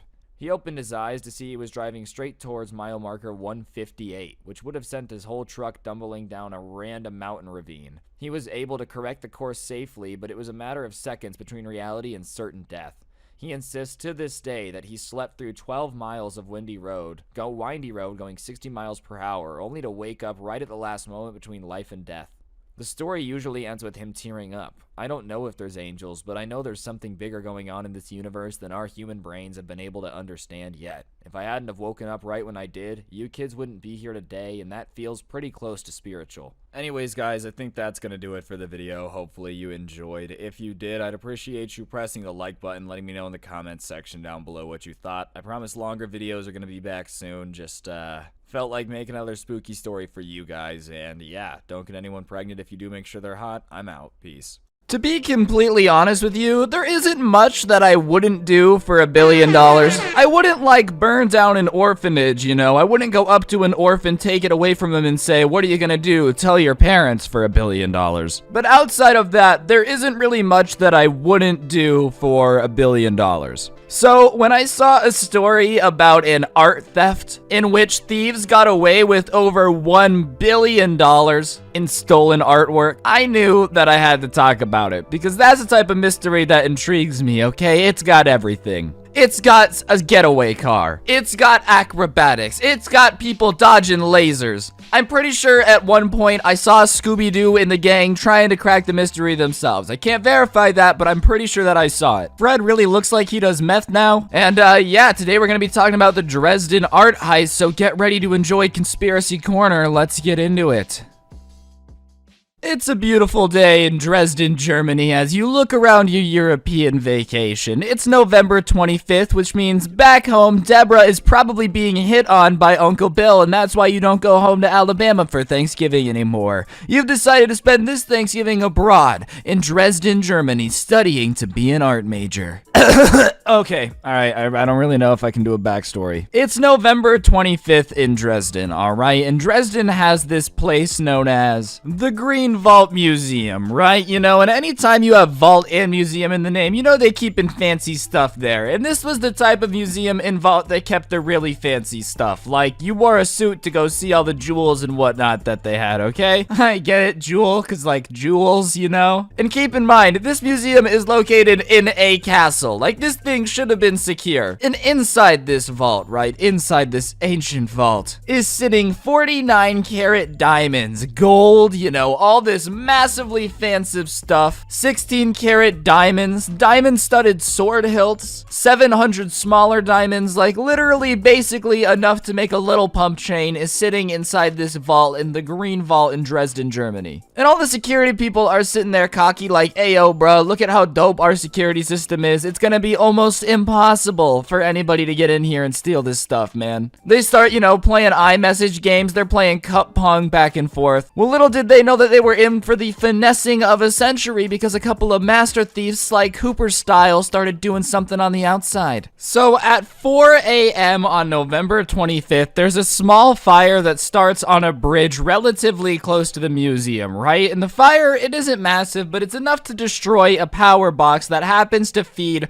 some of the power to this Green Vault Museum. The power outage that comes from this little fire, you know, it turns off some of the security alarms, it turns off some security stuff, but the security cameras keep working, so the security guards don't really notice that the security system's gone down. Because, hey, if the power goes out, but the cameras are still working, you'd assume that it's all still working, right? So the security guards are sitting in the office, and they're like, hey, look, our security system's still up, our closed-circuit television's still working, we're golden, nobody's gonna break in, the alarm would go off. Well, thanks to this power outage, there's one window that's in the vault room that actually is no longer secured. And thieves come in and cut through the iron bars at this window and then break in through the window into the jewel room where they're now with $1 billion worth of stuff. And the weirdest part about this is cops have come out since and said that the hole that they squeezed through in this window is insanely small. Like, it might have had to have been a munchkin to be able to squeeze through the hole that they were able to squeeze through. But regardless, there's closed circuit television of two thieves in the vault smashing these displays and just stealing everything that they can get their hands on, right? They're like, oh my god, we didn't think this was gonna work. We're gonna grab everything as fast as humanly possible. So they're grabbing everything,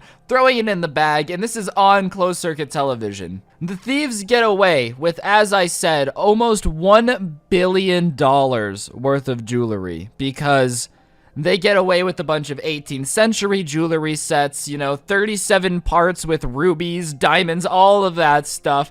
They don't take everything. They left some behind.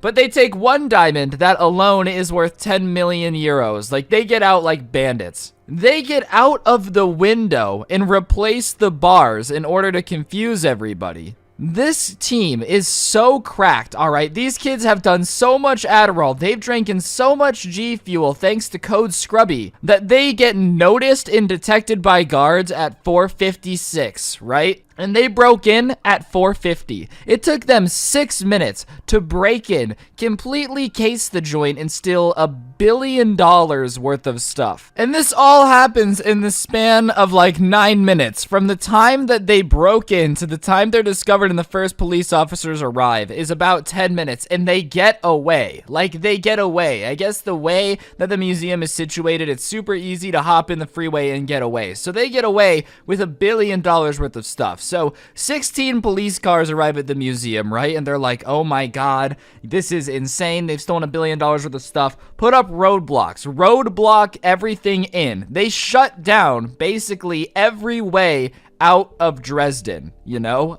From 459 onwards, they set up roadblocks around Dresden and basically say no one is getting out. They shut down the city to try to find these guys. But these thieves were so prepared for them to put up a roadblock, so prepared for what the cops are gonna do, that literally the getaway car that they were in is an Audi A6. The cops find the same Audi A6, identical, in an underground parking garage on fire, meaning that the robbers had switched cars and probably gotten out of town before the roadblock was even set up. So, you know, this team is so prepared. They were so ready to commit this heist that they are capable of getting in and out of the museum in 10 minutes and then getting out of the city, ditching a car and burning it efficiently to the point where they beat the time it takes for the police to set up a roadblock. Like, this is not an amateur team worth of people, you know? And when I'm seeing this for the first time, I just have one question, which is, well, how are they going to make money? Because if they stole all these crowns and massive diamonds and all of this incredibly famous artwork, you know, this incredibly valuable but famous stuff, there's no way that they're going to be able to sell it because people are going to know. Like, if I'm buying a crown and I say, wait a second, this looks a lot like the crown that was stolen from the museum, I'm not an idiot. It's probably the crown that was stolen from the museum. And this is where I'm starting to believe that maybe world famous robbers are a thing. I'm just not in that world. I guess they stole all this stuff. It's worth $1 billion as is with historical value. But even if that they broke down the material, like they broke the diamonds into smaller pieces, they melt down the gold, they do all this stuff, it is still worth up to $200 million just for the materials that this stuff is made out of. While Americans are getting ready for Thanksgiving on November 25th, somebody out there has just stolen $200 million worth of gold and diamonds and 100% gotten away with it. Like, it's been well over a month at this point, and the only developments that have come in terms of the investigation is that the police feel like they needed to offer a 500,000 euro reward to anyone who can step forward. And when the cops start offering, you know, a massive reward for any help, you know it's probably not because they're doing too hot. Meaning that whoever did this, whoever perpetrated this, actually might have gotten away with $1 billion crime. And I think what's really shocking to police officers, the reason that they have literally no progress, they have no names, they have nothing, is because it was so perfectly done. There was no mess ups. They burned out the car that they drove away in, switched cars, didn't leave any IDs, didn't leave fingerprints, put the window back that they had broken in to get out into the building, like with gloves on, so there's no DNA. There's no lead for the police. And that makes a lot of people wonder, though, did they have somebody on the inside? Because I don't know about you, I consider myself a pretty smart guy. I don't care how long I practiced or watched a museum, there's no way I could get everything to go off flawlessly that well. Which makes a lot of people wonder, what in the heck is going on? How were they able to know exactly how to light a power box on fire across the street to turn off the security system? How did they know that that window wouldn't be visible to break into very well on CCTV? Like, there's just too many things that make it very, you know, interesting how they got in there so easily. We're talking about thieves that get in and get out with 5 minutes without having ever been inside the vault before. There's just no way. And the fact, like I said, that they were able to knock down the electrical grid for a specific portion just enough so the security cameras would still work and that way the guards wouldn't think anything crazy was going on, definitely shows that you are not dealing with any amateurs here. Regardless, the police have absolutely no leads, and I highly doubt that they're gonna get them because I feel like if you're smart enough to pull off $1 billion heist, you're probably smart enough to keep your mouth shut and not get yourself caught. But yeah, that is the Dresden art heist. That's literally all the information that is public right now. If anything else happens, I might do an update video. I know this isn't a conspiracy in the normal way of like the Illuminati, but there's gotta be something deeper at play here. There's something bigger going on when people are getting away with $1 billion heists, alright? Or maybe that's just a conspiracy theorist in me. If you guys enjoyed, be sure to press the like button. I did put some new merch up on the website. It's no joke, no scam. So if you guys want to check that out, out, go for it. If not, that's fine too. I hope you guys have an incredible day. Turn on notifications if you don't have them on already. Today's notification shout out goes to Logan Skinner. Big thank you for having on notifications. I appreciate you. If you want a notification shout out, turn them on. Send a screenshot to my Twitter at scrubby_69 or my Instagram at scrubby. And yeah, don't get anyone pregnant. If you do, make sure they're hot. If you enjoyed this conspiracy video, I am going to be doing another channel with just conspiracy theories. I'll put it in the pinned comment, and I'm out. Peace. See you tomorrow. Don't get anyone pregnant if you do, make sure they're hot. What's going on, guys? It's your boy Scrub here, back again with another video. Today we're going to be doing some spooky, scary story time, so sit back, relax, and enjoy, and press the like button.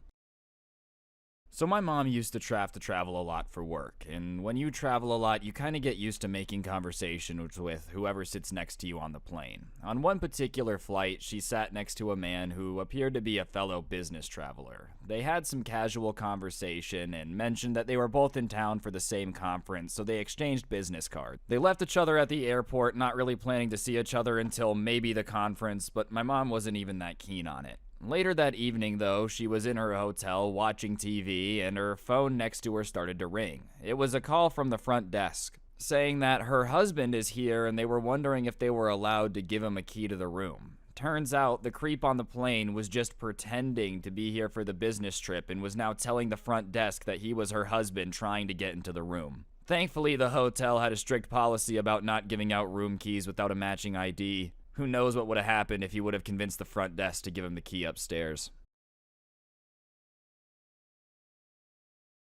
I was traveling out of the country right after finishing up a huge 5-day work event where I had about 10 hours of sleep total during the 5 days. I ended up getting to this motel, which was kind of run down, and the carpet and blankets were damp, but I was so exhausted I didn't even think about it. The second my head hit the pillow, I fell asleep pretty much immediately at like 8 p.m. local time. At maybe 11 p.m. or so, I got a call from the motel phone saying there's been a complaint about noise, and I tell them that's impossible because I've been sleeping. They ask if maybe it was someone else in the room, and I tell them nope, I'm here alone, so there's definitely no one making noise. They ask me again if I'm sure I'm by myself and not causing noise, and I say yes again, hang up, and fell back asleep immediately. When I woke up, I thought about it some more and realized how weird the entire interaction was. There was absolutely no noise I could hear nearby, and I don't know why the motel staff would need me to clarify that I was alone. Apparently, they never called, so I assume it must have been someone calling the different rooms to see who was in the rooms and how many people. I've never been so glad to always use the extra latch chain lock ever since. When I was in the Isles of Scotland, I stayed at a little bed and breakfast that was owned by a couple. The bedrooms were extremely well done and beautiful, but on everything, there was signs not to touch. To use the shower, you had to ask the couple, and the internet turned off at 11 p.m. The woman would also check on everyone at random times in the night, and we would hear creeping in the hallway to make sure everyone was sleeping, and not doing any illegal things like using the internet past 11. When we checked out of her bed and breakfast, she came into our room and said that we stunk and opened the window to prove this and demanded more money immediately. Another traveler was kicked out of the bed and breakfast because checkout time was 10 a.m. and they were forced to stand outside. She wouldn't even let them inside in a thunderstorm to wait while the taxi came. Another traveler had to go get a check for a room to pay for the room, and she took his bags and wouldn't give them back. But on the way out, she asked everyone if they enjoyed their stay and to rate them 5 stars. Honestly, I'm not sure what was up with this lady, but I'm pretty convinced she was watching us all weekend, because she seemed to have a pretty good idea of what we were talking about when she wasn't around, and the constant creeping around and weird rules made me think that there had to have been something going on late at night. The story takes place in a London hotel a few weeks ago. I had 2 friends with me that were both male, and we were staying in a 9-bed mixed dorm. There were 3 sets of 3-tier bunk beds. I'm in the bottom bunk of the right bunk, friend 1 in the top bunk, and friend 2 in the middle. We ended up getting in at about 2 a.m. and tried to get into our beds as quietly as possible. A few minutes of laying there, I started to hear rustling behind me, and I was laying on my side facing the wall.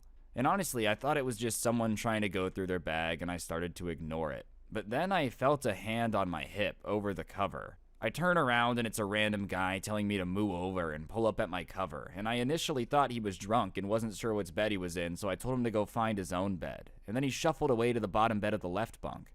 He came back again, and I told him to go back to his own bed, and he shuffled back to his own, and it ended up happening a few more times with me gradually getting louder and less polite, telling him to leave. I started shaking because the situation was making me nervous, and I messaged my mate that was on the top bunk saying that I don't think I'm going to be able to sleep, and he messages back thinking it's because of someone snoring. This is when I find out both my mates have earplugs in, and so they've heard me speaking, but they didn't know who I was speaking to, thinking I was talking to the other friend. I let them in on the situation, and he immediately started keeping an eye out. I hear the guy go to the bathroom, and I can tell from the light he left on that there was something going on, and I just didn't want to look. My mate tells me that he was doing weird stuff with the door open, and either way, he went back to his bed and he thinks the situation's finally over. But then it happened again. My friend was keeping an eye out, and he shined his phone light on the floor and shouts for the guy to F off. Apparently, he was crawling across the floor towards me. This guy suddenly gets offended at my friend shining the light on him and starts climbing the bunk ladder like King Kong to try to take his phone away. They started wrestling, and after a while, my friend started kicking the guy in the head to try to keep him away from him on the top bunk, only for the guy to jump off and come back at him again. Once they were fighting, I ran for security, and they came in to find the guy still trying to get up on the top bunk and fight my friend while he was still trying to protect his phone. The security ended up calling the police and had the guy taken away in a riot van and banned from the building. While the police were dragging him outside and waiting for the riot van, he proceeded to headbutt the brick wall several times. I have no idea what the guy was on, because clearly it wasn't alcohol, but it was something enough to take several kicks to the head and headbutt a wall and act like nothing happened afterwards. The guy kept trying to blame my friend through all of it too, saying things to security like, "Come up here and see how violent he is." My other friend, though, because of his earplugs, somehow managed to sleep through the entire thing, and the next morning said how he was sad to be leaving London because it seemed like everybody was so nice here. I arrived at a secluded coastal hotel on the south of Marmaris, Turkey at around 2 a.m. It had been a super long day in Istanbul, followed by a flight and a long bus ride here, where I haggled with a non-English speaking taxi driver, who was literally trying to convince me that the resort didn't exist. Anyways, somehow, against the grace of everything, I ended up getting to the hotel, and when I pulled up to the hotel, it was literally on fire. The owner, who was standing out front, sees us, opens the taxi door excitedly, and said, "Come with me, I have a nice room for you." I pointed out to him that the hotel was on fire, and he simply said, "Small fire, no problem, come on." I was utterly exhausted, and honestly thought I was hallucinating, so I started following the owner into the hotel. I had to have been seeing things if he was going to guide me to my room. As we're walking to the room, I was stepping over fire hoses, waving away smoke, and passing firefighters as they were running up and down a very nice staircase. We paused on the second floor landing, and the owner told me, "See, the fire's only on this side of the hotel. There's no fire here. Come on." My exhaustion removed every ounce of common sense from me, and I ended up following him down the hall, still believing it was all in my head. The room was indeed fire-free, and I scanned the "in case of fire" message on the door, checked the window escaped, and then passed out with my shoes still on. In the morning, I woke up and was really convinced that I had dreamt the entire thing. My room was fine, the electricity worked, the water was running. But when I went to go check out, I had to walk down smoky stairs past the other charred side of the hotel. The owner was very happy to see me still alive and ate breakfast with me. I know it doesn't seem as scary as some of the other things, but the fact that I was literally so exhausted that I slept in a burning building really just went to show me that sometimes human nature does take over all common sense. I arrived late at a hotel for a business trip. Our flight had malfunctioned, so we had to land, get fixed on the tarmac, and never deplaned for the entire process. My room was already paid for, and I had my confirmation number in my hand. I got there about 5 hours later than I was supposed to, and of course, they had already given away my room. I already was not happy from all the delays, and I wasn't going anywhere. The event was literally in their hotel, and I wanted my room. I tried to be polite, but resolutely firm. They did some scrambling and asked if I would consider a damaged room under construction. And I said, as long as the sheets are clean and I can go to bed, I don't care. That was a huge mistake. The room they gave me was literally a crime scene. The case had been closed, so there was no legal issues to contend with, but someone had been killed or nearly killed in that room. They had primed over the bloodstains on the walls and ceilings, but had only taped down semi-clear plastic over the pooled blood on the carpets. Multiple small holes in the walls had obviously been patched and sanded over, but there were multiple small holes in the walls. They gave me a new bed and a TV from on-site inventory, so I was comfortable, but God was it creepy. The creepiest part was the priming job. It was just so obviously blood splatter. You could see where the person had been hit and where they fell and how they tried to get up. It was just brutal and dark, and the entire night I just couldn't help but have the feeling that someone was watching me. This had all taken place in 1999. I didn't call the hotel when I had originally landed at the tarmac because I had bad reception from inside the plane. We landed at a small airport or whatever. So by the time I had gotten in, because we had been traveling with a huge team and bought in a large block of rooms, I had just assumed that I was going to get a new one. We had paid well in advance of the event. And honestly, if it wouldn't have been for the fact I was so exhausted, I probably would have just waited for another room. They did definitely move me to a new room the next day. That I can remember. I hadn't unpacked much and made sure I was 100% repacked before I went down to the meeting room. The hotel arranged to bring everything from murder room to non-murder room for me, and later that day I picked up new keys. I wish I would have taken pictures, but I didn't have my camera. In 1999, phones just didn't have that function yet. When I was 12, I was staying in a motel with my mom on a road trip. We were in the middle of nowhere, Texas, and the motel had a decent rating in our guidebook and was pretty cheap, so we decided to take a risk and go for it. In the middle of the night, the owner knocked on the door and told us that we had to leave because he wanted the room for somebody else. My mom was outside arguing with him while I was gathering our things, and I was terrified because I heard him start yelling. When I looked out the window, I saw about half a dozen bikers in vests appear out of nowhere and start confronting the owner. My mom came inside quickly, and we watched them harassing the guy, saying things like, "She paid to be here, and you're gonna let her stay tonight, and we don't want to hear that ever again." And the owner was just constantly backing down, saying things like, "I don't want any trouble, I don't want any trouble." Everybody left fairly quickly, and we didn't hear about anything the next day at checkout. We weren't able to sleep very well after that because we were so shook up, but it was better than getting in the car again. I'm still not too sure why this guy wanted me and my mom out of the room so desperately bad at 2 in the morning, but as weird as it sounds, I'll always be grateful for that biker gang for being there. I've been running Postmates here for a while now, and I can guarantee that rural areas do not have a monopoly on bizarre and creepy stuff that people see while delivering. I thought I would share a story that I saw on my job. For clarity, I live in Las Vegas, Nevada, in a suburb on the outskirts of the city, and I deliver around there, Summerlin, North Las Vegas, and in the inner city near downtown. I work the night shift often because there's a lot less competition for offers. The first thing you'll notice if you hang out in the outskirts of Vegas is that at all unconventional hours, there's plenty of beat-up cars that are sitting around at every dead end directly facing the desert. If you don't believe me, just go to one of the roads in these residential areas near or after nightfall, and you'll always see at least one of them, just sitting there with no reason. They're never there in the daytime, and they're always facing away from the desert towards the city. Some of them I've seen idling from time to time, and to this day I've never met anyone who's able to tell me what those cars are doing there or who they belong to. One time, I was delivering McDonald's to an apartment complex and accidentally ended up on the wrong floor, and a middle-aged guy, one of the types that looks really tough without you really being able to tell why, answered the door. He took one look at me and said, "Is it done?" I thought he meant the food delivery, so I was like, "Yeah, here you go," and gestured towards the burger bag. "So the proof's in there? Surprised the mess isn't leaked." At this point, I was weirded out enough to realize that I probably wasn't at the right place and glanced at my phone and put 2 and 2 together and knew I was at the wrong address. I promptly turned around and bolted without saying anything. I suppose I'm lucky that there were some other people walking around at the time, because if they weren't there, I would have suggested and suspected that I would have been shot before I got to the car. A different story. I was out one time early in the morning at about 1:15, coming back from a delivery in the lots near Lone Mountain. There's a lot of large abandoned dirt fields which are out there, separate to the gigantic.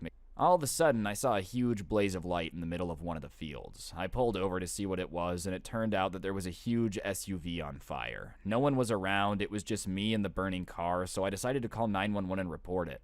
I told the responder what was happening and the location of the lot, and he said, "This isn't a number for prank calls. Tell your friends to knock this crap off. It's been long enough," and hung up. I was baffled as to what this reaction was about, but I decided to keep moving. Exactly 4 months later, I'm coming back to the same delivery along the same route, and I once again see the burning SUV in the same position. Check the time, and sure enough, it was 1:15. I mentioned that later to my mom that this happened, and she was surprised, saying that she'd seen a van burning in a late lot at night 10 years ago, and at the same time, when she called, they kept saying to stop prank calling them. Suffice to say, I avoid that route every time of day now. One Sunday afternoon, I took a large delivery from a natural smoothie place to one of the giant houses near the edge. For those unfamiliar with how Vegas works, there's a lot of really rich, well-connected people near the edge of town. I don't remember what the place looked like, but I know it was basically a mansion. A young woman in her early 20s opened the door. She was very attractive and wearing a white dress. As much as she was attractive, there was also something unsettlingly off about her. She smiled and asked if I could put the delivery bag in the kitchen. I followed her into the house and noticed everything was bright, clean, polished. The kitchen was a little ways into the house and it adjoined the living room. And in the living room were 2 white couches. One of them was empty, and the other one contained 5 women, all unbelievably beautiful and wearing the same dress. I set the bag on the kitchen counter and turned to the woman who greeted me at the door to get the all clear. I found her staring at me, smiling. "Do you want to sit on the couch?" she said. And as she said it, I remember starting to feel weird. Almost as if she was brainwashing me. Something was forcing me to want to sit on the couch. After that, I don't really recall anything. My next memory is driving down Charleston Boulevard several hours later. I didn't feel any different, but that night I did notice there was an odd bruise on my neck with a tiny skin blemish. I didn't have anything there before. Months later, the bruise is gone, but I still have the blemish. As weird as it sounds, I've tried to go back to that house and revisit on several occasions, but I legitimately cannot remember anything about where it's located, and I've never been able to find it again. A few months back, around 10 p.m., I got a ping for a restaurant that was miles from where I was, which usually signifies that it's an order that no one wants to take. It looked like an easy pickup and drop off, so I was a bit confused why no one wanted to take it, but I take every order that comes my way, so I accepted it. The pickup was at this little diner in Decatur Boulevard, which looked like it had been there since the 80s. I was in and out of there, and nothing really seemed problematic or off. The drop-off was close nearby on a street filled with ancient, sprawling one-story homes. It was a decaying house with a bunch of dead trees in the yard, and it looked like no one had taken care of it for decades. Granted, that's pretty normal for the older districts of Vegas, but the strangest things was that the lots on either side of it had been completely razed. There had been houses there once, that much was clear, but not anymore. There was nothing like that anywhere else on the street. Every other lot was filled, and I had a feeling in the pit of my stomach that I shouldn't go up to the door, but I had to complete the delivery. I went up and knocked, and there was no answer. I knocked harder, no answer, and I figured I'd call the number attached to the order before I just left it there. It rang a few times and then picked up. It was silence for a few seconds, and then a click. The call ended.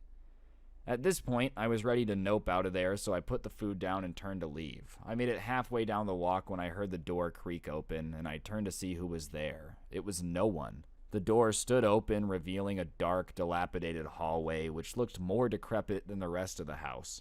It extended back further than the light would let me see, but I had the distinct feeling that someone was watching me from the end of the hallway.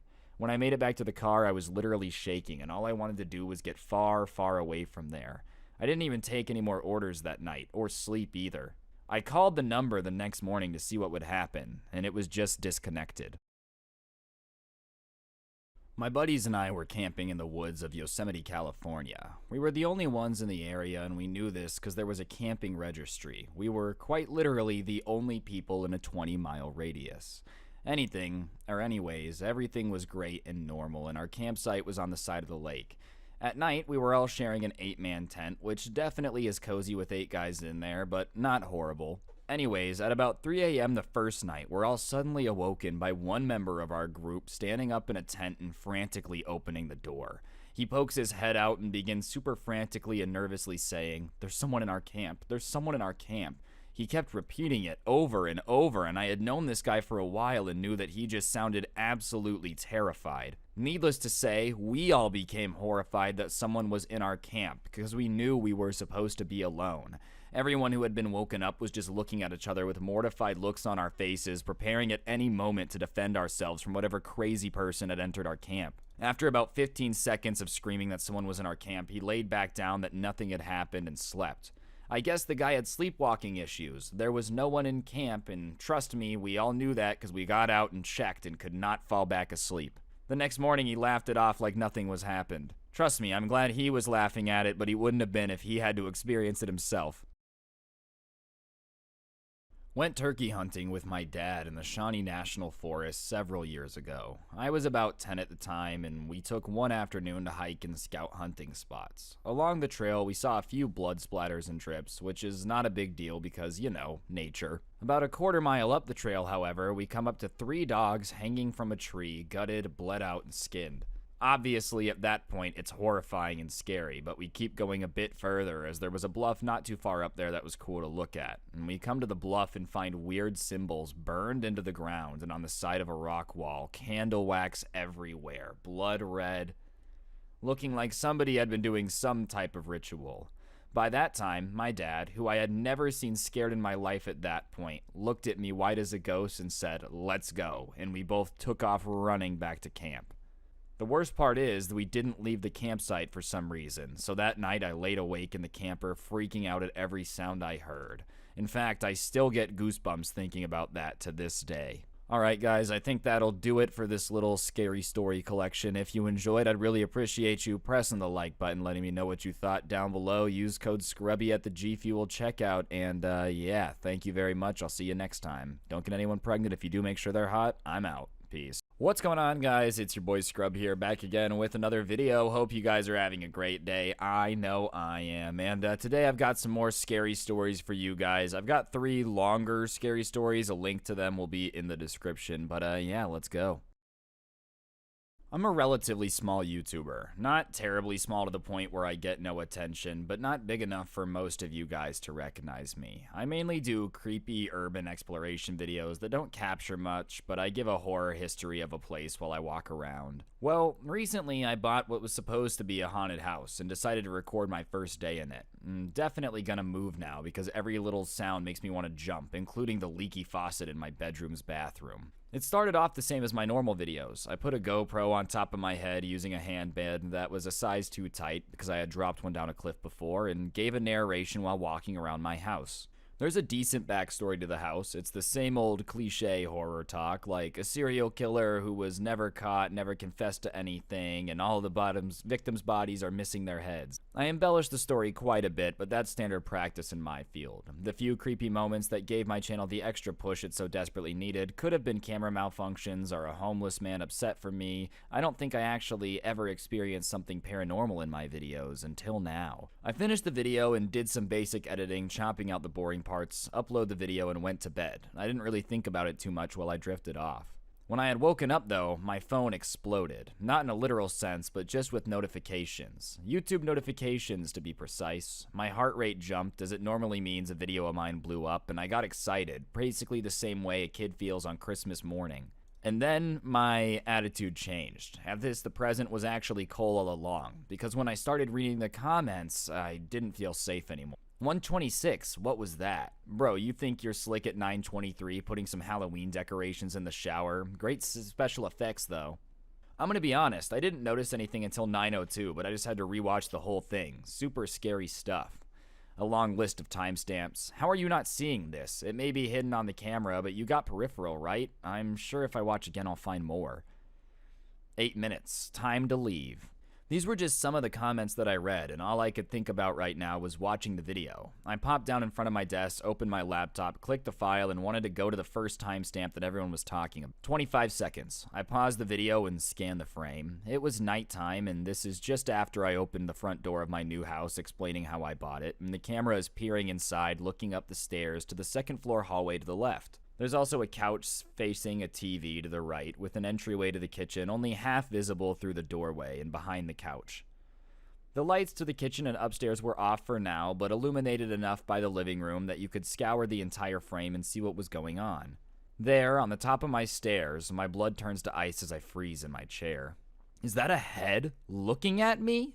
Most of the head looked to be behind the corner of the wall at the top of the stairs, but it's definitely visible that there's a shadowy face with curly brown hair, forehead, and the bridge of its nose. Lifeless eyes glinting in the flashlight from my headrest, casting shadows onto a face of the wall behind it.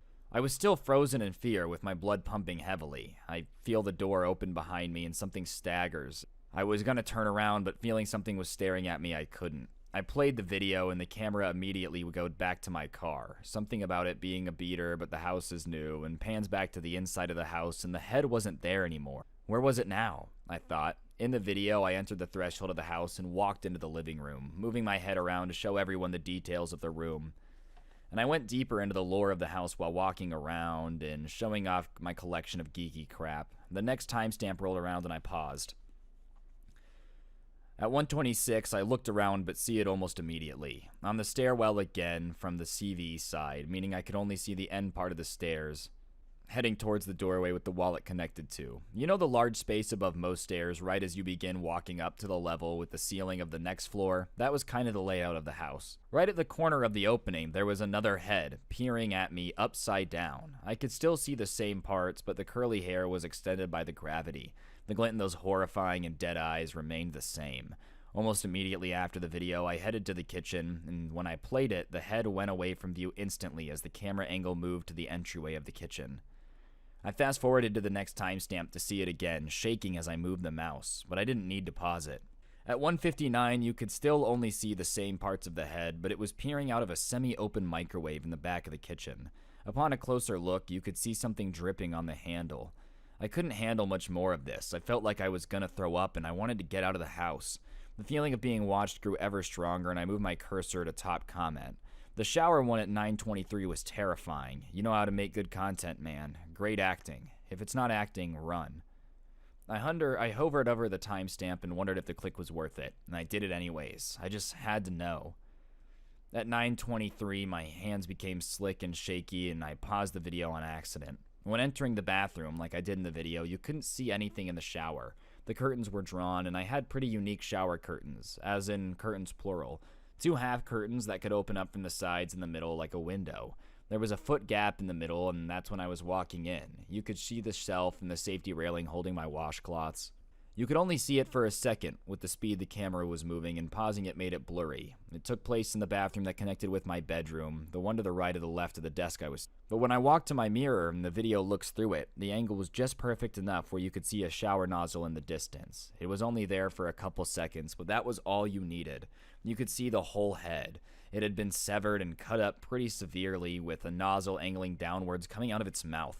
But that wasn't the part that freaked me out the most. It was my head, with my eyes and mouth gaping open. All of it was mine, completely lifeless. I sat there, frozen, heart ready to burst out of my chest like that scene in Alien, only with more gore. I couldn't even think straight.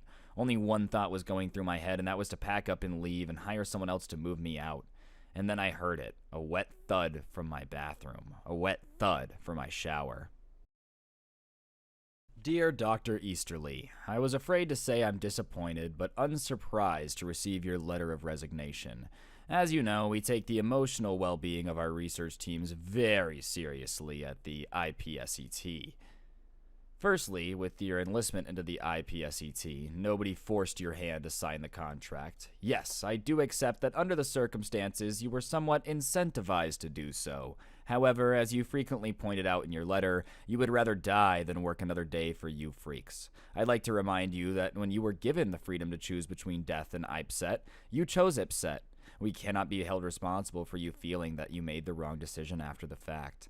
Secondly, your tenure in the nursery of the North Sea facility, as per procedure, you were given a full brief of the acidity of the larval stage entity 0901 secretions. I have seen the safety video myself. Human resources could not have been clearer about the need to maintain a 19-foot radius at all times. I don't care how often you repeat in your letter, but we didn't tell you that they could talk. That's not an excuse. I've seen the footage of the incident, and I do accept that your injuries looked painful. However, we hold no responsibility for your inability to resist telesuggestive speech patterns.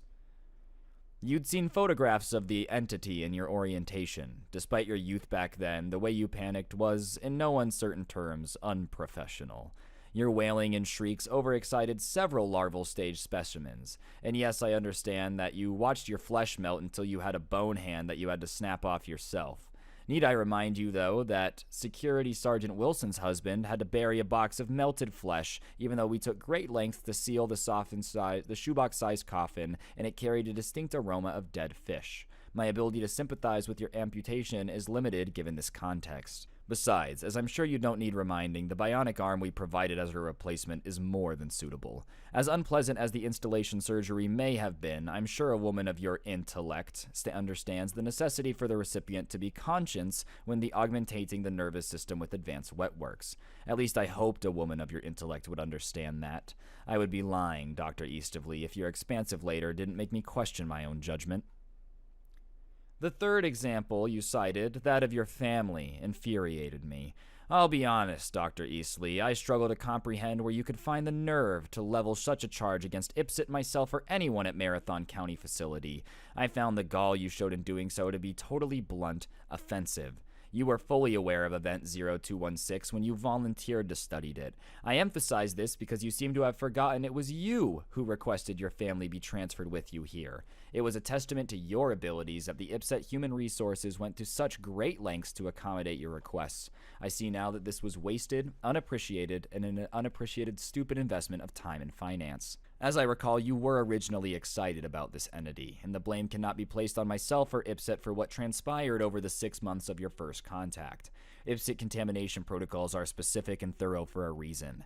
I have reviewed the security footage, and upon exiting the taste chamber, you clearly did not remain in the decontamination chamber for the 120 minutes. 118 minutes and 27 seconds isn't 2 hours. I'm aware of your reported reports that snivelly bastard harbored regard. These accusations were found to have no merit. The Entity 2016 breach was found by IPSET to have been caused by lack adherence to the policy, not sabotage. As director, I stand by the findings of the investigation, and the blame for what happened to your family lies with you, not the other doctors. I was under the impression that this matter had been put to bed after the hearing, and it truly saddens me that this wasn't the case, Geraldine.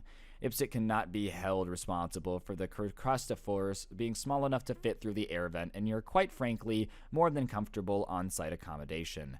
It is no fault of ours that your husband and 2 children slept through the infection process. We were not aware that they secreted anesthetics from their exoskeletons, although the observation proved helpful in future research, so their deaths were not in vain. I'll be completely honest, even I found the footage of emergence terrifying. Not as much as when I was there, but it was quite an experience watching the surveillance video back before I wrote this, watching us both screaming in the lab while security took down Gregory. I'm sorry that was callous. It wasn't Gregory. It was the entity that Gregory had become. Suffice to say, the fatal shot clearly occurs after full transformation, and we did not murder your husband. We put down the monstrosity that your negligent attitude to health and safety allowed him to become. I was fond of your family, Dr. Easterly, and it pains me to believe that you're deluded enough to think I hold any responsibility for your children and husband becoming, well, you know what they became. I'm looking at the photos as I write this. Little Tiffany's spine stretching, the new leg shredding out the skin of her back. It's still the movement of her eyes that fell out that disturbs me the most.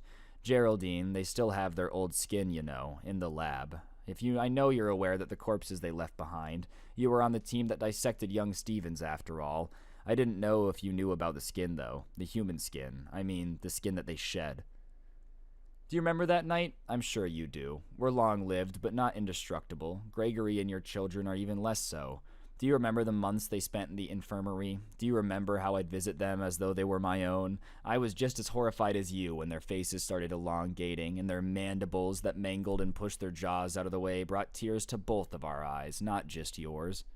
I'm sure you remember how we ran through the facility when they started chasing us. Very few times have I actually been scared, and knowing those monstrosities with their centipede bodies and fresh rendering face claws were once little Stephen and Tiffany still gives me nightmares.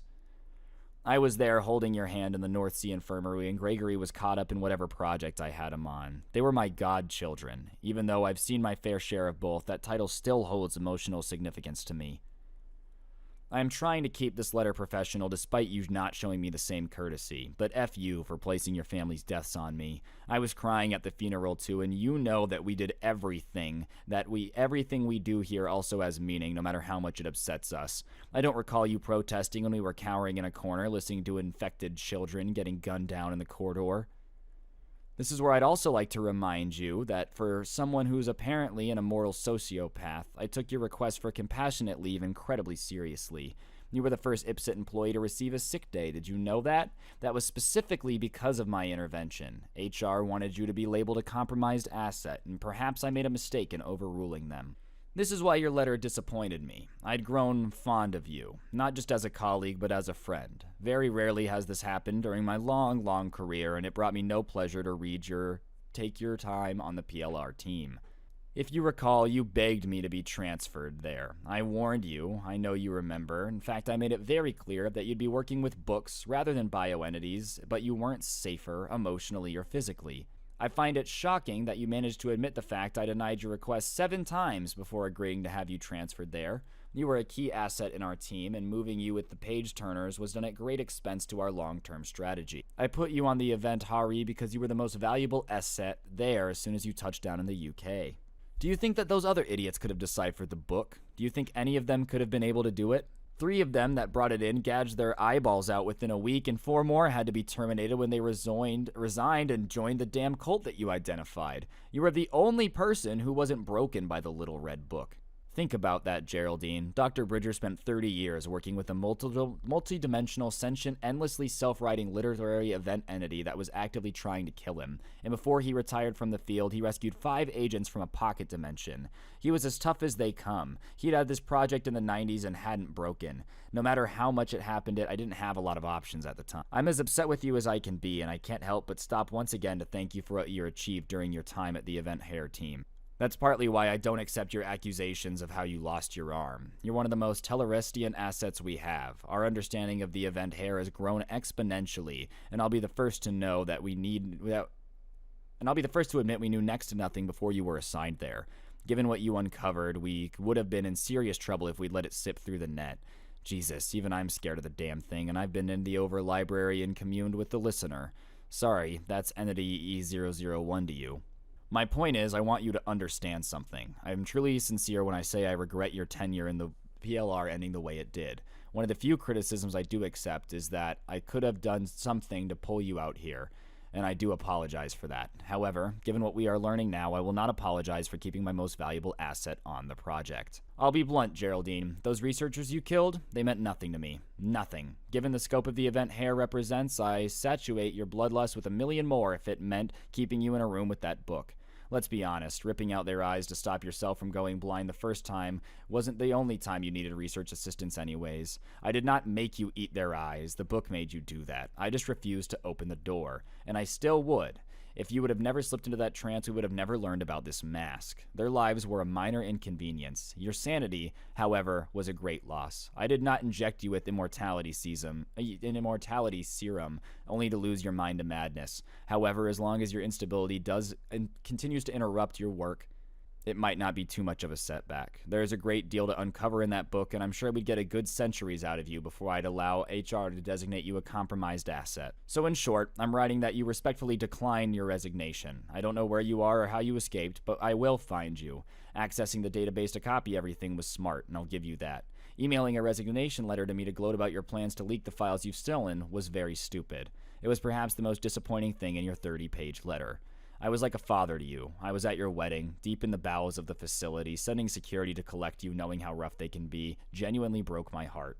We cracked your location in about 30 minutes. Technology was always Gregory's forte, wasn't it? Maybe if it was you that we had lost to Entity 216, I'd be worried right now instead of heartbroken. Keep on the move all you want, but we'll find you sooner or later. Or, you could return. Either way, IPSET cannot afford delays to this project. You'll be back in your cell by the end of the month, and just to forewarn you, how much violence occurs between then and now is your call.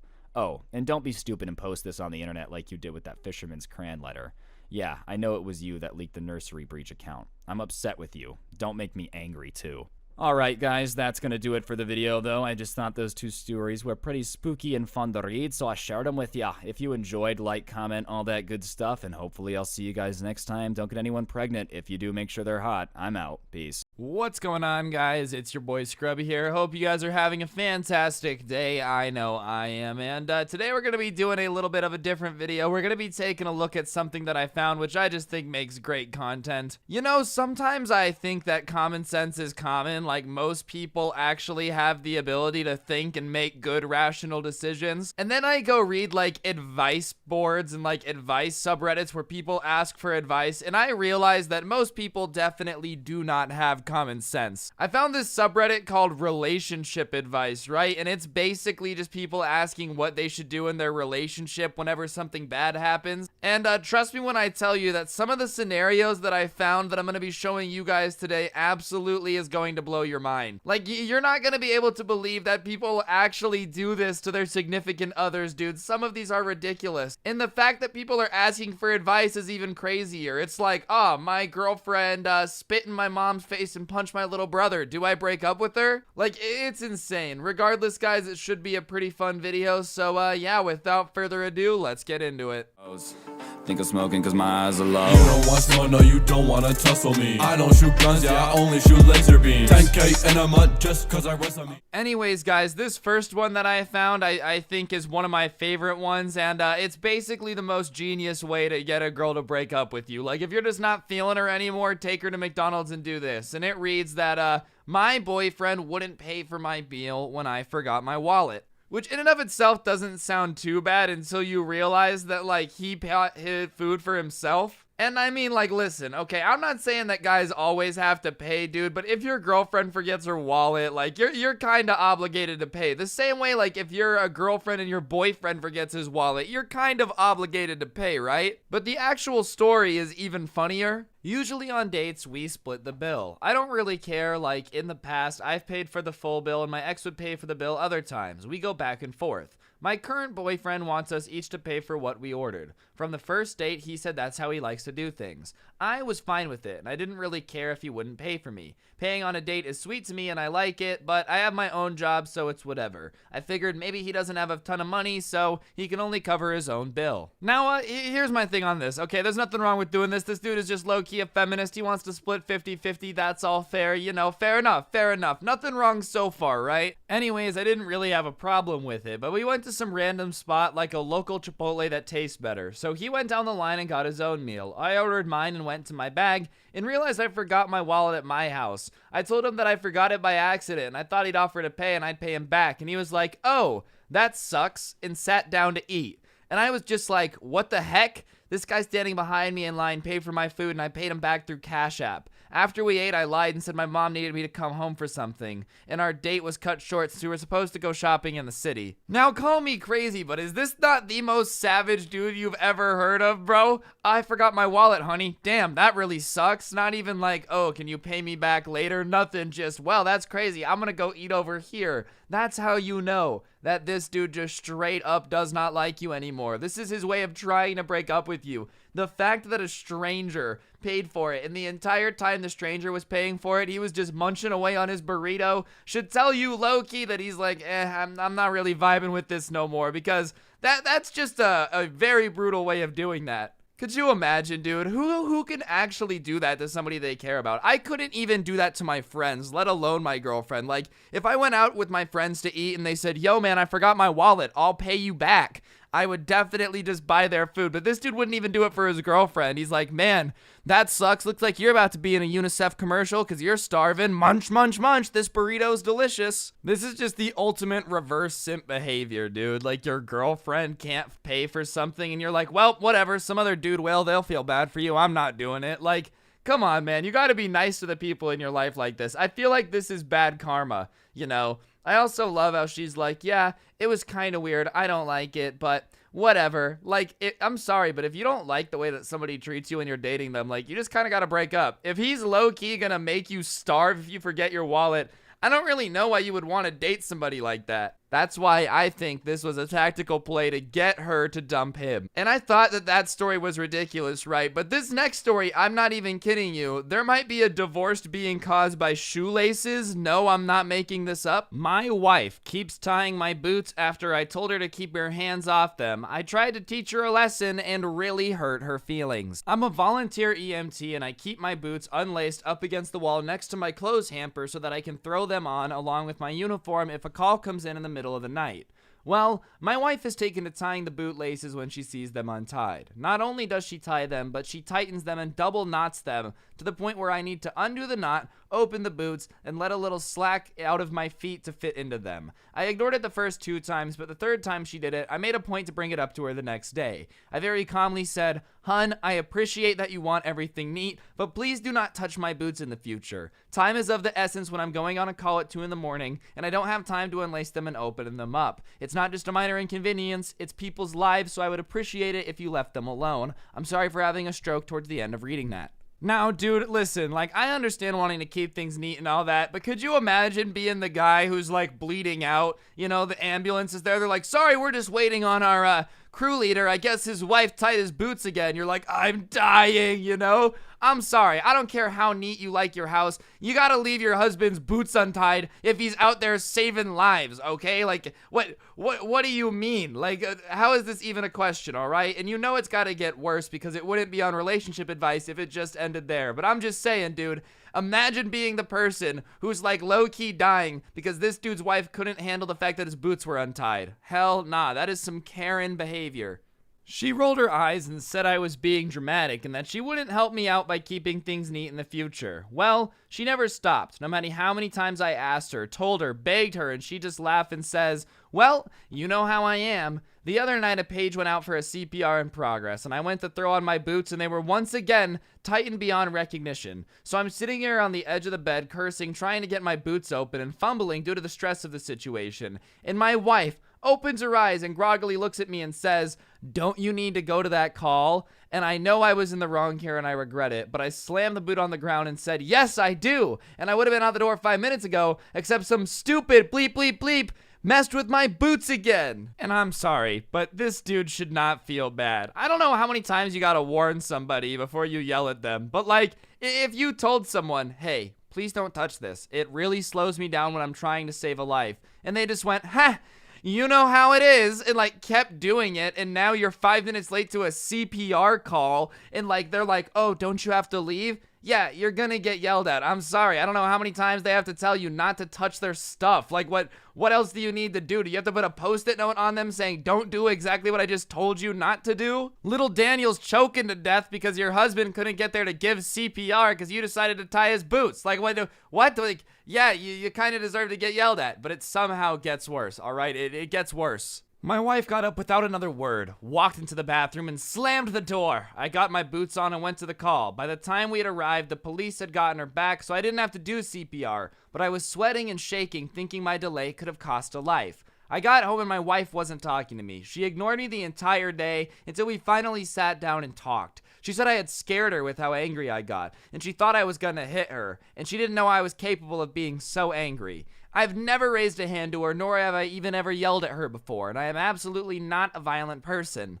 I apologize for yelling at her and acknowledge that I hadn't meant to snap at her. I was frustrated with the situation as I needed to get to a person in need of CPR as soon as possible, and it was a delay that didn't need to happen. I once again pleaded with her not to touch my boots because lives are on the line. She told me that if I was gonna overreact and make her afraid, then she would never touch my boots again because she didn't want to live like that. Yeah, that's right. Nah. The person, the lives on the line, the fact that your husband was late to a CPR call, yeah, no, that's not good enough reason to stop. But the fact that it makes him mad when you do it, that's why you're gonna stop. I don't know what else this guy can really do about it, dude. Like, what else can he say? Hey, please don't touch my boots. But whatever, she's not gonna touch him anymore. It's all good, right? Right? You would think it's done now. It's all wrapped up, over with. Last night, before I got into bed, I had a sinking feeling, so I went and checked my boots, and I was very disappointed to find them tightened up again. So I decided to show her how it felt. I went over to her closet, pulled out her running shoes, unlaced both of them, removed the shoes completely, curled them each into a coil and put them in the shoes and put them back and went to sleep. At 6:15, I was awoken by my wife screaming, "How could you? Why would you do this?" holding up both laceless shoes with tears in her eyes. My wife likes to go for an early morning run, and I knew she would want to get out the door as soon as possible. I smiled and said, "You know how I am. I just like things neat." And she continued sobbing and walked out of the room. So by the time she was all laced up again, it was raining and she missed out on her run. I actually felt bad because I really only wanted to delay her, not ruin her plans completely. I'm sorry, but I think that's just how the game is played, dude. You want to keep being petty right after we get in a giant fight and you promise that you're not going to do it because you know it's going to cause problems. That night, I walk over and you do it again. Yeah, I'm taking the shoelaces out of your shoes and I don't feel bad, but that's why I'm not married. In fact, I'm going to say something here. People this petty probably shouldn't get married. Like, I'm a petty person, okay? I should not have a wife. Neither should this dude. If you are this petty, you're not mature enough to be married. I think we can probably all agree on that. Anyways, this dude ends the post asking for some advice. He's like, what should I do to avoid divorce? Which, like, all right. Okay, let's not be dramatic here. I don't know if this is really divorce worthy. What are you gonna get in there? Your Honor, we are getting divorced because she simply would not stop tying your shoes. Like, I don't know if this is a divorce-worthy issue, okay? Explaining to your parents why you got divorced might be a little difficult, so if you're honestly thinking about divorce over the fact that your shoes are tied, maybe there's some other issues you gotta talk about, but this comment, man, just made me kinda sad. Tell your wife that this interference with your gear could crash your marriage and facilitate a death, and is she as good with that, or will she work on herself? She thinks I'm being dramatic when I refer to life-saving. She thinks that what I do is more transporting boo-boos. And after reading this, I hate to tell you, man, you didn't marry a woman, you married a Karen. If she thinks that you responding to a CPR call is a tiny boo-boo and not life-saving, I don't know what to tell you, dude. She's just kinda dumb. Anyways, guys, on that note, that's going to do it for the video. Hopefully you enjoyed. I know this video was a little bit different, but I thought it was entertaining. I had fun reading these stories, and yeah, if you guys did like, comment, subscribe, all that good stuff, let me know if you want more of these. And if you're new, be sure to turn on notifications, because if you do, you can get yourself a shout out if you send a screenshot to my Instagram @Scrubby. Today's notification shout out goes to J Mason S. Big thank you for having on notifications. I really do appreciate it. And yeah, hopefully you guys have a great day. Don't get anyone pregnant. If you do, make sure they're high. Get yourself some of the OG Sub Club merch. Use code Scrubby at the G Fuel checkout. And don't get anyone pregnant. If you do, make sure they're hot. Hopefully I'll see you guys next time with another video. And I'm out. Peace. Alien abductees of Reddit, or people who have claimed to see a UFO. What's your story? Ah yes, nothing should make a good video quite like listening to crazy people explaining their alien theories. Hope you guys are having a fantastic day. I know I am, and this should be pretty damn entertaining. Let's get into it.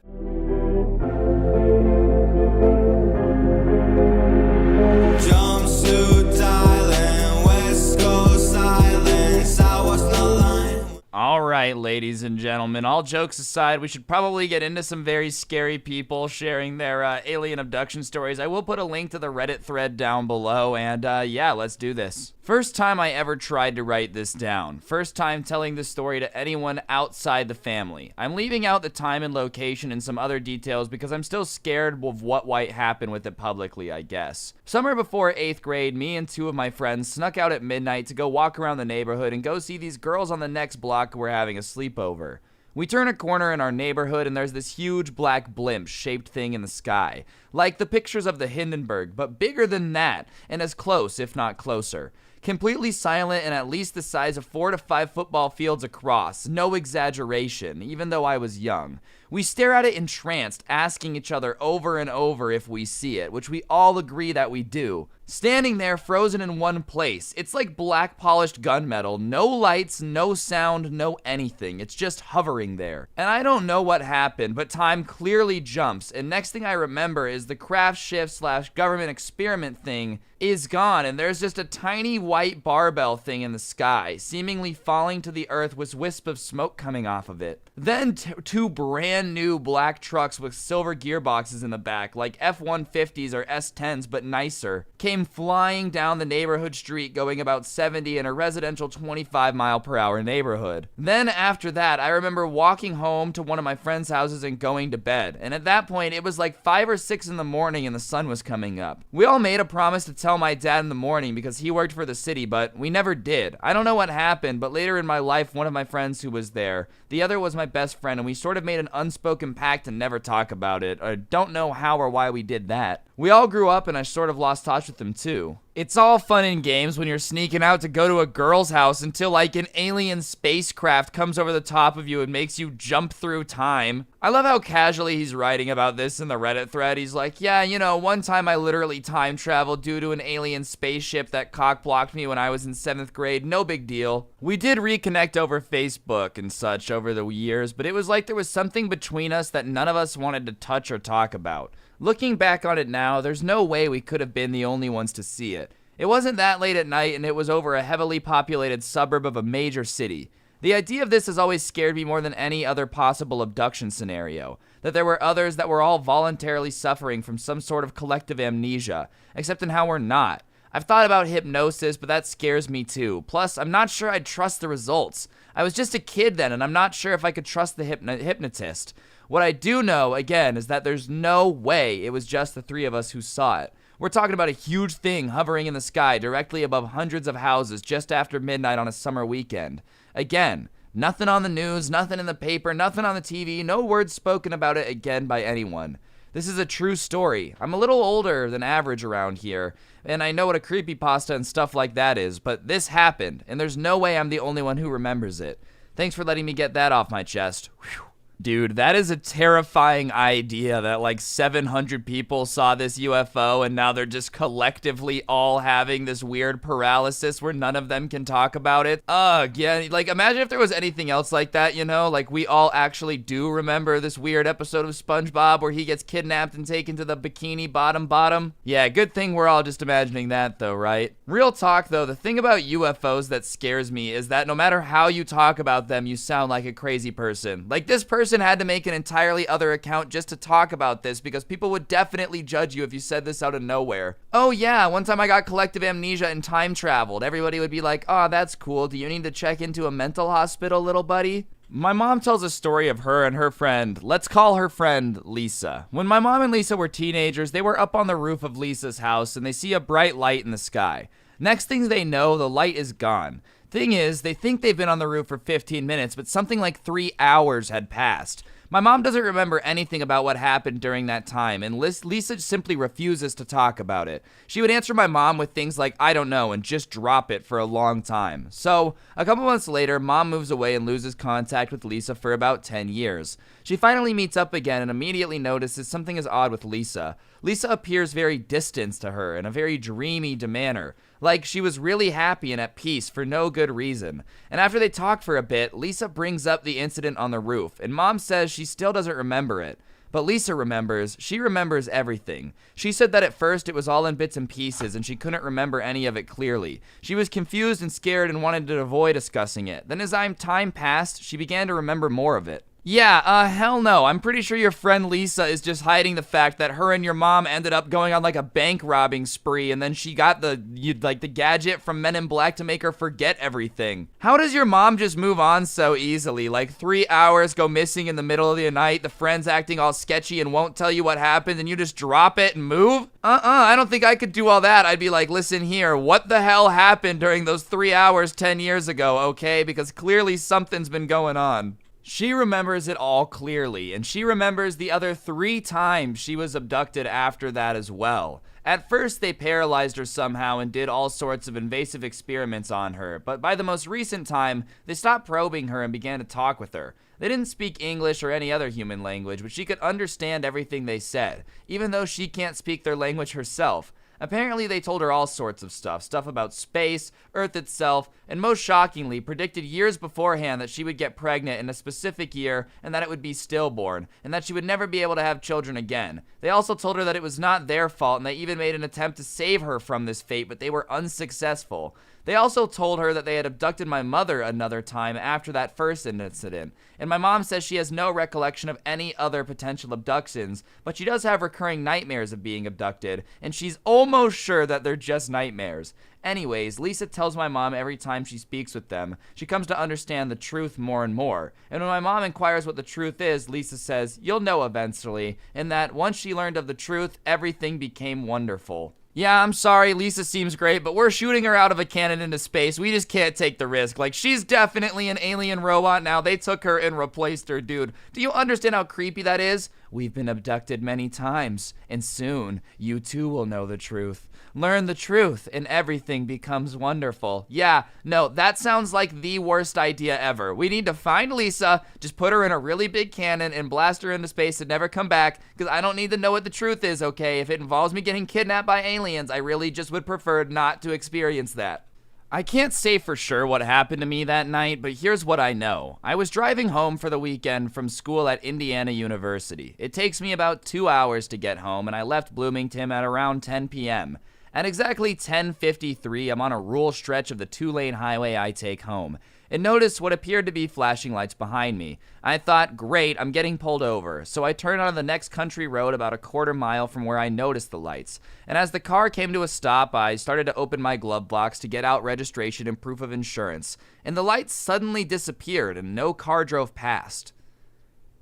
Now here's where the story takes a turn for the weird. I'm sure you guys will think I'm just making it all up because it does really seem like straight out of a typical UFO movie or something.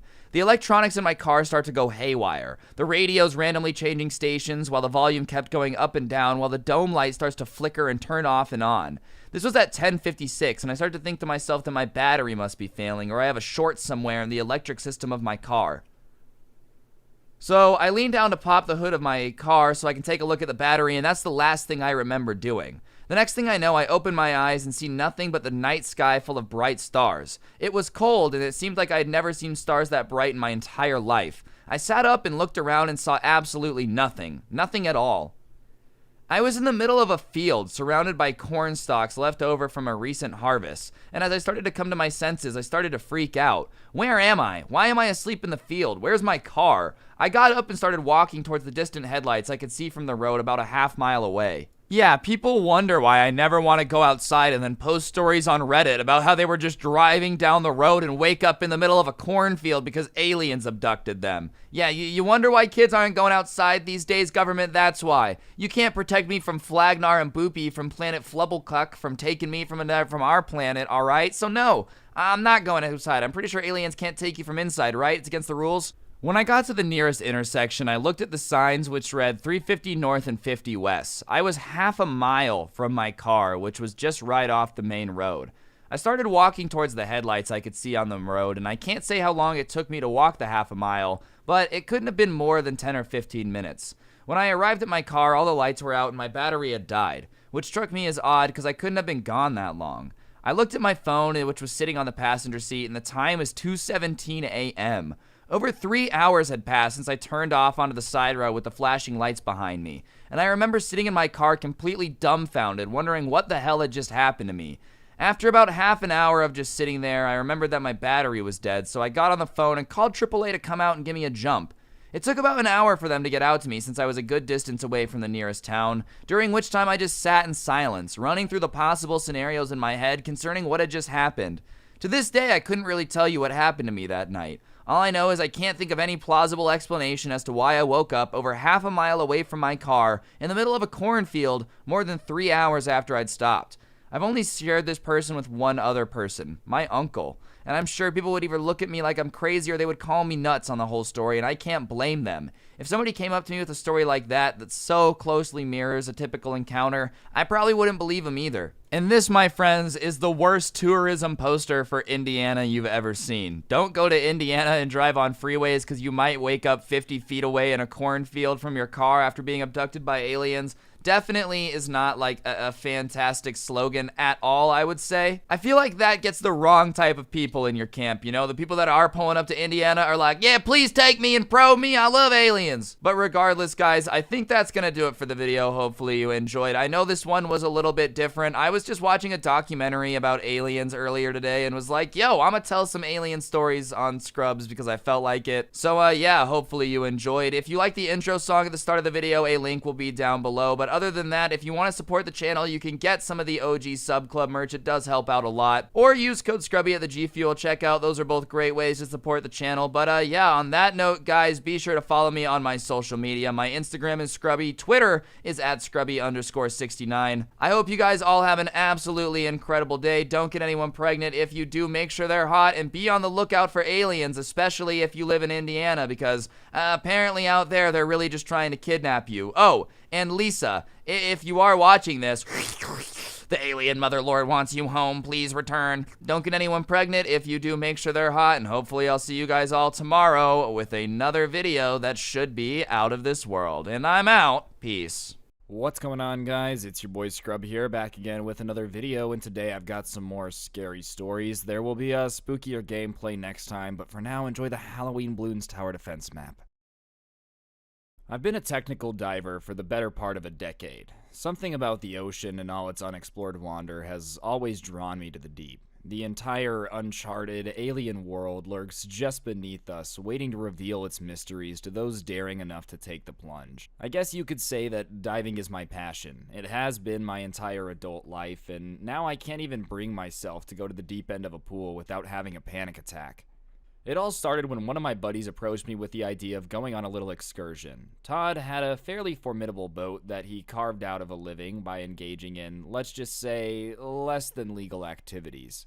Anyways, some reputable characters that Todd helped move cargo into the country had told him about a cave several miles off the coast of his own country. Truth be told, no matter how much time I spend on the background of how we found ourselves 100 feet below sea level, I'll still never understand why or how I agreed to such a misguided idea, and it hardly matters now.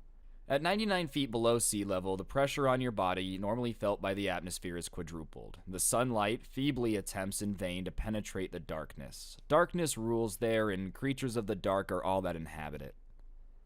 I checked my depth and air pressure gauges and looked up to see Todd hand-signaling me to follow him to the mouth of the cave. I flutter-kicked silently forward, floating just above the seaweed and silt-covered ocean floor, taking in as much of the world as my low-profile, narrow-lens mask would let me. When we reached the mouth of the cave, Todd dropped to the floor and clipped his line to a formation near the entrance. This was a very important step in cave diving. That line was our only way back out of the system. I held my light on his hands while he worked, but my gaze drifted back to the mouth of the cave. The darkness was just as oppressive as always, but there was something strange. I couldn't put my finger on it at the time. The ominous black maw was somehow more intense than it should be. Then I heard it. A low-pitched roar from out of the deep. A thunderous echo sounded from so far below it was a whisper by the time it reached us.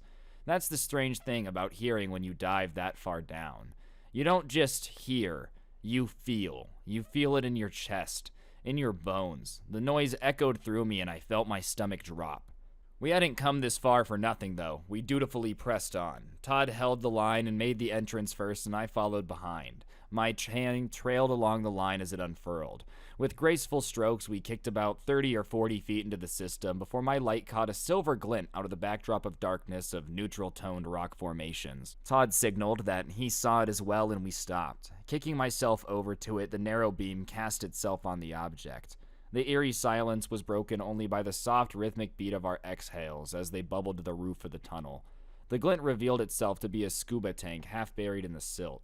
Many divers bring along a spare for a safety rig. Last thing you want when you're 100 feet down enclosed by a rock ceiling is to run out of air, but who would leave it behind? We clipped it off to our line with the intention of taking it back with us when we made the return trip. Delving deeper into the system, we came across our first fork. Todd signaled me. He was asking which way I thought we should go. My light panned back and forth between the two tunnels. It was smothered by the abysmal nothingness no more than 10 feet ahead. The ever-present pressure continued to squeeze like a python coiling around its prey. It was oppressive. I felt a slight current brush the cold, dark water across my skin. It came from the left tunnel, and I gestured to the left, and we continued our exploration. We were 110 feet deep here. Even as an experienced diver, the pressure became taxing. Several kick paces in, something caught the focus beam of my light. It was unnatural. It stuck out like a sore thumb among the rocky stalagmites within my narrow beam of vision. I gracefully kicked over to it, careful not to stir the silt at the bottom of the cave floor. Once stirred, silt takes a considerable amount of time before settling again. More time than air tanks afforded us, sadly. If I thought my vision was limited before, a silt storm would mean complete and total blindness. Reaching my point of fixation, I settled and focused upon the thing that had caught my eye. Pulling it from its sunken place, I found it to be a diver's slate. Divers can't communicate verbally underwater, so what can normally be signaled and recognized through hand motions, divers instead will write on slate and pass to one another. Shining my narrow beam onto its surface, I made out hastily written words. Size refrigerator, smooth black skin, dolphin-like, some humanoid features, opposable thumbs, ? Chilled, I passed the slate to Todd, who read it, and after glancing worriedly at me, tucked it in his gear pouch. We pressed forward, and as we neared the end of the tunnel, the walls began narrowing until they pressed against my shoulders. At one point, it became so narrow I had to remove my tank and pass it through the opening before slithering through myself. For a brief moment, I became stuck. The familiar panic set in, and I took several slow breaths to calm myself, then exhaled every bit of air in my lungs and managed to become just slender enough to push myself through the other side. On the other side of this obstacle, the system opened up and we found ourselves in a ledge that dropped off into a large chamber. Shining my light around the perimeter, I noted horizontal boundaries. Turning my narrow beam down towards what should have been the floor of the chamber, my light was snuffed out by the overwhelming blackness. To this day, I have no idea how impossibly deep it could have stretched. I settled down to the bottom of the ledge and peered over the edge. The moment my knees touched the sand, I realized my right knee was landing on something hard. I reached into the sand and grabbed it and pulled it from its burial place. It was a video camera. Clearly a high-end one, too. Whoever made it this far must have wanted to document their expedition. Fumbling with the buttons, I switched it on and positioned my light on the playback scene so I could see the last recorded video. The video started and I recognized the side of the obstacle we had just pressed our way through. The frame reached the end of the ledge we now found ourselves on and then began pounding around the room. It's eerie to watch a video underwater with sound. It had all the effect of a silent horror film. The deja vu sense, I had seen the surroundings that I was currently in, didn't put me at ease. Then the frame panned down to the bottom of the cavern, and back up from the abyss to the rest on the figure of a diver positioned next to the cameraman. Clearly it was the dive buddy of whoever was shooting. The diver in the frame looked towards the camera, when suddenly a dark figure shot across the frame and out of view. The first diver appeared just as he was moments before. Then, he clutched his throat. He clasped both of his hands to his neck as if he was choking. Then wisps of dark red blood stretched out from his grip, like malevolent fingers spreading their reach across the dark water. The figure rocketed into frame again from a new direction and out of sight. The diver's mask and regulator was gone now, and so was a large, haphazardly torn portion of his face. The camera frame shook in obvious shock as blood swirled violently, dyeing the water in view. The still twitching body floated limply forward until the figure rocketed again, and it was gone, dragged back down into the black. The frame peered over the ledge until it was smacked violently and the screen turned black. Out of the silent nothingness, a roar exploded into being. Startled, I dropped the camera. To my left, Todd, in a clear panicked motion, said to go back the way we came. Kicking with all my might, I made it back to the narrow passageway and began the arduous task of shoving myself through. Barely getting through the obstacle once again, I turned to help Todd. He passed through his tank and I grabbed. He fit his head, then his shoulders through in a panicked hurry. His body filled up the entirety of the passageway and I could only see his head pointing out of the rocks. But before he could gain any more ground, his head jerked in a sickening way. Bubbles exploded from his regulator as he screamed in pain, and blood seeped through the opening and began staining the water red around us. Helplessly, I tried to tug him through, but as I pulled, something began pulling back the other way. Todd's regulator flooded the chamber with purged air bubbles as a scream of pain propelled them violently towards the roof of the tunnel. The regulator dropped from his mouth and his head dropped lifelessly down. Horrified, I realized whatever that godforsaken was that was on the other side, the lifeless corpse of my friend, was the only thing barring it from pursuing me. The aquatic roar sounded loudly as more blood poured into the side of the obstacle. I realized this is my chance. It's with shame I admit that I left my friend there so I could have more time to escape. My heart pounded as I swam with all my might to the mouth of the cave system, and foolishly I made an emergency ascent to the surface, not stopping to decompress. It was worth the risk of the bends, just get the hell out of the water. It's been more than a month since then. I finally recovered from the bends after spending whatever in a hyperbaric chamber. I can no longer bear the thought of swimming, let alone diving, and I can't even explain why. All the proof I had of that wretched thing is buried in the cave with the body of my friend. I couldn't keep this post to myself. I can barely cling to my sanity as it is. I had to tell someone, somehow, so I will post it here. Hopefully this will be a warning to all those seeking the mysteries of the deep. The Google algorithm has been acting up lately. It has been giving me some very strange recommendations. Usually it's right on the money and sometimes predicts things that I want before I even have mentioned them out loud, and I wonder how it works. Is it reading my mind, or does it just know me better than I know myself? For instance, recently I was thinking about replacing my laptop. The old one was starting to malfunction and was slowing down to the point of being irritating. Sure enough, ads for laptops started appearing at the side window of my browser when I visited various websites, even though I hadn't mentioned the problem to anyone and hadn't even said it out loud that the old laptop was bothering me. Again and again, ads began to show up that catered to my very needs, getting more and more creepily specific. A hole ripped in my underwear and an ad for underwear popped up in my Google phone. I broke a coffee mug and ads for coffee mugs started to show up. I didn't even have to think about stuff for a while. It popped up on my feed before I even knew that I wanted it. I tried not to give in to these temptations, but I couldn't help myself. The ads were too perfect. It was everything I needed at the click of the button. It didn't matter that I had a shopping addiction once upon a time. This brought it all back. The bills began to pile up as my online shopping became a real problem for my wife and I financially.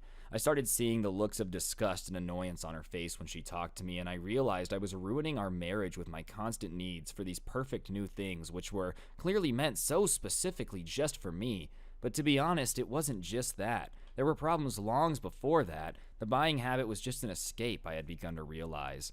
Still, I couldn't let her take that from me. She began to want to cut up my credit card and wanted to cancel it, but I told her no. Then, very soon after that, new ads started to appear when I was browsing on the laptop. Ads for shovels, for lye, for dark clothing, flashlights, spades, pickaxe, grass seed. Strange, I thought at first, since we didn't even live in a house with a backyard. Why was it making such odd recommendations all of a sudden? Looking at the laptop more closely, I realized why the algorithm had my desires wrong suddenly. It wasn't synced to my Google account, it was logged into my wife's profile. But why would she buy those items? Gardening tools don't make a lot of sense when you don't have a garden or a yard. I opened up the history tab, going back and seeing what she'd been looking at, but strangely the last 24 hours were white blank. She was still out at the grocery store, so I pulled up the bank statements and her credit card account, overwhelmed with the desire to find the truth. Like an itch in my mind that I couldn't help but scratch. When I logged into my Google account and tried to follow the money as they said in the movies, I couldn't help but notice new ads dominating the borders of my computer screen.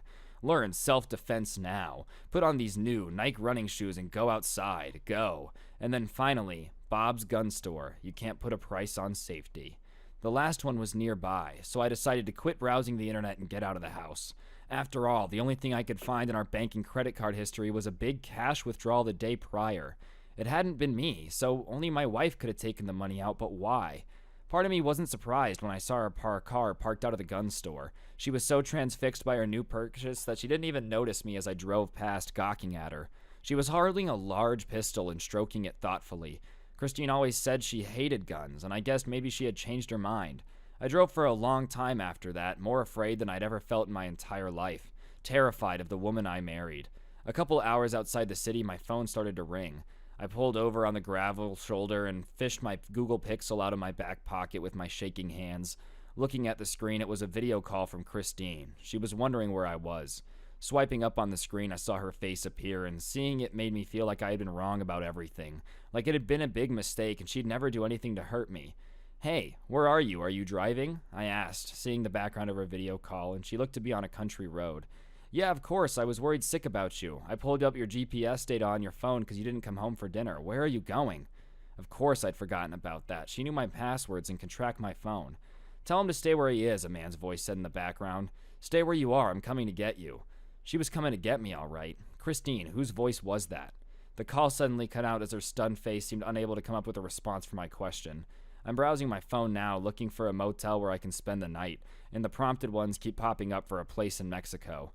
I think maybe I should listen to Google this time. Alright guys, that's going to do it for this video. If you enjoyed, please press the like button. Let me know in the comment section what you thought. Links to the two stories where I found them on Reddit will be in the description down below at the top, so check those out. And yeah, if you enjoyed, subscribe, turn on notifications, all that good stuff. Hopefully I'll see you guys next time. Don't get anyone pregnant. If you do, make sure they're hot. I'm out. Peace. Who's the dumbest person you've ever met? It's not uncommon as a teacher to have students who are a bit behind the curve in certain aspects, but 99.999% of the time they are keen on something. They might not understand how to identify a noun or what a theme is, but they know somehow how to make a mean plate of nachos, okay? You learn pretty quick not to judge a fish for their tree climbing ability, you know? I thought this was the rule when I was teaching until I met Kevin. Now, Kevin isn't his real name, but it doesn't matter because he can't spell anyways. Kevin was a student of mine during my last year of teaching. He came to my classroom with very little to show for his academic past. He had moved a few times and thus was missing a lot of the typical test scores that we use to try to ballpark their ability. Don't worry, it was a ballpark. We didn't make major decisions until we actually had a chance to work with a student for a bit. I thought, that's fine, I'll just do some one-on-one with Kevin and see what's up. One-on-one with Kevin was like conversing with someone who had forgotten everything in a freak, if not impossible, amnesia incident. There was no evidence that he had learned anything past the 2nd grade, and now he was in the 9th grade. Flabbergasted, I figured we need to get more serious with this if he is gonna be in my class. I needed to know why and how someone could be this stupid. I decided to meet with him, his guidance counselor, his parents,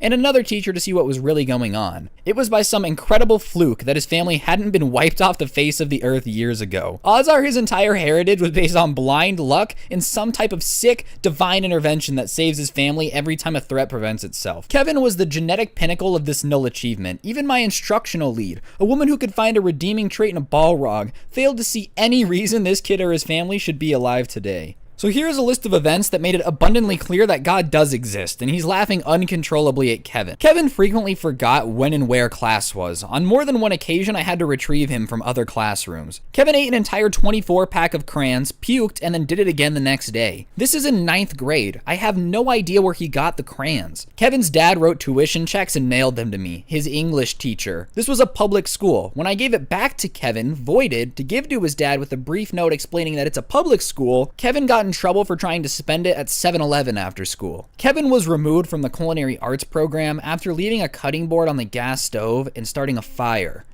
Twice. Kevin threw his lunch at the school resource officer and tried to run away. He ran into a door and insisted that it wasn't him. Kevin stole my phone during class. I called it. It rang. He denied that it was ringing. Not that it wasn't his, not that he did it. No. He denied that the phone was actually ringing. He tried it 3 times before the end of the year. Kevin called the basketball coach a mother bitch during gym. Basketball tryouts were that afternoon.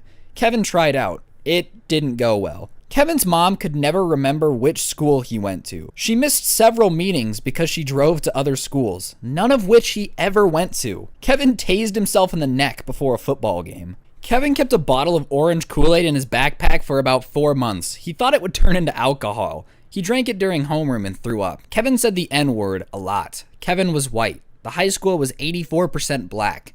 Kevin got beat up a lot. Kevin stole another student's iPhone and then tried to sell it back to them. Kevin didn't understand that his grade was dependent on tests, quizzes, homework, classwork, and participation. Kevin finished his first semester with a 3% average and tried to bribe me with $11. Kevin spit on a girl and said, "You should get out of those wet clothes." The girl was a Spanish student teacher. Kevin didn't know that cats and dogs were different animals. Kevin tried to download porn onto the computer in the library at the circulation desk while he was logged into his account. Kevin asked a girl to prom. He was in 9th grade and freshmen don't go to prom. By asking for her phone number and then texting her his address repeatedly. Kevin got gum in his hair, constantly. Kevin regularly tried to cheat on assignments by knocking the pile over, grabbing one before I had picked them all up, and writing his name on it wherever there was room.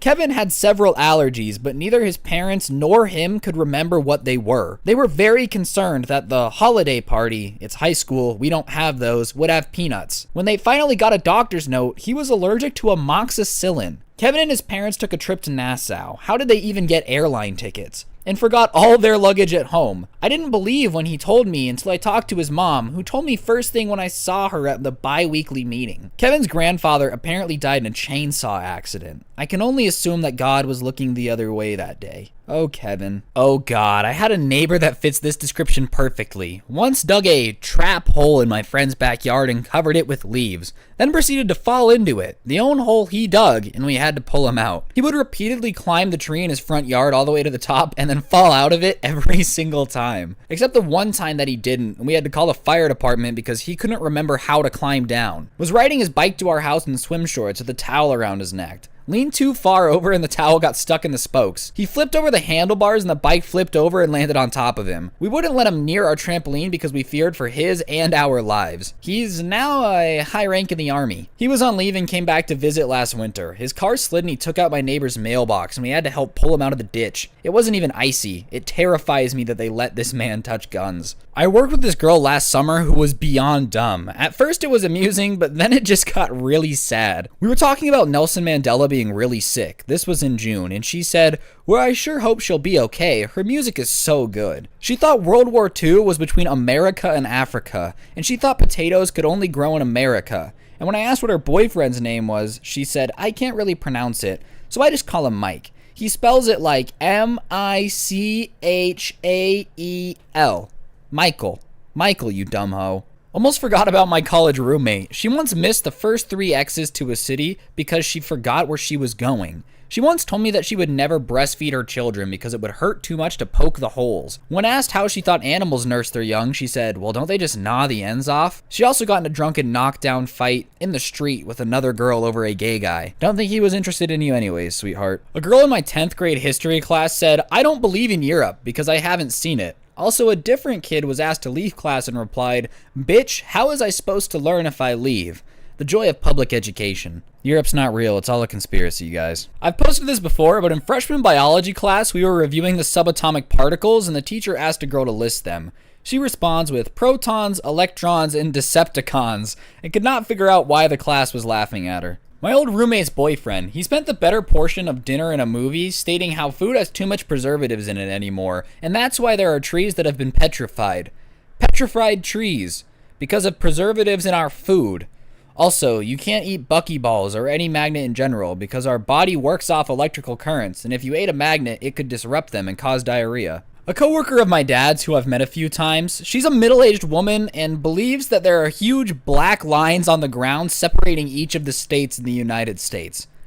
You know how they show the state borders on political maps? Yeah, she thought those were really there. My ex-roommate's boyfriend, he was 22 and actually idolized Bieber, One Direction, etc., and did everything he could do to be like them. He was also homophobic, probably gay because he often wore his girlfriend's clothes from Forever 21, and refused to get a job because the band is totally gonna make it. He also pushed his girlfriend down a set of stairs and was so in love with himself that he took mirror selfies, posted them on Facebook, and then sent him to his Facebook page that he made for himself and was actually the worst person I've ever met. To make sure that he didn't come to the house, I convinced him that our building was built on an ancient Indian burial ground and that strange things happen from time to time, and he never came back. My college roommate was, without a doubt, the dumbest person I have ever met. She was writing a paper about segregation and could not grasp how separate but equal was a bad thing, despite 2 people trying their damnedest to explain it to her. After nearly half an hour, my other roommate and I just gave up and left the room, and I still wonder how she passed that class. And she once asked what the difference between legal and illegal was because she wanted to know which one was the bad one. This girl now teaches elementary school, by the way. Her poor students. When I was 19, I waited tables with a girl who didn't know how to tell time. She was 18, fresh out of high school. Now, it wasn't like she was mentally retarded or anything. She was just really, really dumb. She also went to the kitchen and asked cooks how to roll a joint. She explained that she had weed and paper but couldn't roll it. Our boss was right behind her and had to have heard her, and the cooks told her to shut up. She did stuff like that all the time, and she sat people at the wrong tables, messed up orders, and forgot her schedule and be late and missed shifts a lot. Anyways, she had a scholarship to play volleyball at the university but dropped out after she failed the athlete's drug test about 2 months into her first semester. I think she's in beauty school now. One girl in high school, let's call her Lisa, honestly thought that gravity didn't exist, and the reason why we didn't float away was because of our weight. It took about 10 minutes to explain that gravity gave us our weight. She then proceeded to ask if gravity could, in her words, break like a pencil. After explaining this impossibility, she finally stopped talking. The next day, she confused Newton with Al Gore. No joke. She was really nice though. This girl I had a one-night stand with and eventually became friends with until I couldn't stand her anymore when I was an undergrad. Sounds terrible, but it's true. Now let me just say, I am no Mensa member by any means, but I'm reasonably smart. I was in a good STEM program in a good uni, high GPA, well-rounded outside interest in multiple subjects. However, when I drink, you can imagine where this is going. Anyways, got drunk and had sex with this woman who was, honest to God, really nice, but man, was she stupid. She wanted to be an elementary school teacher, and thank Christ for that, because I don't think she would have had the mental capacity for anything above a 6th grade education. And even then, here are a few gems, and I swear I can't make this up. Filling out medical information for her Teach for America application. It says to check any illnesses I have. I have hepatitis C, don't I? You don't have hepatitis C. I feel like I caught it one time. Oh, you know what? I think it was herpes that I caught one time. That was a canker sore. I've never made a Reddit video before, so if you guys liked them, let me know. If you didn't, that's okay too. I figured I would just try to make one and see what people's response to it was. This wouldn't replace the story times, it'd just be something in addition, so if you did enjoy it, be sure to let me know in the comment section down below. I really enjoy reading other people's experiences with dumb people instead of just having to remember my own, so it was a nice break. But yeah, let me know what you guys think of the new series. Follow me on Twitter and Instagram, and I will see you guys tomorrow with another video. Don't get anyone pregnant, and if you do, make sure they're not dumb. I'm out. Peace.